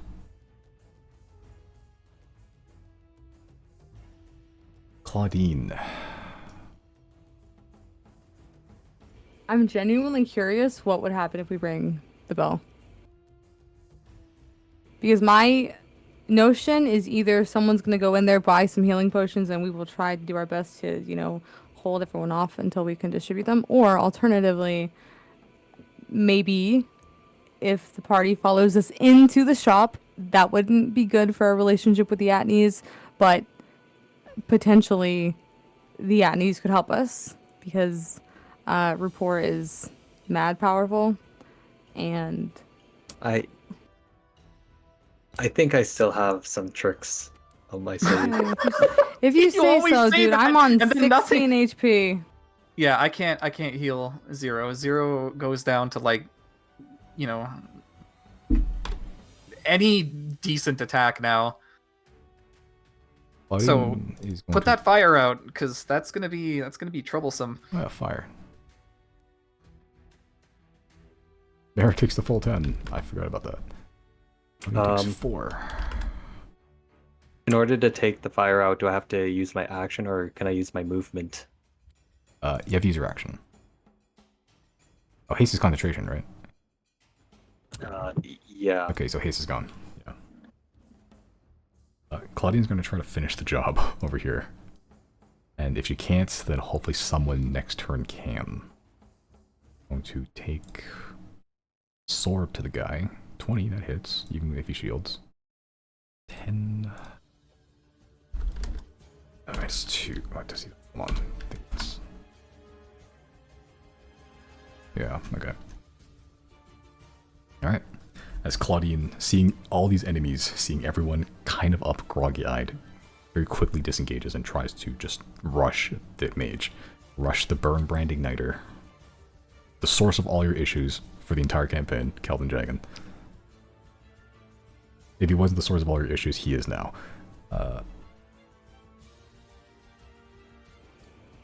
That's as far as Claudine can go.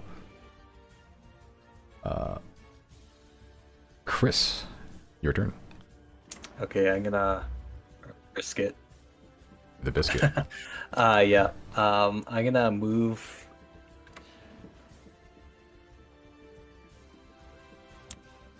here. Okay, that will provoke an attack of opportunity from both the Argonaut and the Ember Shade down there. I think the Argonaut He will has his probably- reaction at least, right? Hmm? He has his reaction at least, right? Who? Chris? Chris. I guess so, yeah. I guess you can shield it. Not a good start. 24 to hit you from the Ember Shade. Yeah, that hits. The Argonaut is a 20. I think shield blocks it. If you...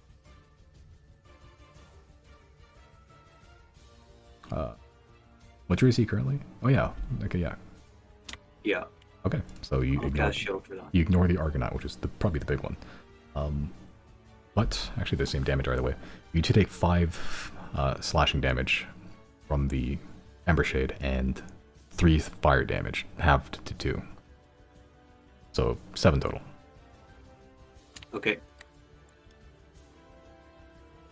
And now, I'll do my my action. Okay.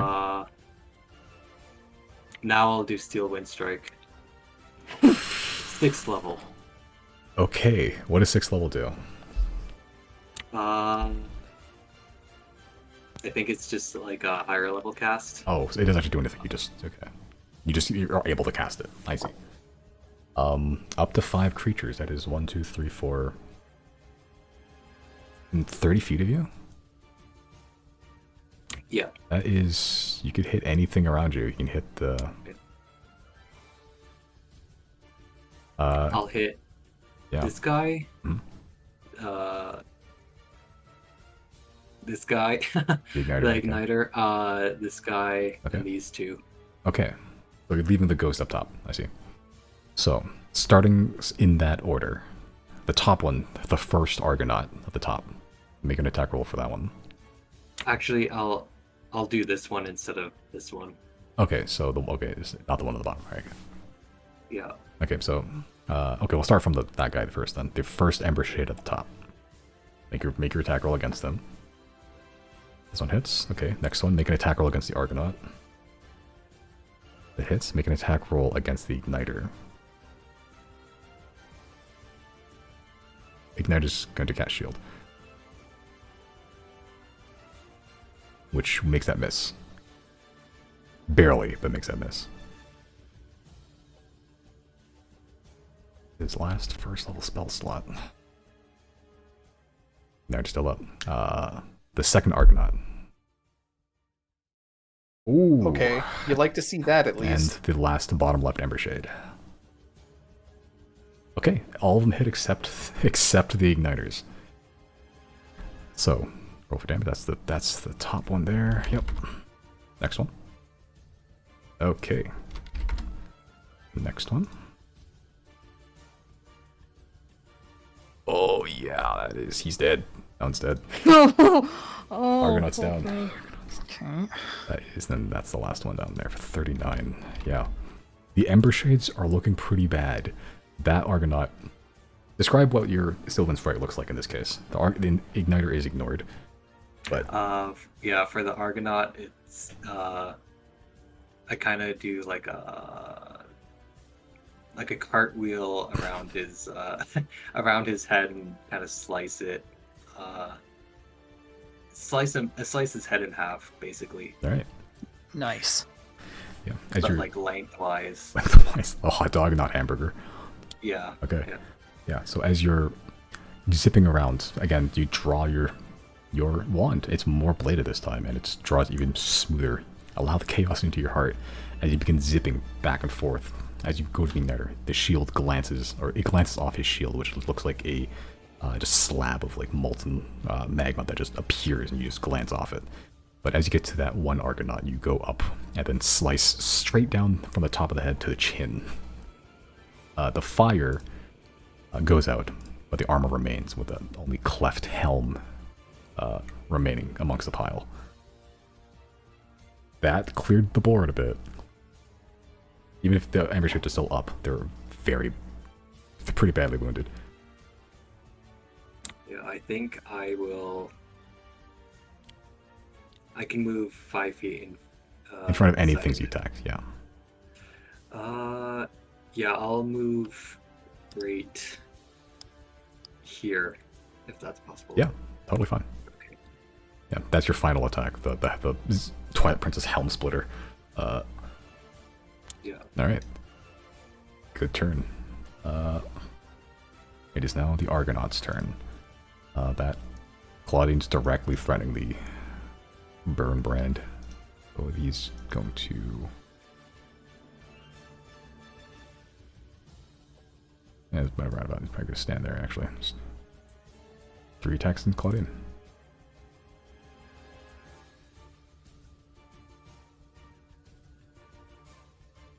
$14 misses. 17 hits. Last one. 23.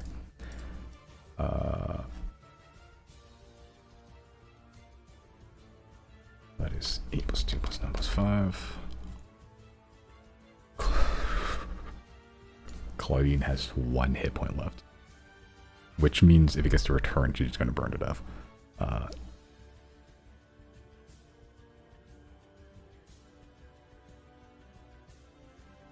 No, everyone's looking not great.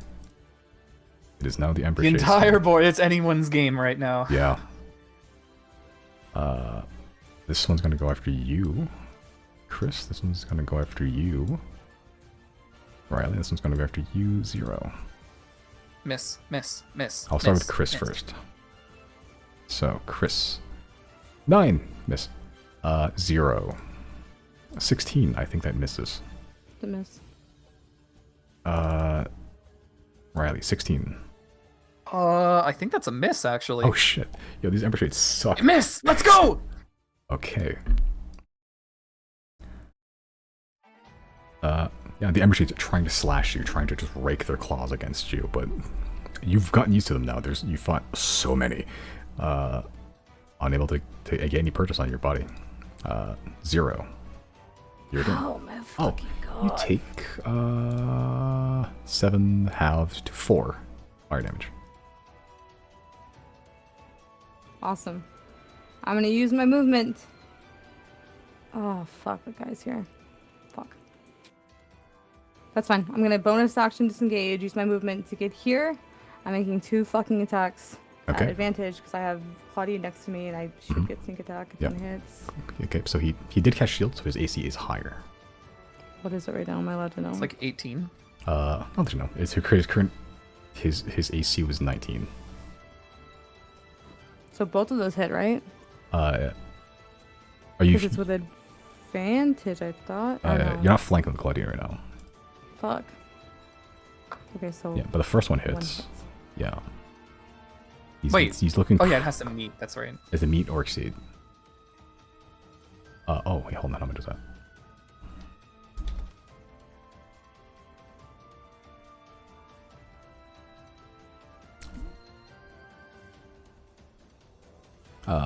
Do I know how many hit points you had left? How many? 32. How many did I hit for? 0. How much damage did I do? 32. I'm gonna cry. 0. Describe your finishing blow. Bro, I'm so serious. I'm getting gray hairs right now. I'm stressed out so fucking bad. Oh my god. Not over yet. Oh, I know. And he's gonna blow up and I'm gonna go down. Oh my god. I'm gonna go straight for his fucking heart and pull him in so I can look him in his dumb fucking face while I stab him and watch the life drain from his eyes and then probably get burnt. Okay. Yeah, as you grab him, using no magical items, just you've been using any standard tool that anyone could have gotten. You grab him by the cloak and just plunge into him, less stabbing him or pulling him onto your sword as you are now face to face. You can't feel the magic from his eye. And for the first time, you see genuine, not fear, but just almost dissatisfaction. Where it's like, the smirk finally fades as he's now bleeding onto your sword. You can feel the sword actually heating up. As you see the life drain from his eyes. Well, eye, actually. His right eye goes kind of glassy and gray, just losing focus, but left eye still focused on you. As that eye begins to swell and ignite. I need both of you. No, this is actually the two best people for this. I need both of you to make dexterity saving throws. Yep, that'll do. I think Claudia actually fails this one. Oh Fine, no! I can heal her. I can heal Yeah. My her. wife. Zero, you're fine. Zero, you actually you kick the burn off your sword as his body begins to get hot. You can't feel the magic, but you can still feel heat. You kick him just below the pedestal. You take cover. Claudine is too injured to really take too many good movements. This is the equivalent of a 9th level fireball right at his body. But Zero, you ignore all of that. Claudine, I mean, she's at 1 hit point. Any amount of damage would have hit her. She still took half damage, but like doesn't matter. She's down and dying. Okay, I'm gonna need one of y'all to come kill this big guy, man. He's gonna kill me on my next turn. I That have big guy 12 is HP. down. No, the big one, right above. Yeah, you don't see us. the X? No, that's this guy. That's over Sorry. another Yeah, guy. that was the guard. Oh, He's still up, and I fuck. don't know how he looks, but he's still up. I have 12 HP. She has 1 HP. We're going down if we get to his turn. As long as it gets to me, we're good. Sure. Wait, the monsters don't just disappear when he's dead? I think the wraiths actually do. These guys do. Okay. Not the one that matters. It's fine? Yeah, after the Burn dies, the body's still there. It's just charred. You can see the Zero as you stand up and look. The body's blackened and basically ashy. It's basically skeletonized. What used to be just a half-charged body is now a full-charged body, but the eye is still there. So is the lantern, actually. Don't like that. Yeah, but the staff is gone. That's the end of your turn, I believe. That was my movement, Bonus action, disengage. disengage, and Action then my attack. attack, yeah. Fuck, I used my bonus action. Yeah, it's my turn. Zero. Riley. Walk here. Merrick, can you get over there? As fast as you can. Within, say, the next 6 seconds, and bonk that thing. Or do I need to drop another heal? Merrick, kind of looking out of the train, seeing Claudine down. I can take care of the big guy. You get Claudine. I thought she was at 1 Roger HP. that. 1 HP, and then she failed the saving throw. She takes half damage Oh, from fuck. Okay, so she's okay. Alright, yeah, I'm just gonna drop a heal then. Fuck it. 6th level, mass cure wounds. Okay. These mass cure wounds are coming in clutch. Like, Yeah. you never White know. mage. 26 for everybody. Except you, Zero. Fuck you. I want to go home. You wanna go to Sant? I want to go to the fucking dragon. Did I type 8 or 6 there? I'll just retype it. Okay. 26. Everyone gets it. Alright. Okay. Are you moving anywhere? Bonus action.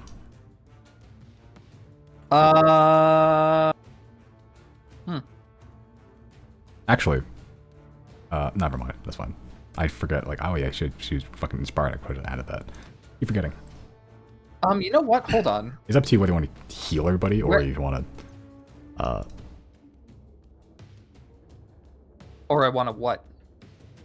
Or you want to save that spell slot for something else, and I can have Claudine try to re-roll for inspiration to succeed at saving throw, to just take no damage and still be up at 1 HP. Okay, well, I guess she'll still be at 1 HP. No, because she'll die again anyway. Yeah. Okay, so that's fine. She still has inspiration. All right. Hold on. Where did I start my turn? You didn't move, I don't think. No, I did. Oh, you moved. You're right next to this dead body over here. Yeah. I was there. Okay, Yeah. so how many? You can actually click. You can actually click on your token and press X to see your last position and distance you moved. X 20 feet. Okay. I already used my action. Let me check something real quick. I am looking for this. Nope, that's an action. Fuck.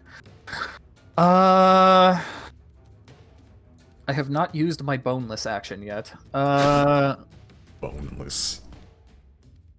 This omelet tastes real boneless. Boneless action. No, I can't do that. Never mind. Never mind. That's. Well, Claudine could still kill this thing with flanking. Yeah, I'm just gonna dash over and does this count or do I have to be here? As long as you're mostly on the opposite side, that'll count it. Yeah, that's fine. All right, I'm gonna go here. That's fine. That'll count with flanking either way. That's my turn.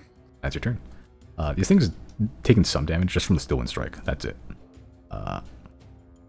It is now the Teague Tundra Guard. He is going to do. Motherfucker's still He's here. gonna kill me. He's gonna take me out. This is gonna be it. Nope, double fucking dash out of here. Oh, fucking god. He's going around the train. That's the okay. Brent's dead. Train. Train still active. Train going to Shoost. It's Shoost actually. Oh, actually, you can do the cone thing right now. Actually, yeah. Oh no. 30-foot cone. You mean there was more bullshit? There's a whole bullshit that I haven't done yet because it's no one was around the specific position. Oh fuck. Okay, but everybody healed 28 though, right? Fuck. Oh, okay. Hold on. That's fine. Never mind. maybe this one over here actually. Yeah. Yeah. Oh. Oh, Yeah. 0. Oh no. Oh no, this doesn't affect me. It's I magic. don't think I'll. Oh, if it's not it. I don't think it's spec 0. Oh. Yeah, then it was one of 2 choices. All right. Do those crystals have an AC? Who knows? Haven't attacked him yet. No one's Oh, I tried. know. Fuck me.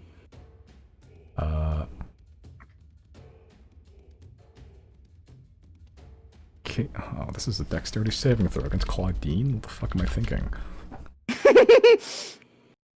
Okay, Claudine. You got this, girl.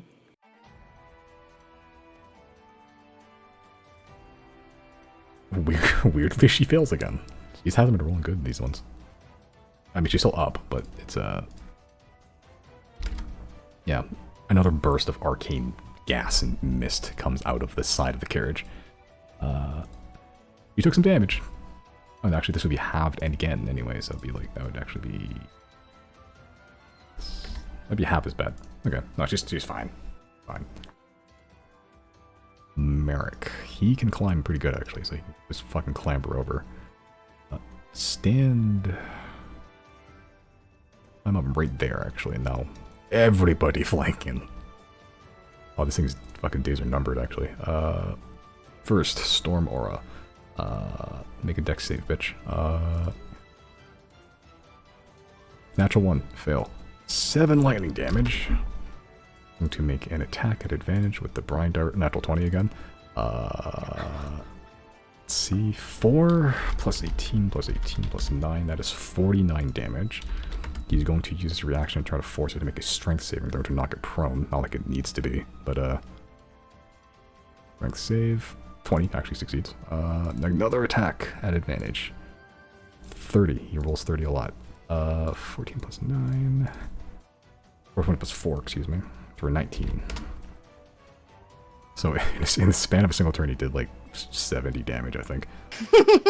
Barbarians. No, like I think closer to 50. Still a good amount. Yeah, as seeing Claudine go down, I don't think anyone's checked on Gary yet, so I'm not sure if anyone knows. But Riley knows because he would notice that. Yeah, the they'd be going magic up. didn't Yeah, take. yeah, but Merrick does not know. As he just clambers over, he climbs over the train and just starts wailing on this thing. The armor fragments, like, normally attached magically to this flame, being launched across the room at Mach 1 because of how hard he's hitting this thing. Claudine's turn. Claudine is going Wait, to... it's not dead? Holy Nope, shit. still up. It's looking bad, but it's not dead. Claudine, at advantage, Frostbrand shows for 26 with sneak attack. That is. That's some boneless damage right there. You're fucking me. Okay.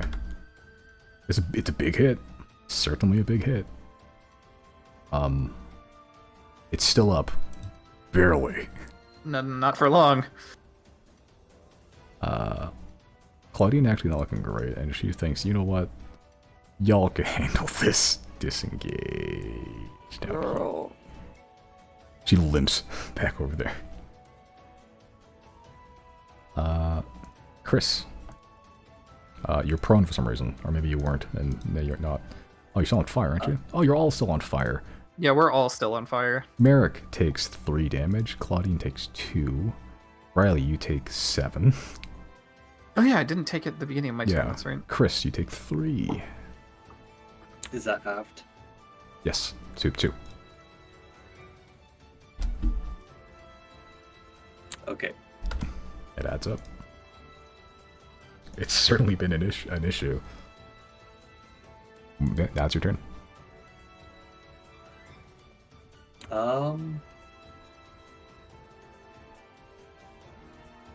Okay. Yeah, I'll do that. I'll use magic missile, 6th level. Sure. All on the Argonaut. 7 on the Argonaut, 1 on the guy at the bottom. Is there guy below? Oh, fuck the man. Yeah. The guy fleeing. He hasn't been hit this entire time, so like. I'm gonna be so mad if Chris had put one more magic missile into the Argonaut, it goes down. But if he didn't, he just sacrificed it for the human man guard who is fleeing. That the Argonaut stays up and we all die. Yeah, how many pumping into the man? Your guy's at 6th level, which how many darts? 7? 8. 8. Okay. Well, first roll for damage to see how much you need. Okay, not max, but high. 4 times 8. That's 32 damage to distribute. Yeah, I'll just do 7 for the Argonaut and 1 for the man. Okay. So man takes 4 damage. As 1 kind of hits him in the ass, you just hear like a very effeminate yelp from across the room after all this chaos and death. Chris, describe your finishing blow for me.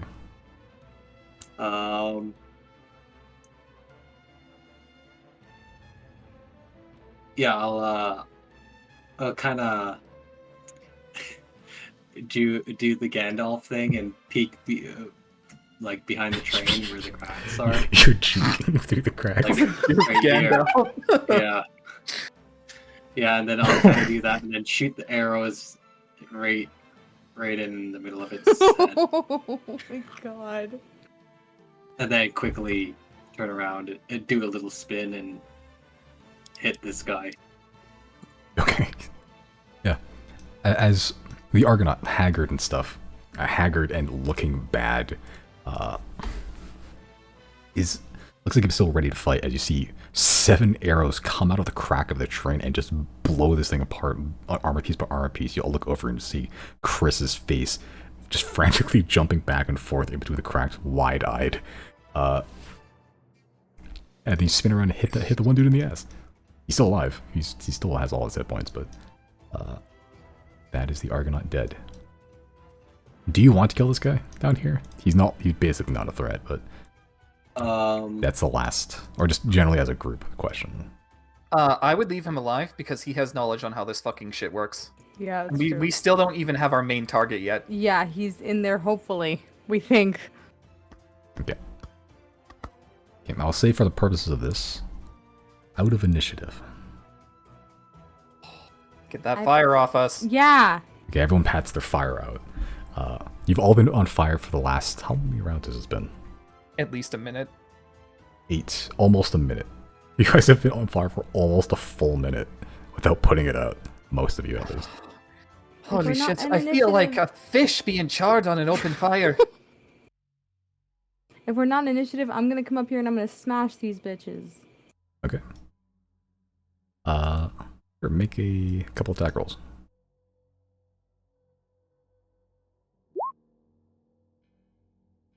Do I get a nat 20 because it's a stationary item? No, Why? because that's not how stationary object attacks work.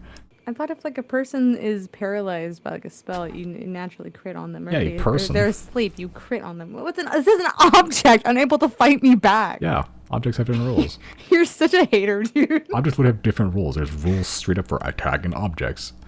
This is one of them. You don't He automatically. he hates to see a girl boss win. Wow.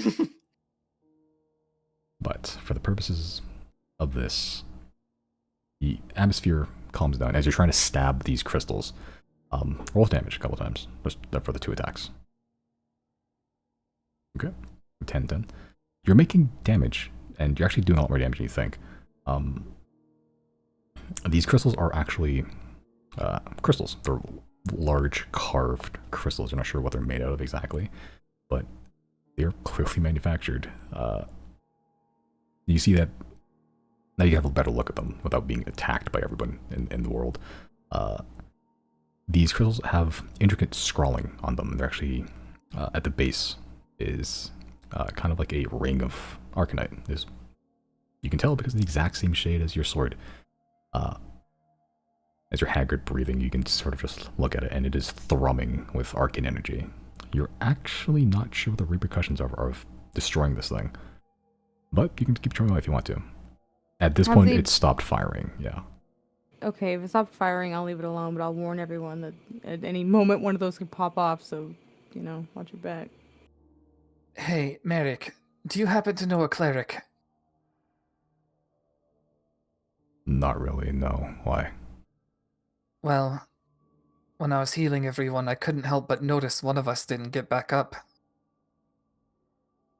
He begins to look around, just taking stock of everyone, and sees that Gary is missing. As he just goes, without a word, begins bounding over there. Claudine was sort of sitting down, catching her breath, sees this, and also likewise begins going over there. They've also patted themselves out.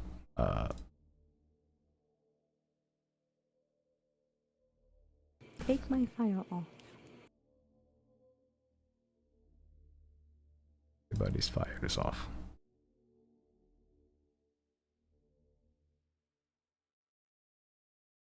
As you all kind of gather around Gary, he is on top of this pedestal, still slightly glowing, but unmoving.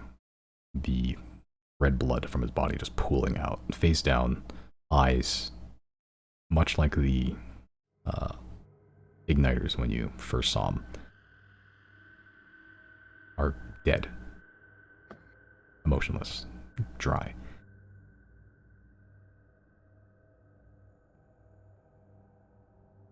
The pair doesn't say anything, they sort of just look at his body.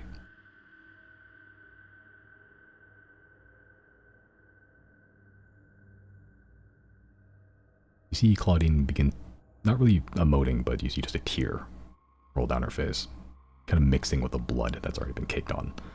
Merrick just stares, not really emoting at all.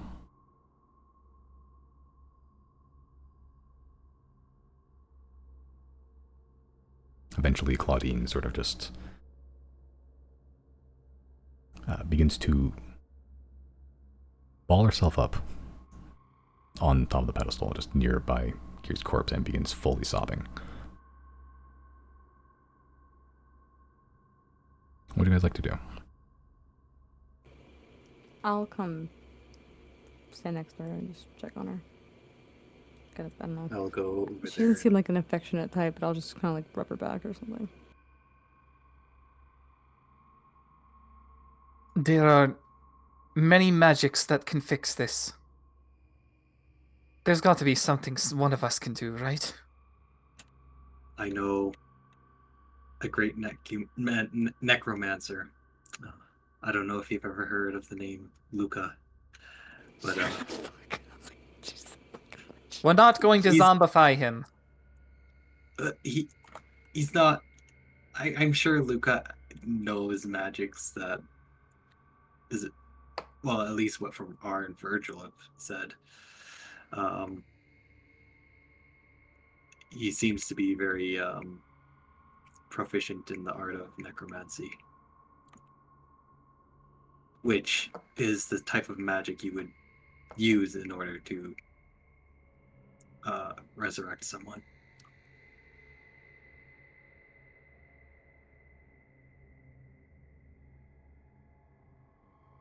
What are we gonna do with the body for now? I don't think burning it or burying it is wise. There's a possibility somebody can fix this. Well, Some magic Riley- require the body. Riley will turn to the two corners. Do we want to try reviving him, or do you think he should rest? At some point, Zero, as you approached, at some point while the conversation was happening, Claudine has stood up and has fully embraced you and is now crying into your shoulder. Or Merrick is still standing there. He's beginning to roll Gary over and sort of put him into a more dignified position.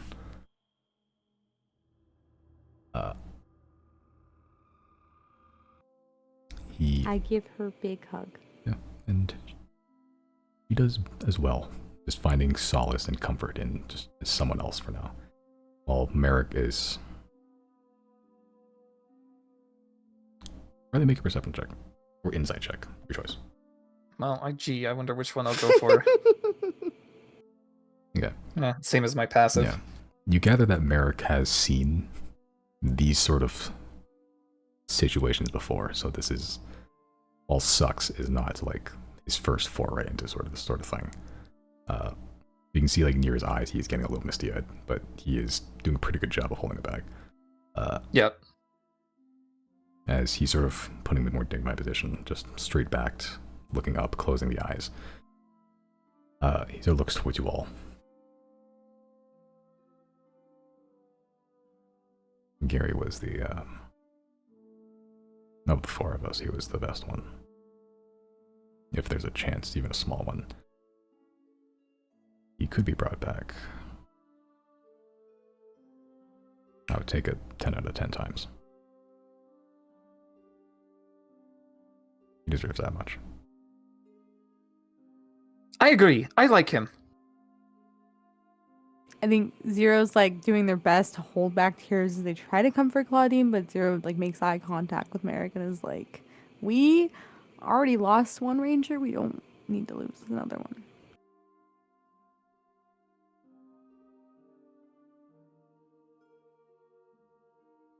Would yeah, we just need to help preserve him for now. Well, there's a lot of ice around. And we haven't found our main culprit yet.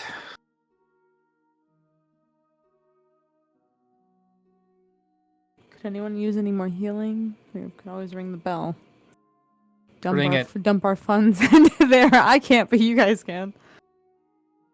I don't even think I can ring the bell. Wait, what? Oh, right. Yeah, because no magic. All right, Riley will ring Jana's bell. Okay. As you ring the bell, the black curtains fall into a nearby wall. Who's going in? Riley will go in at least. I'm staying. I'll stay outside with Yeah, Claudine. as will the corners as well. So Riley, you're All going right, in so solo. just Riley. Yep. Yeah, as you go in, Riley will turn his back and say, "Remember, you have no healing while I'm gone. Don't fuck up." I thought he was just gonna say remember and then walk away. Remember what? That's more insidious. You just remember and then leaves. You ever turn around and just go like, hey, fun fact, and then just walk away? You want to see something cool? Leaves. Leaves. As you enter the curtains, the familiar black curtains draping and brushing past your face, you arrive into the Atony Emporium. It's pretty much daytime. The Orville there, all dressed dapper, not quite like in his pay PJs like he was before. Welcome to Theopore and RuPaul's Emporium for potions and port. My, you look... We're all looking like hell right now. Do you happen to have anything that brings people back from the dead? That is a taller order than we typically have in stock. I can check the log. Who is the, You are familiar with the Four Corners, yes? Somewhat, yes. We've had some dealings. The Dragonborn.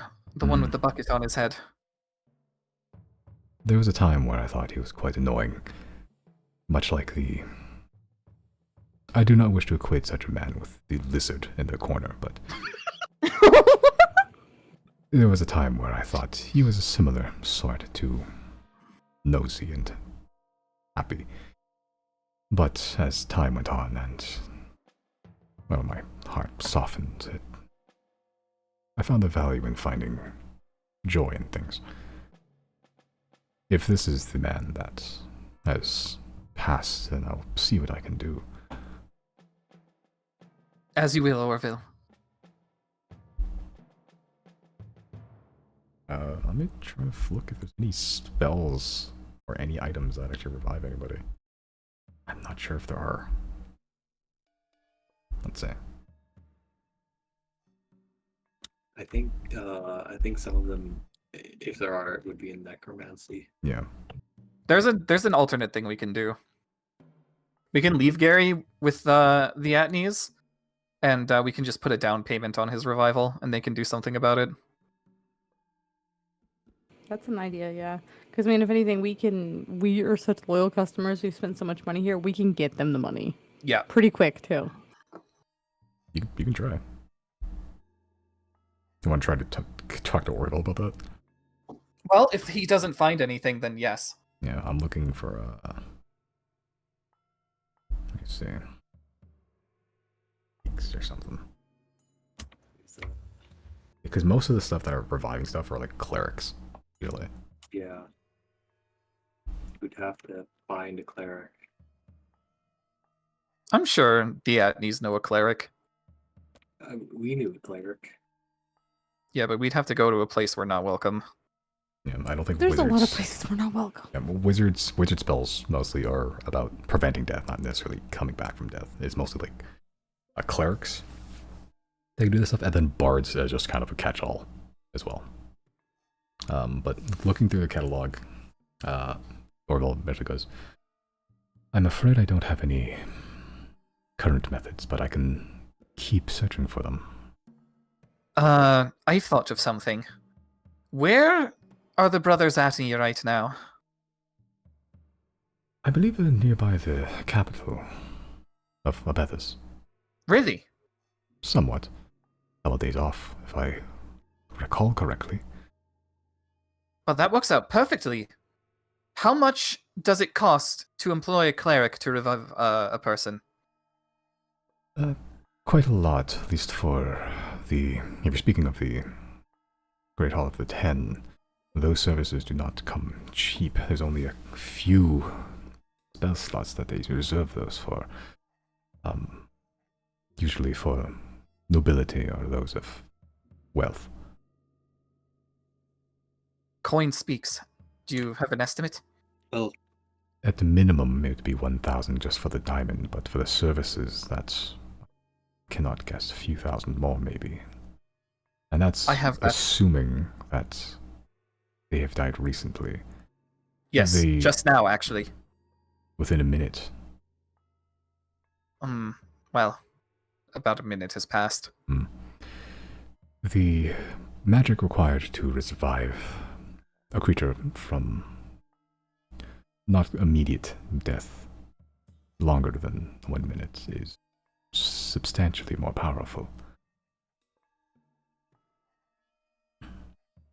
Do you know any people of clerical persuasion of great power? I can think of one, but I don't know where she is. I know one. Also, well, I guess we do know some of the clerics in the Hall of the Ten, but we don't know how welcome we are there. I feel like we might have an in with I'm Lillian, welcome. her partner. Hmm. She's very sweet. She's helped us before. She was thanking us greatly for helping her get Lillian back.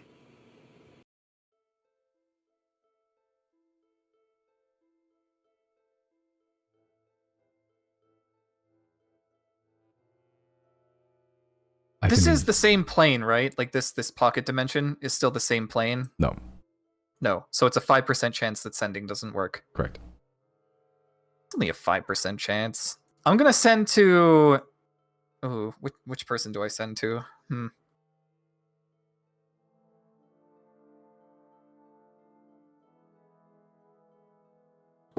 gonna send to the Grand Priest. Okay. And I'm going to ask...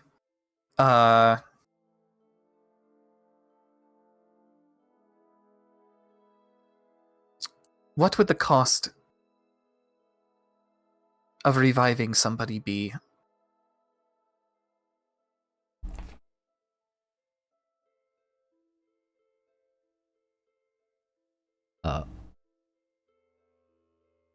You hear... You're talking to the which Grand Priest? Or High Priest? Oh yeah, High Priest. Hall of... Is it Light or is it Hall of Life? Or is there a difference? They're two different gods. The one we helped. Hall of Light, the one that we keep getting exercised. Yes. Yeah, that would be the Hall of Light. I can't remember her name. Len? It's the No, god. the person. I believe... It was Birch? Something Birch. Yeah, something Birch. Well, we've helped Jorah Birch Hmm. and Cassie Birch. Jorah Birch Was she the High Priest? Lillian Birch, I believe. Lillian, that's her name. Yeah, okay. Hall of Purity is what it's called. Okay, yeah. What was Lillian Caspian's full name? Because I know she took Lillian's name, like it as her middle name or something. I think it was Avandra or something like that. Oh yeah, Vondra, yeah. Yeah, okay. Just checking.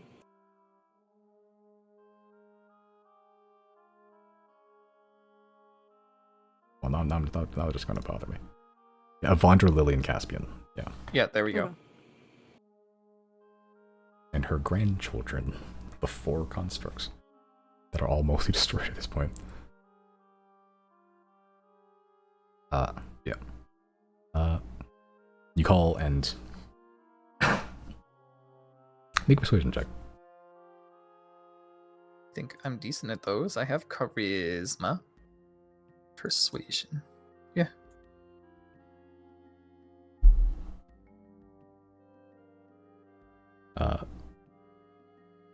You hear back in your brain pretty quick. It's midday. Though the spell comes to you, there's like a long silence, like as if like it took a while to find the words.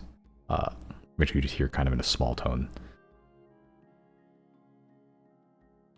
6,000 gold for material costs. 4,000 for services.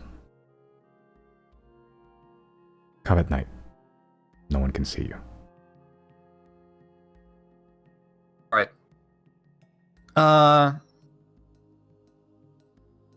Well, we only need 8 hours. And What do you mean? considering she said come at night, she's prepared to do the big boy revive. Alright, so well, I would be remiss to leave here without something. We used a great many healing potions, so I guess I'll take one on my way out. Just one. Just one. Sure, it seems you've been through quite an ordeal.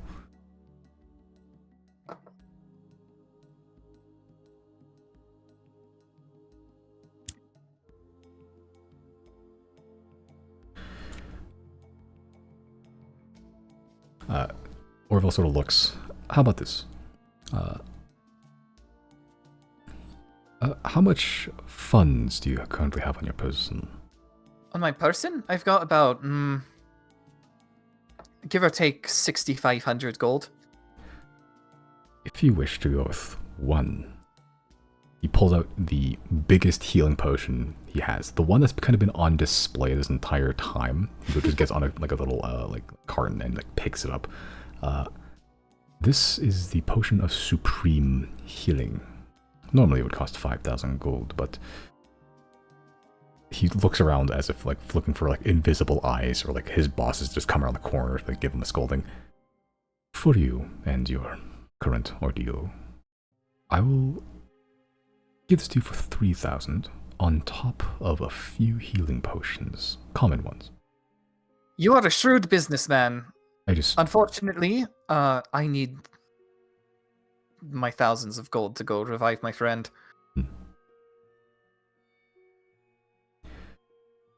Well, if you wish to just purchase the singular greater healing potion, or sorry, common healing potion, I have a few superior healing potions if you wish, if you're so inclined. 1,000 per.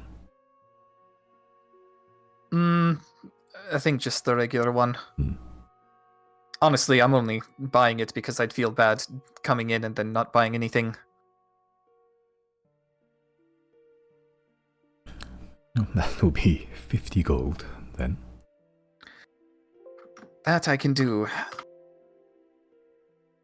Worry not, Orville. I appreciate everything you're trying to do, but, these are matters of life and death. As he's sort of logging in, he sort of coughs heavily, like, and then marks something off.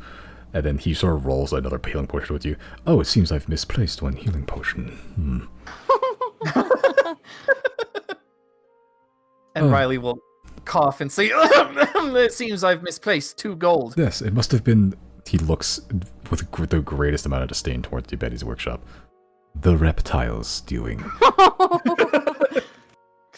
How curious. Yes, I'll have to take this up with the Master's Atney. Well, I hope your endeavors are more fruitful and life-giving than these potions are. It's fine. Don't worry about it, Orville. I have an inn. You seem well connected, and I hope it works out. I would not wish another member of your party to pass on. Yeah, we've been through enough. Yeah.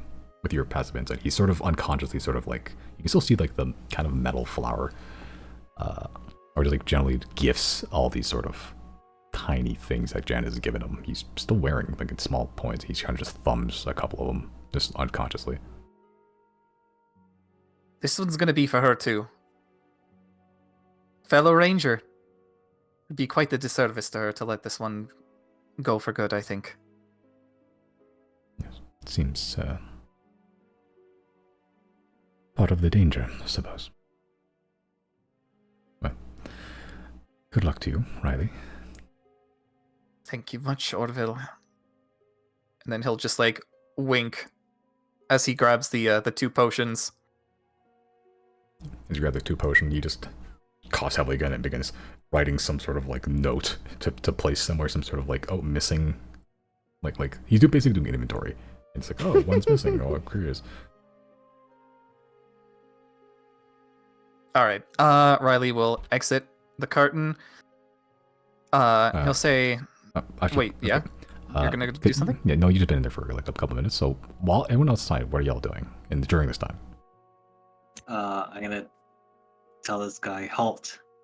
You work for me now.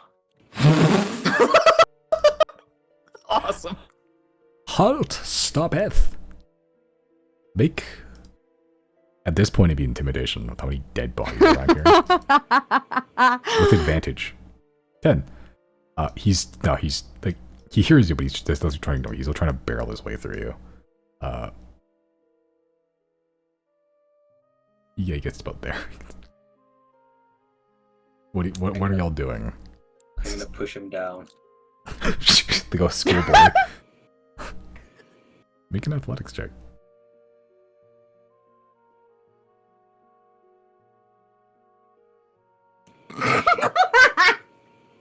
Oh, I'm gonna cry. You know that meme of like the Pepe frog on the ground with like the lunch all over the floor, like looking up crying? That's him. That's him right now. He spilled his McDonald's order. No.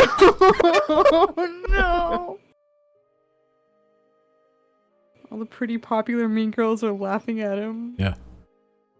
Like, let's say he does it, yeah, over here. So it does look exactly like that scene. Like, all looking down at him. He's just looking up, tears in his eyes.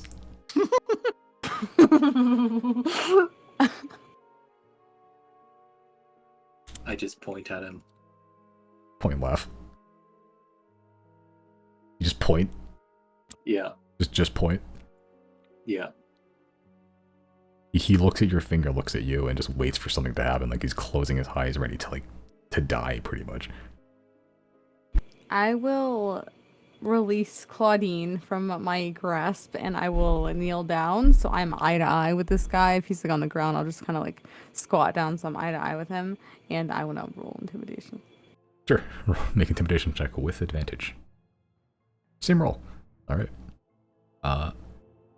Okay. He doesn't say anything, but he's definitely making eye contact with you, and like you can tell he is very scared. Do I have a scar on my face? Do you? From the fucking his handprint? Oh. You have a burn for sure. Okay. But like you're not sure if it'll scar over yet. So I look rugged and intimidating. You have a handprint on your face currently. Like burned into your face. He's not called the burn brand for no reason.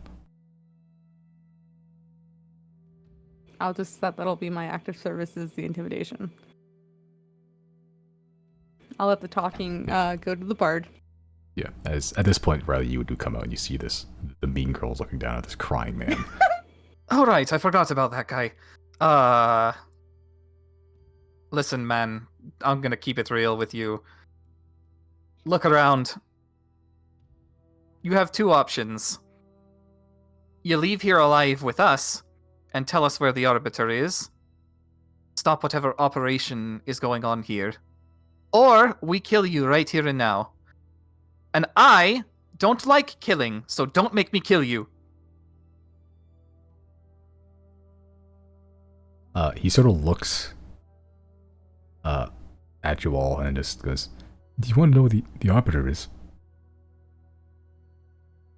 That's what we're here for. He points towards the train. He's in the blue beam strikes him in the head and he dies instantly. From the train. The crystals are still in the carriage. I fucking said it. I'm gonna attack the crystal with a short bow. Yeah. Before he died, he was pointing towards the head train carriage, the engine, if you will. As he was doing that, blue crystals shot him in the head. Can I stabilize him? You can try. You got shot in the face. I'll try. Do you have a healer's kit or a medicine or anything? Or I'm proficient in medicine. try and make a medicine check. No, you got shot in the head. It's yeah. Got all those new fucking potions. Yeah. I am going to use my last mass cure wounds. Okay. And I'm gonna shout to Merrick and Claudine. Alright, you heard the man. Let's finish this. It's not over. Is that for everyone? Yeah. Okay, everyone gets 20. I'm out here still attacking the damn things. Okay, yeah, over time you can start destroying them. I would very much like to do that because I did not know that they were still able to be active. I'd caution destroying them because perhaps maybe we can use them. Well, how do we? But protect either way, Zero everyone needs to from- stay far away from this one. Come on, let's go. Riley wants to like fucking hurry this up before the train starts moving. Okay, yeah. I will. I will. Should I not go in with you? I mean, I don't No. mind not going in, but just. No, stay afar. I will lean against the table here. Wait, he's in here? I thought he was in here. Yeah, he was pointing. No, he was pointing there, but like the door that the woman came out of is still open, so these two are investigating that. Okay, Riley's gonna investigate this area then. Okay, make an investigation check. Anyone that wants to get close, make an investigation check. Merrick. I'll just loot this. Shit, I'm Woman. I'm Okay. blind. Riley, you're looking over it. This thing is pretty much a solid piece of metal. Like, you're not sure what any of this shit is. Pretty much, like it's still blaring and buzzing with energy. Like it's the fuel's still going. Like but like you don't see any doors, latches, or anything. No glass, even. Like it's just one solid conglomeration of metal. No, can I go and help him with that? If I don't go inside, can I help him investigate the outside? Sure, you make an investigation check. Chris, make an investigation check.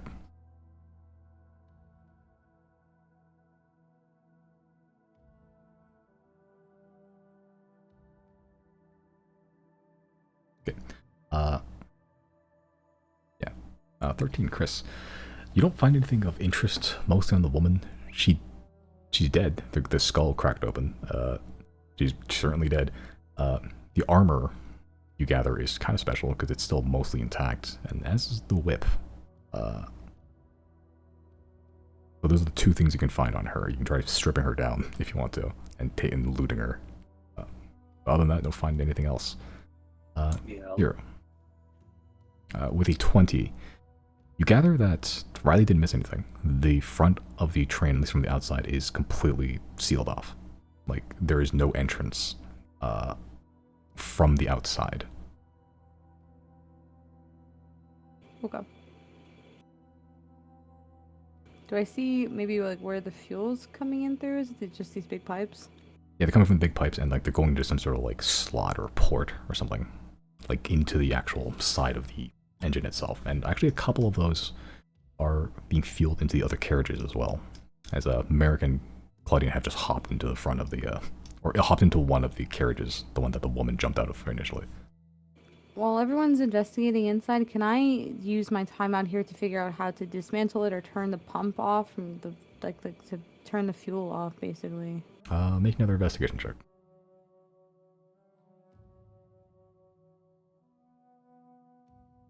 Looking around, in between each of these pipes, you see there is a somewhat of a control panel. I'm not sure how exactly it works. There's a couple buttons on them, a couple levers on them. You start pulling shit. But you gather this probably affects something about the actual fuel lines themselves.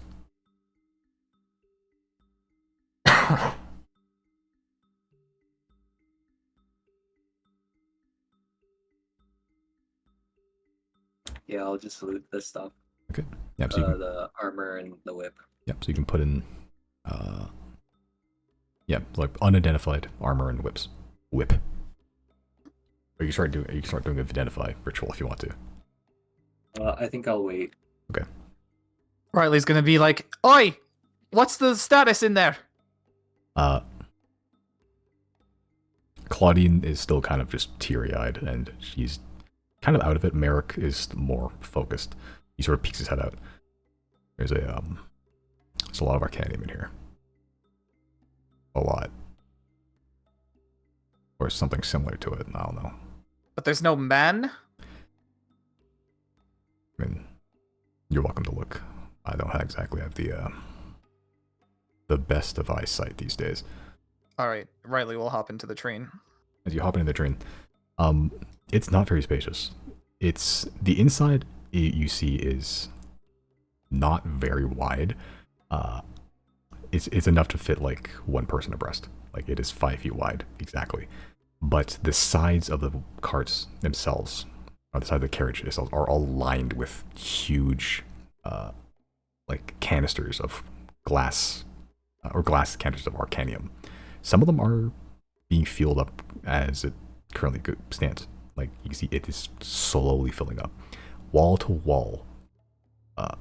Other than the door you came in through, the entire thing is filled with Arcanium. There's another door that goes to the other side of the train, but any other available spot is just a fuel canister for Arcanium. Do I see anything over here? Make an investigation check.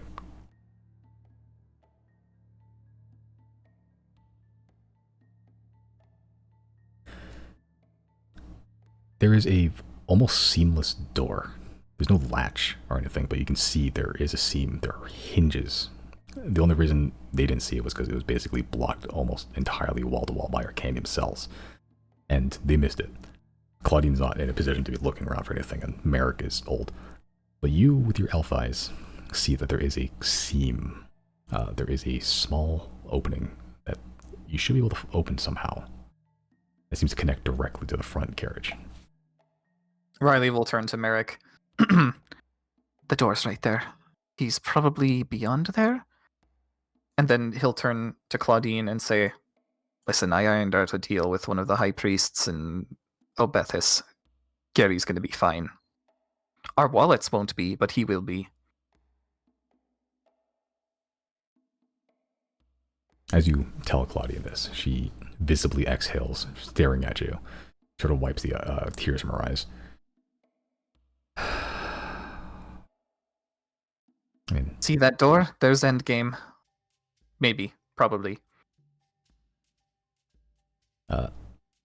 Merrick and Claudine sort of look at each other for a bit. Claudine sort of draws the sword, and Merrick begins getting into a battering ram stance. As he begins to, methodically, without even looking for a ladder or anything, try to kick down the door, like bashing it shoulder, with the shoulder. He's gonna make it just a, sure, athletics check.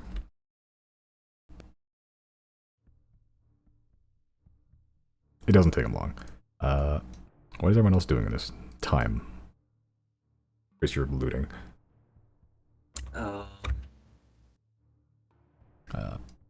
Just to be safe, I'll check the igniter dude. Okay. Sure, make an investigation check as well. Well, I guess there's not much to check, but do it anyway. Okay. Two things. One, the staff he had is gone. The one that was just on fire at all times, gone. His body is just a charred, skinny lump at this point. You can barely make out the features of a human. Other than it's basically just a skeletal figure. You do notice that, one, the lantern is still intact. The flame's still there.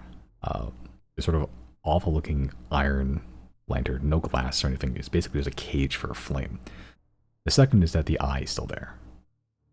Everything else about the body's charred, but the eye still remains. And it's still looking around. I'll look to the eye and I'll say, so, where are you from?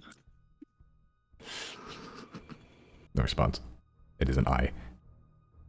It's just looking at you, though. Can I grab it? Yeah, if you want to. Just pluck it right out of the dude's head. Yeah. Yeah, as you touch it, it's warm to the touch. It feels like stone. It's not to burn you or anything, but you can just pull it out. It's almost like pulling something out of sand. Like, just how charred this body is, but the eye is still perfectly intact. So is the lantern.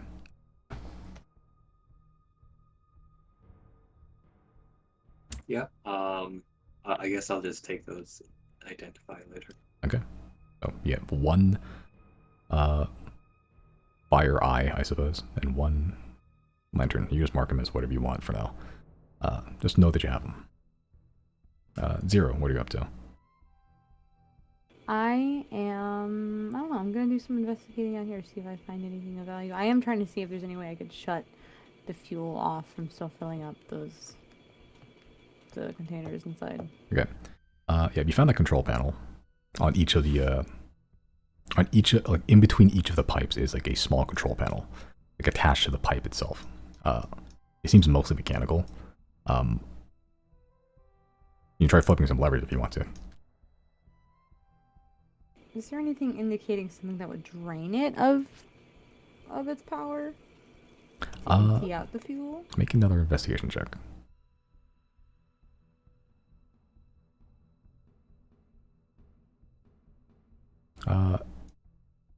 Looking at the control panel, see 2 levers, one for each pipe, seemingly. You gather those are probably to open and close them. See a couple buttons. Not sure what those do, but there's something about these levers and buttons and this control panel specifically. Not pretty much none of these buttons or levers are marked, maybe for a reason, but I should look at them. You gather that this is generally the final destination of all this Arcanium anyway. So like for the controls they put in, there would be no need to drain it of fuel. Okay. Can I stop it from pumping anymore? Yeah, so you can start flipping the levers and it closes off the pipes as the buzz and glow of the pipes begin to fade. And rather while you're in there, the cells begin to stop filling up. Eventually, America does break down the door as inside you actually see Riley, you see a fairly small room. It's almost like, to be a little meta, spaceship like. You see there are glass monitors everywhere, kind of just looking, and you can see they are direct feeds to the outside, like pretty much cameras on the outside, but like arcane cameras. You can see a lot of buttons, a lot of like sigils just scrawled all over the place. Yeah, this place is almost like one giant like sigil. Like every single part is meticulously crafted. Everything is made of this almost gold black interior metal. We're not sure if it's gold, if it's iron, if it's steel, but it's fairly compact as far as rooms go. And standing in the middle of the room is the Grand Arbiter, a human man dressed in white furs, a crown with some Yeti horns sticking out, immaculately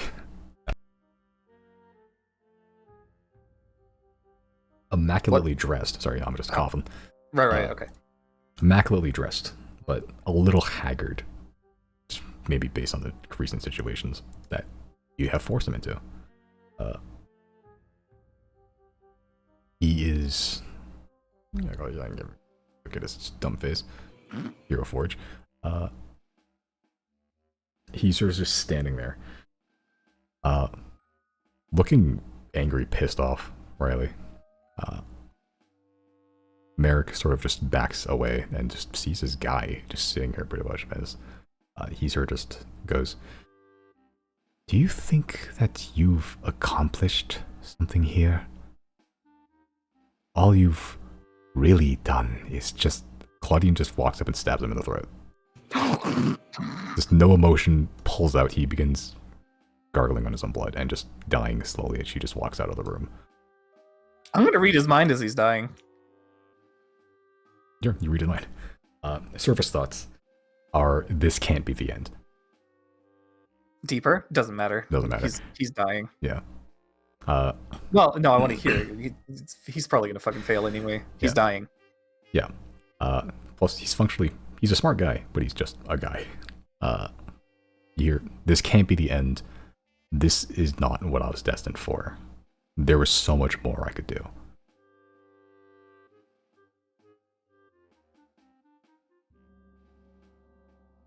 Riley will turn. He only thought about himself in the end. Truly a fitting end, I think. Yeah, Claudine. Hey, Claudine, you might want to, go grab him, because you're going to need proof, yeah? He sort of just sighs heavily, walks in. He's still pretty much dying, and he just rips the crown off his head.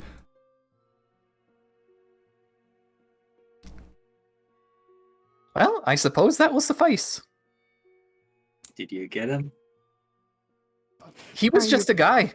Are you winning, son? I can't believe we were ever scared of this guy. Can I have the crown? No, that's evidence.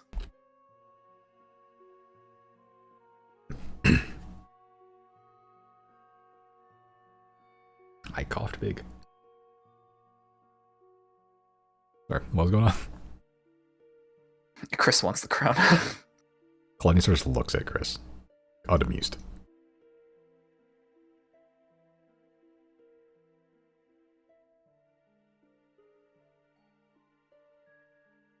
Claudine, at this point, yeah, Gary's been laid as comfortably as he could down there as everyone went away, and Claudine sort of just sits near his body, just looking at the crown.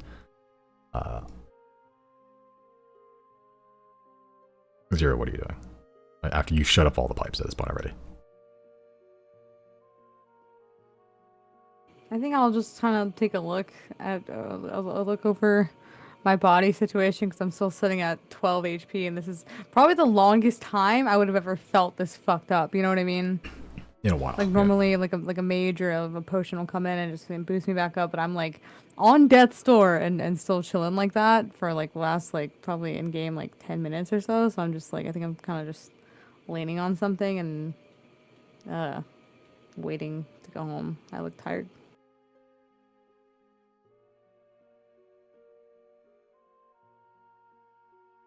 I would like to try and identify the train. The train? And, yeah, and the other objects too. Okay. Are you doing a ritual or are you just casting the spells? Because it'll take a while. You have 4 We have a objects. while. We have 8 hours to fucking spend while we get our spells back and. Yeah, I'll do the ritual for all. So I guess like 50 minutes. Okay. Are you spending an hour down here or? Up to you.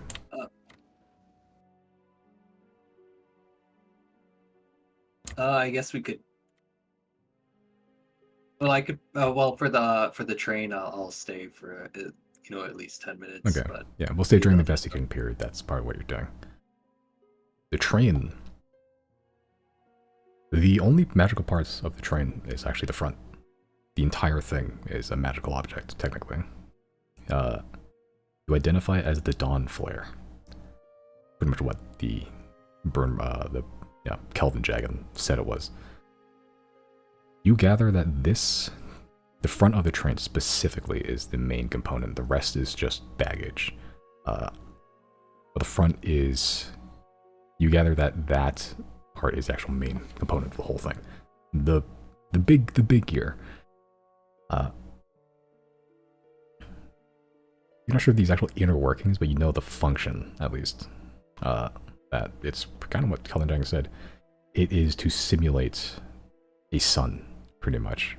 You're not sure where it goes, but you know that if all this energy was released, you can feel, once you identify it, the stored up fire energy inside of it. It is immense.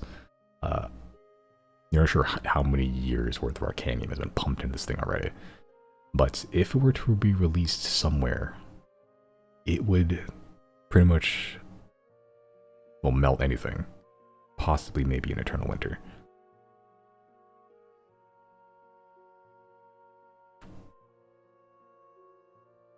interesting. Yeah, but it is functionally a miniature sun. Have we checked out the caboose yet? One of them. Yeah. Can I go? I mean, Arcanium here and here. I'm haggard, but can I go look at the third one? I look at the third one. Same thing. It's you open the door. They're actually connected via doors. They're very hard to see though.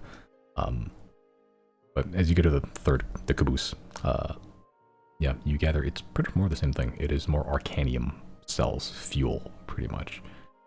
It looks like probably between the two of these trains, or the two cabooses, or the two carriages, not including the front. It is probably equal to the big giant pond you found with a giant dragonfly inside of it. Like an equivalent amount. Like it's a lot of arcanium. And then there's still some more upstairs, right? Like Yeah. those big vats that we found. Yeah. Yeah, like you're not sure how they're sourcing all this arcanium. It's a lot of arcanium. Like enough to fill a whole train full, and it's not all empty or not all filled either. Like, yeah, they're probably about like 2/3 filled at this point. But once fully filled, they'd probably equal the same amount as you found downstairs, like a giant vat of it. Like that amount was enough to feed your infinite arcanium desires. This is an unfathomable amount. If this train detonated, you're not even sure the devastation it would cause. A nuke. Oh, good thing you didn't blow up that crystal. Holy shit. That's true. But that is the Dawn Flare.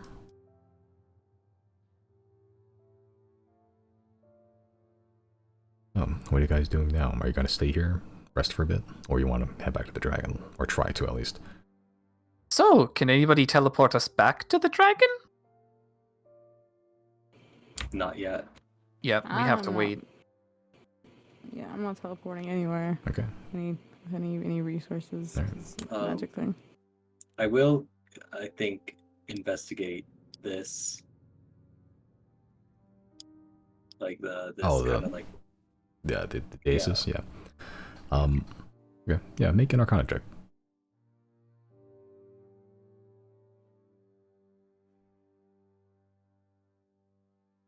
Okay.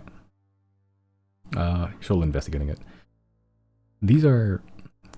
They're not quite summoning pedestals. They're more focuses. They are specifically tuned, just judging from the sigils on the ground, attuned to the elemental plane of fire. Specifically. You gather that these pedestals aren't just there to summon creatures. These are here purposely put to focus the Arcanium to become fire energy without actually exploding and detonating it, imbuing. Like, these daisies are the reason why the Dawn Flare itself is a living sun. Like, it has condensed fire energy within it, fueled by Arcanium. These daisies are the reason why that works, and why it didn't just combust into an inferno.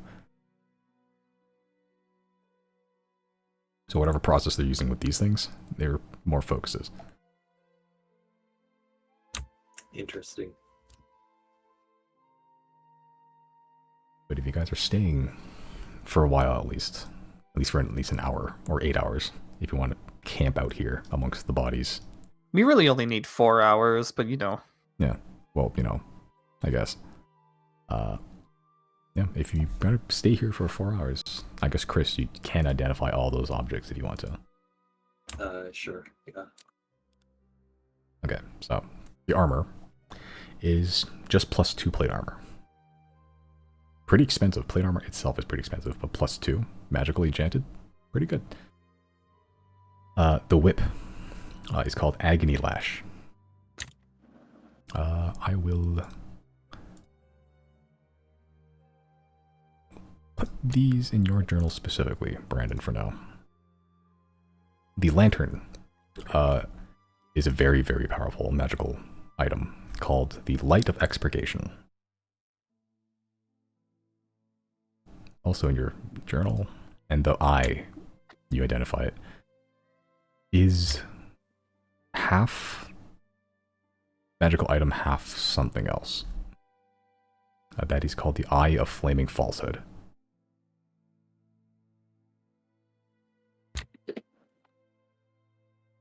But with those 3 magical items, you all take a rest. Claudine really never leaving Gary's side. Merrick never really leaving Claudine's side. As you all unwind after this harrowing battle that left one Gary from Narset. Possibly the happiest adventure you've ever seen. Deceased, burned, stabbed, dead on the cobblestones beneath a prison city in a frozen hellscape. That is where we will leave it for tonight. Maximum level.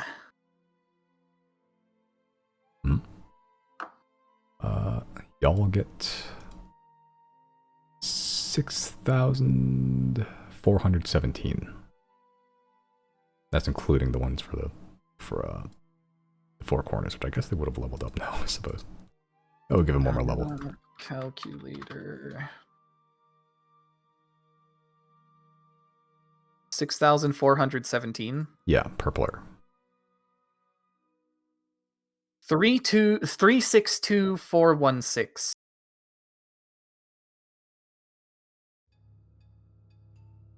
262 416 level 20. If I click the character mancer level up, what's that gonna do? Naughty things. So don't do it. Yeah, don't do it. I won't do it. Okay.